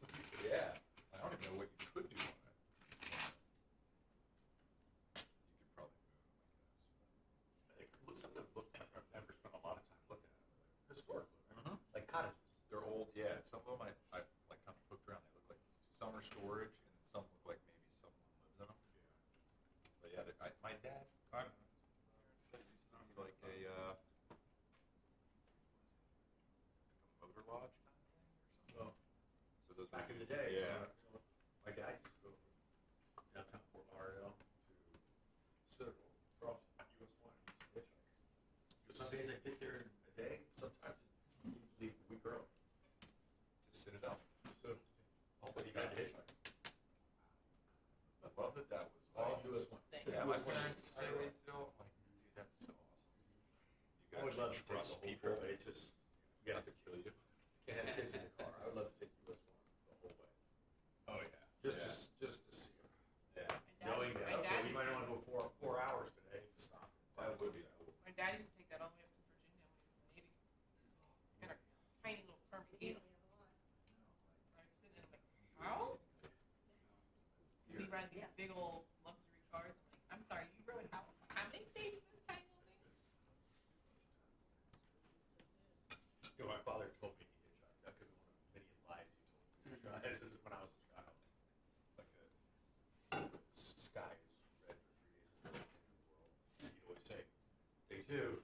Like, oh my God, Dad, you can't say this. And she's still around. Lost the battle with cancer in 2009. Spoke. Well, he killed himself. He spoke from Citadel. So 65 years old. He never went to a doctor. He got Medicare eligible. He went to this like a traveling van. He lived in Lake Placid, Florida. He retired on the West Coast. Came over here to be close to the family. And literally, a van. Got 3 X-rays. X-ray techs. You need to go somewhere else in this van because there's a mass in your chest. That's a shadow that shouldn't be there. No. And he had a tumor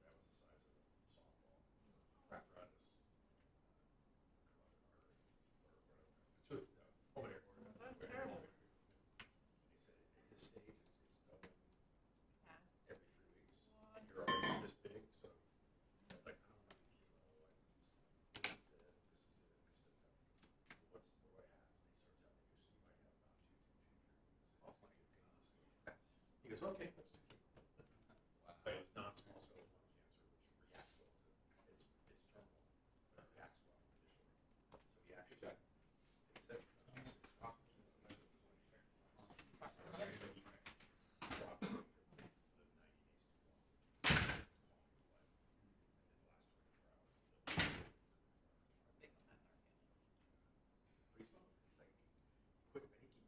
Oh, I can relate, but it's something else. So he puts, went on Chantix when it first came out. He was having all those crazy nightmares about killing me with a terrible side effect. And he's like, I don't know why I got cancer. He was like, I've been smoking, 6 months ago. Smoked for 47 years. That sounds a bit But more. it is bad, but That sounds a bit more. I've been eating real healthy, like for how long? Like, past 2 weeks, I guess. he's going through chemo, and my sister, my brother, he'd come in from the last chemo, and he'd stay at my mother's house. They were divorced, but she had a mother-in-law house. So he and his wife would stay with my dad and stepmom would stay with my mom and stepdad, which was great that they got along well. And we'd meet with the hospital every day. He'd come in on Monday morning, there. One of us would go and sit for a couple hours. And he'd come in, he was just losing weight, and he'd go get like rolls of quarters, and he would put them in his pants were so baggy. The weigh-in? Weigh-in, and he would weigh himself with a jacket on. He'd have 3 jackets. He tried to weigh himself with his briefcase one time. Like that. Come on. But he goes, well, if I say me, I weigh more. But he just was in total denial of everything.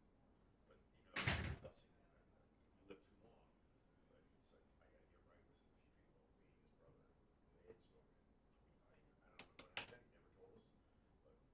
my dad called him, his brother came out, was in Boston, he came out. And I had cousins I grew up, never met them. But for the next 20 months, they were down about 10 times over 20 months. And my uncle and my dad agreed, like, this, why did this happen? He's like, this, we made a little family. Dad's like, I lived a good life. Now my children, your children.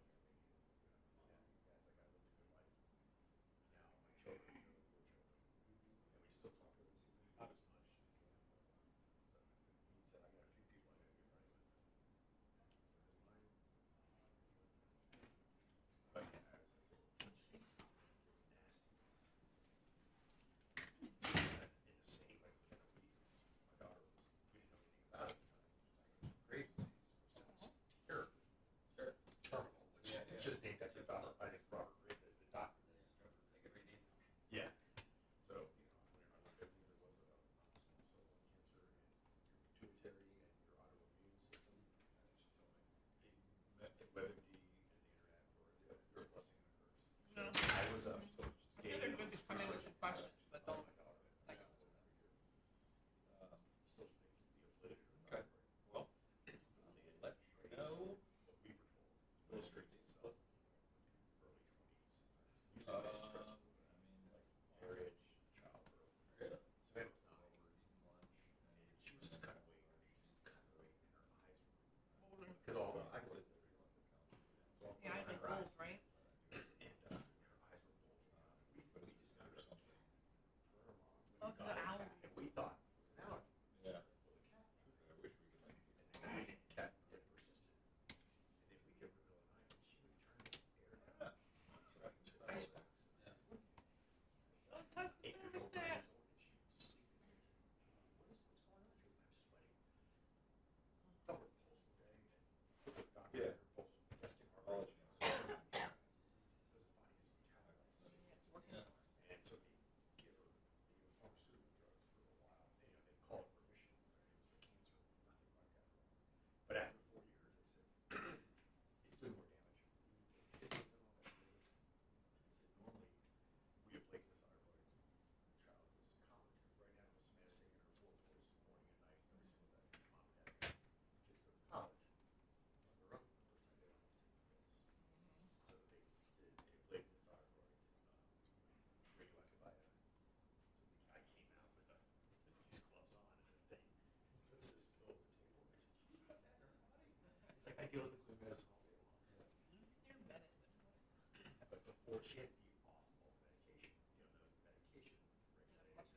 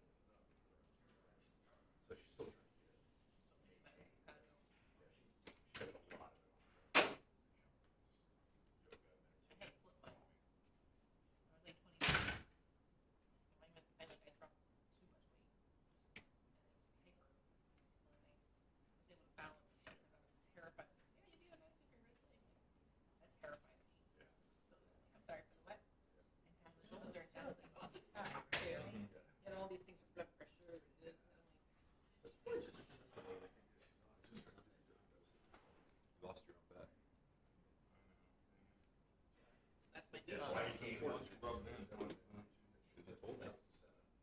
It's important though. Prescribed. We don't leave till we all go, and then we can have another meeting. We don't have passion until we're done. Yeah. I wish my parents had like at least access to like internet with that information. Because when they would say things, there was something about Jane when he was little, and they left me hanging with it. I was like, what? And I had to go research it. And allowed me to come back and ask questions at least, but you can't just leave me hanging with that. What? I mean, they made it sound like he was gonna be blood transfusions for the rest of his life. I was like, what? Huh? Like, yeah, he has new soldiers. Like, what? That doesn't seem very realistic. What? Yeah, it's scary to leave it hanging. And they deal with it all the time, so it's just like nonchalant. Yeah, just run the process, of course.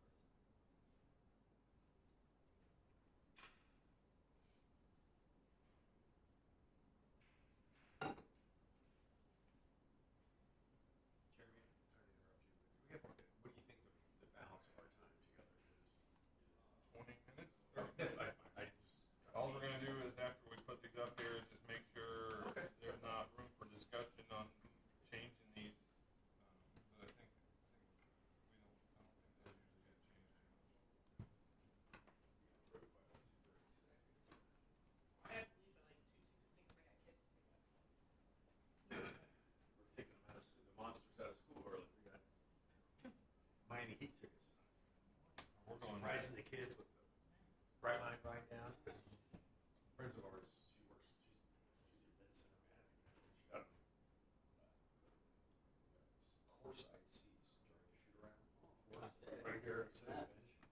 Then there's another one that is it's called the High Five Club. And I'm assuming that's when you probably when they come out of the tunnel, they high five the young kids. And then there's a halftime thing that he does, and then after the game you shoot free throws. So we're taking the we're getting it, take them out. We'll get there at 5:15. Shoot arounds at 6. Games at 8. Free throw contest or whatever. It's like 10 to 85, and we're taking 11 to 35. But if we were doing all this and driving home from Miami, Oh, no way. Economic. oh boy, I invest in the bright line. Yeah, Invest in the bright line tickets. like 30 each now. Oh. The heat time periods. Well, I maybe because we're taking the earlier, we're not doing the buzzer beater, so we can stay longer. Oh, Yeah, so it's about $60 each. Oh, really? Yeah. Yeah. Well, down and back. Yeah. So it'd be 30 down. Yeah, it was speaking of the charge, we were in Tallahassee, I get a charge. Like, well, I told you. Yeah. It's just doing it. So the kids, they don't know. That's cool. Yeah. Why would you leave me? Why are you taking us out of school for free? It's not till 8. Terrible traffic. I shit myself to go down on a Friday. No, you would not have a good time. Yeah, take it. I think driving home at midnight. Yeah, with that. From Miami. Yeah, well, shoot, you just drive from West Palm to midnight school. I feel like it's like scarier driving back that time too, because I sometimes feel like people lose their like Yeah. It's like, Yeah. what, I mean, that's So when you that's Done? flying That's around people an coming, hour that's out. I'm like, Yeah. coming home. I'm We seeing got- mine we are came not over to New York. lining up with yours. Oh, And I think it's because I have, mine are off. Like, That's four, why I have 2, seven. I think I straightened mine out. We were coming home at 4 in the morning. We gotta worry about it. I see the trucks are off the road. But there was no, I made it home. It was $4. I made it home door to door. I just kept up with like 5 cars. Yeah. And it was like, I probably made it home. Huh?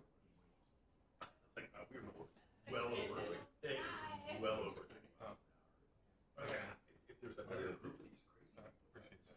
appreciate that. But oh my I'll gosh. second that. They go, yeah, they were gonna pull over first, hopefully not the slowest one, right? You only get to be, yeah, you only have to be faster than, you only have to be faster than one guy when you're running Yeah. from a wild animal, right? You have to be slower, faster than the slowest person. Take the bread line to the airport next week. I was gonna take the trial pass, but I looked at, because it's basically Was free. it a 2.5 hour?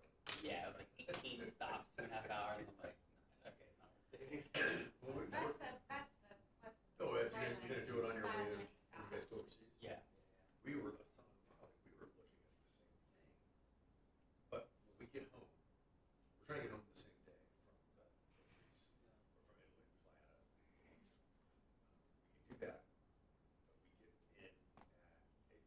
missed the last shuttle from Miami Airport to there, so we would have had to Uber. And I was like, you know, and it would, what the, even if we started looking at the suburbs, it's the same price. To do long-term parking, on-site long-term, not even lofting. That way I can just get in my car and go, because what if we are late? And then I, you know, Yeah. Yeah, we're train. So I decided, I mean, it came out to about the exact price, like $270 or something. I forget what it was, but it was the same price. Yeah. To park. Like, let's just park and have our car. Last, you get off your way, you travel for 18 hours. Yeah, for one And thing. my car's, I'm just flying. This, I Yeah. was like, I can't, I said, let's just drive. We're And direct it's not out. late, it's like 8:30 or 9, it's not like midnight or 2 in the morning. When you get back, we're the same, it's not late, and we're dressed each way, and we're just like, yeah, we did the math, and we all luggage too, You're bringing up. Yeah, you can, yeah, and we're, kids, yeah. it's like, yeah, no, we're just gonna drive really far for now. we're, Yeah, it's just the two of us. It was, I would say, I think the last shuttle on a Sunday, which is like, you know, leaves at 7:30, and I think we land at 7:50, and I don't know what we have to do to clear customs, got them flown overseas. I said, I don't think we're gonna get, and then I don't know Is what, it? I, You have little entries. yeah, I don't even. You're good. Yeah, you're good. That's from my daughter. I just have the TS, I think we got signed up for both of those. We had the pre-check, you can just upgrade it for a fee or something. Is that something, or do we have to submit something?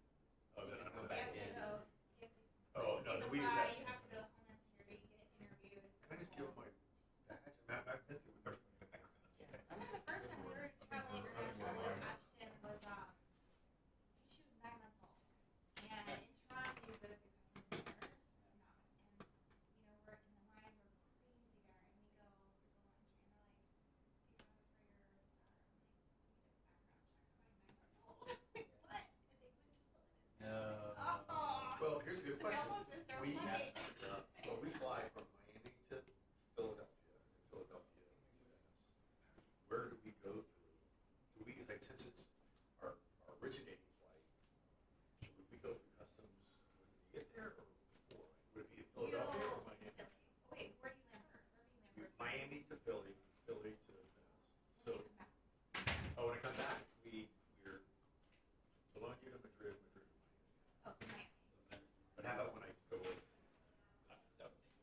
It will be your final destination. Okay, all right, then I wasn't If sure. you're, when you come back, it's your first stop in the I US, like whether your it's stats this morning. Okay. But everywhere Proactive international, measures it's your you've been taking. final. Okay. Perfect. Every ball, I mean, just from my experience. A lot of times they like you do the stamps, not the stamps, but you get, Well, it's not as you windy fill out today, for right? country and stuff.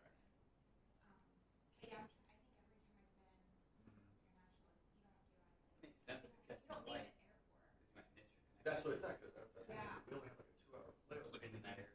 We keep getting Yeah. these incremental, there's incremental creep, and there's compression. Yeah. You know, American Airlines, it's only 5 minutes, it's only 2 minutes, only 5 minutes. You do that 5 more times, I I'm don't not care about an hour, you know, to catch my next flight. The village doesn't care.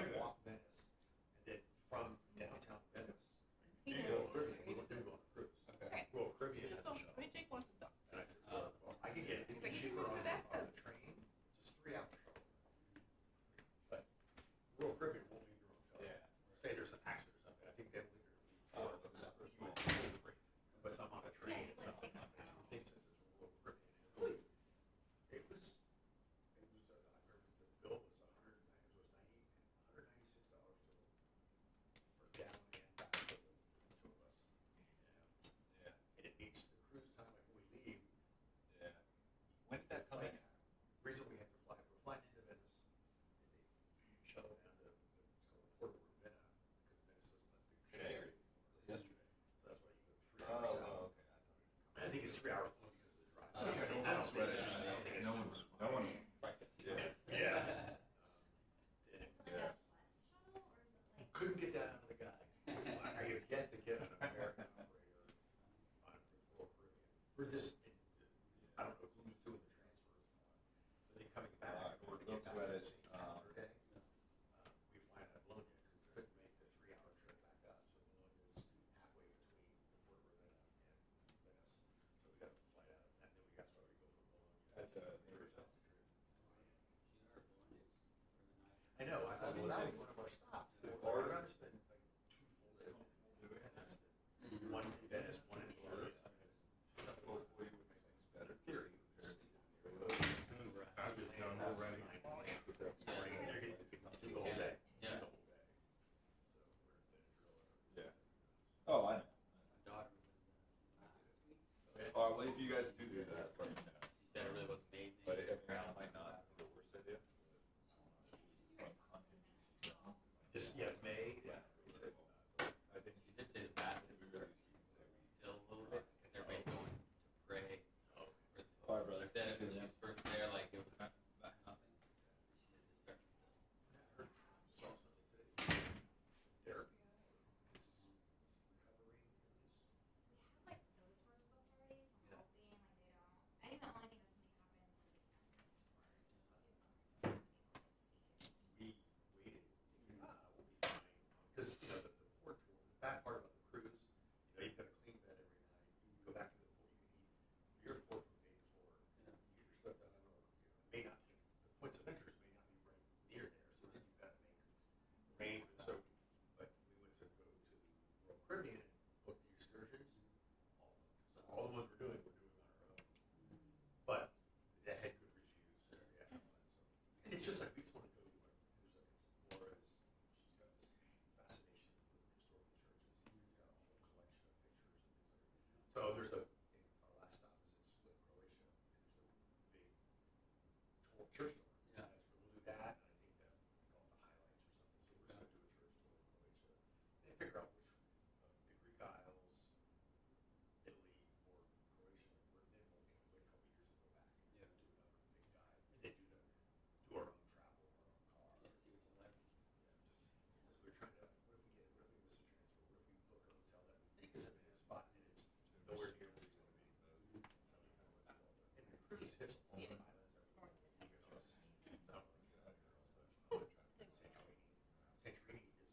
port day is 2 to 11. Okay. So we're gonna go there. Party We got, center. yeah, we're gonna, we book reservations in one of those things you see on social media, like the Greek Island, you're sitting on the water. Yeah. It's like the #1 movie restaurant. Uh-huh. This was the we used the vibe tour. I don't know if you that's like a really good one for folks who like tours and stuff Oh, like really? that. Yeah, actually, it's a good vibe for Okay. but it's really So it's tons of reviews, like tons of options. We used that for a couple of ours. Yeah. And it was really But it's like a, it starts like, Booking was easy. yeah. What's that? In Venice, thing. River Hotel only has like 20 beds. I think there's like maybe some. Oh, So it's kind of cool. So we're in one of the old ones that's like on one of the rivers. So that'd be kind of neat and combo ride. Yeah. All right, I think we are ready to see our results. So, We're live again, Blake? yep. So in strategic planning, there's an exercise you can do where you put like number 1 up, then you put number 2, and you see if they all match up. It's a pretty lengthy exercise, so we won't necessarily do that, but these are the way that they scored from 1 to 14. If they don't, if it's not up here, and you put a point, you might have been the only person, and it might only been like a C. So I didn't put those on here. Doesn't mean they will go away. We'll obviously try to work through them, but these are ones that we will have as high priorities for our strategic plan. Any thoughts or comments?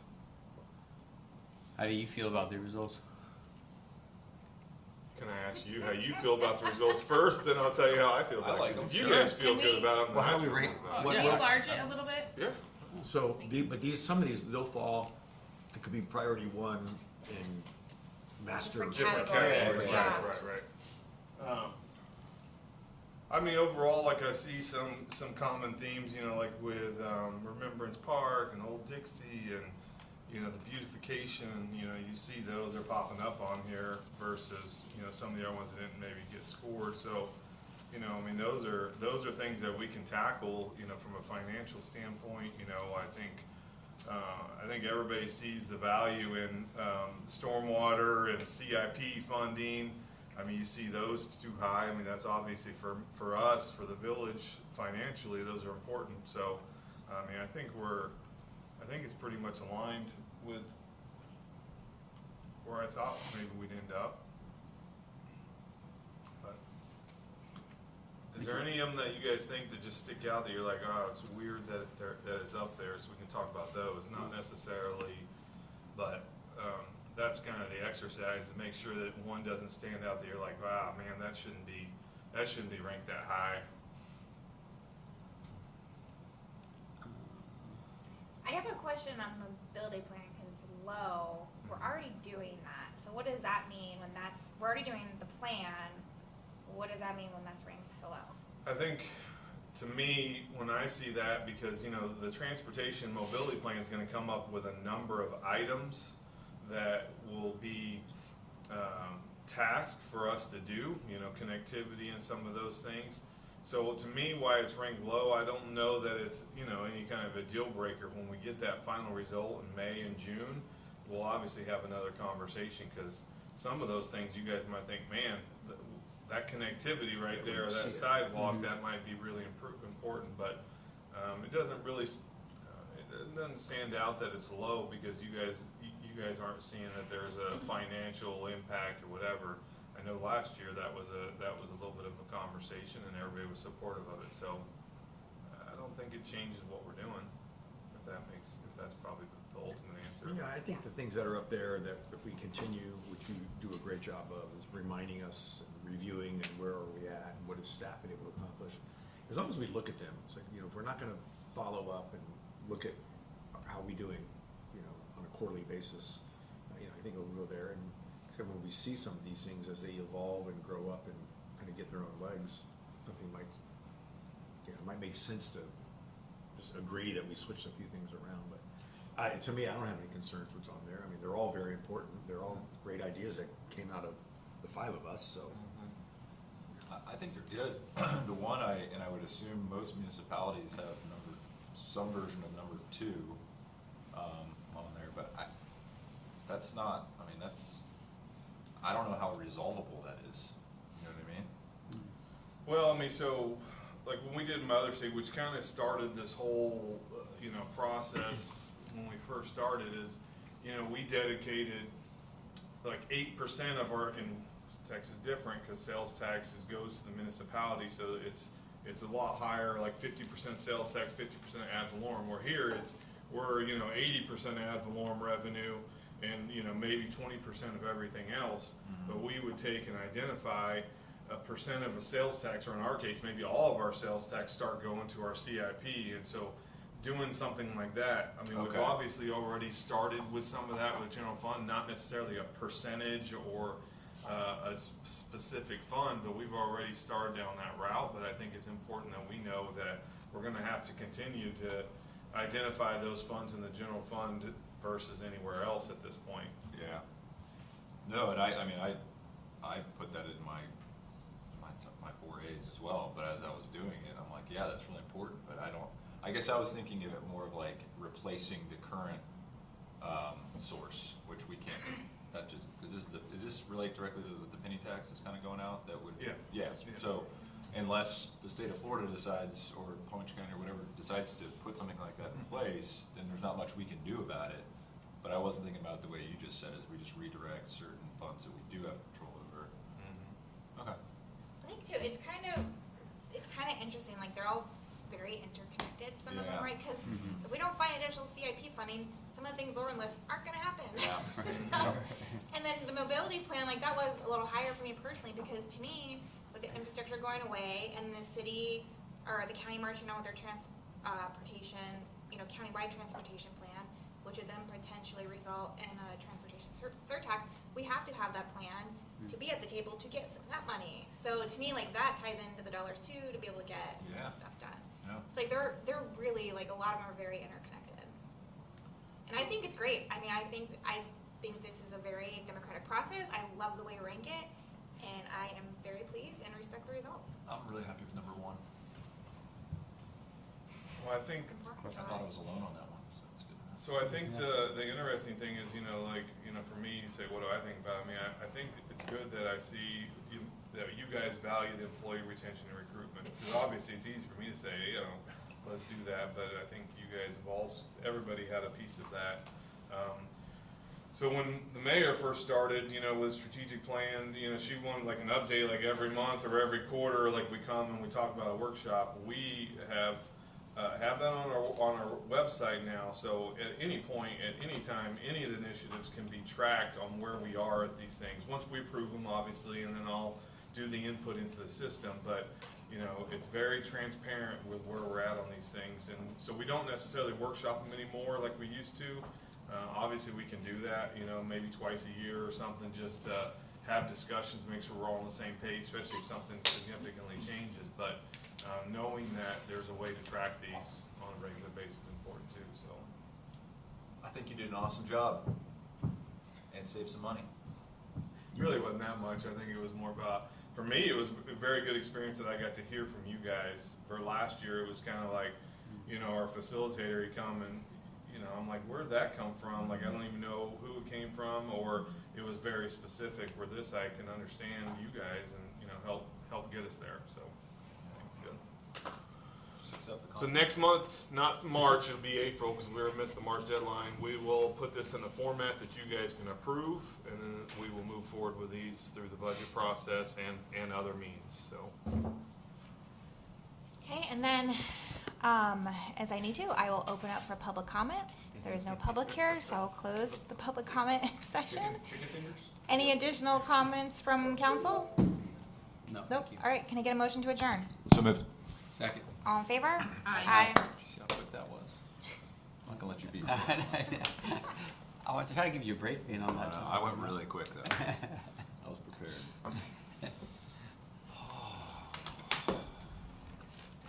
Thank you guys. That's a really interesting educational process. I think, yeah, really phenomenal. I think you were here last time. You were I was there. an audience. weren't you? Yeah. Public. Yeah. And I did it by phone because I had colleagues where I could not go. I had a That's work right, event. you had a last Oh, it event. was terrible. Calling in from the airport. I'm outside. Planes are flying all over the place. I couldn't hear it. Trying to remember what I wanted to do. And these, just so you guys know, these are all public documents. I think some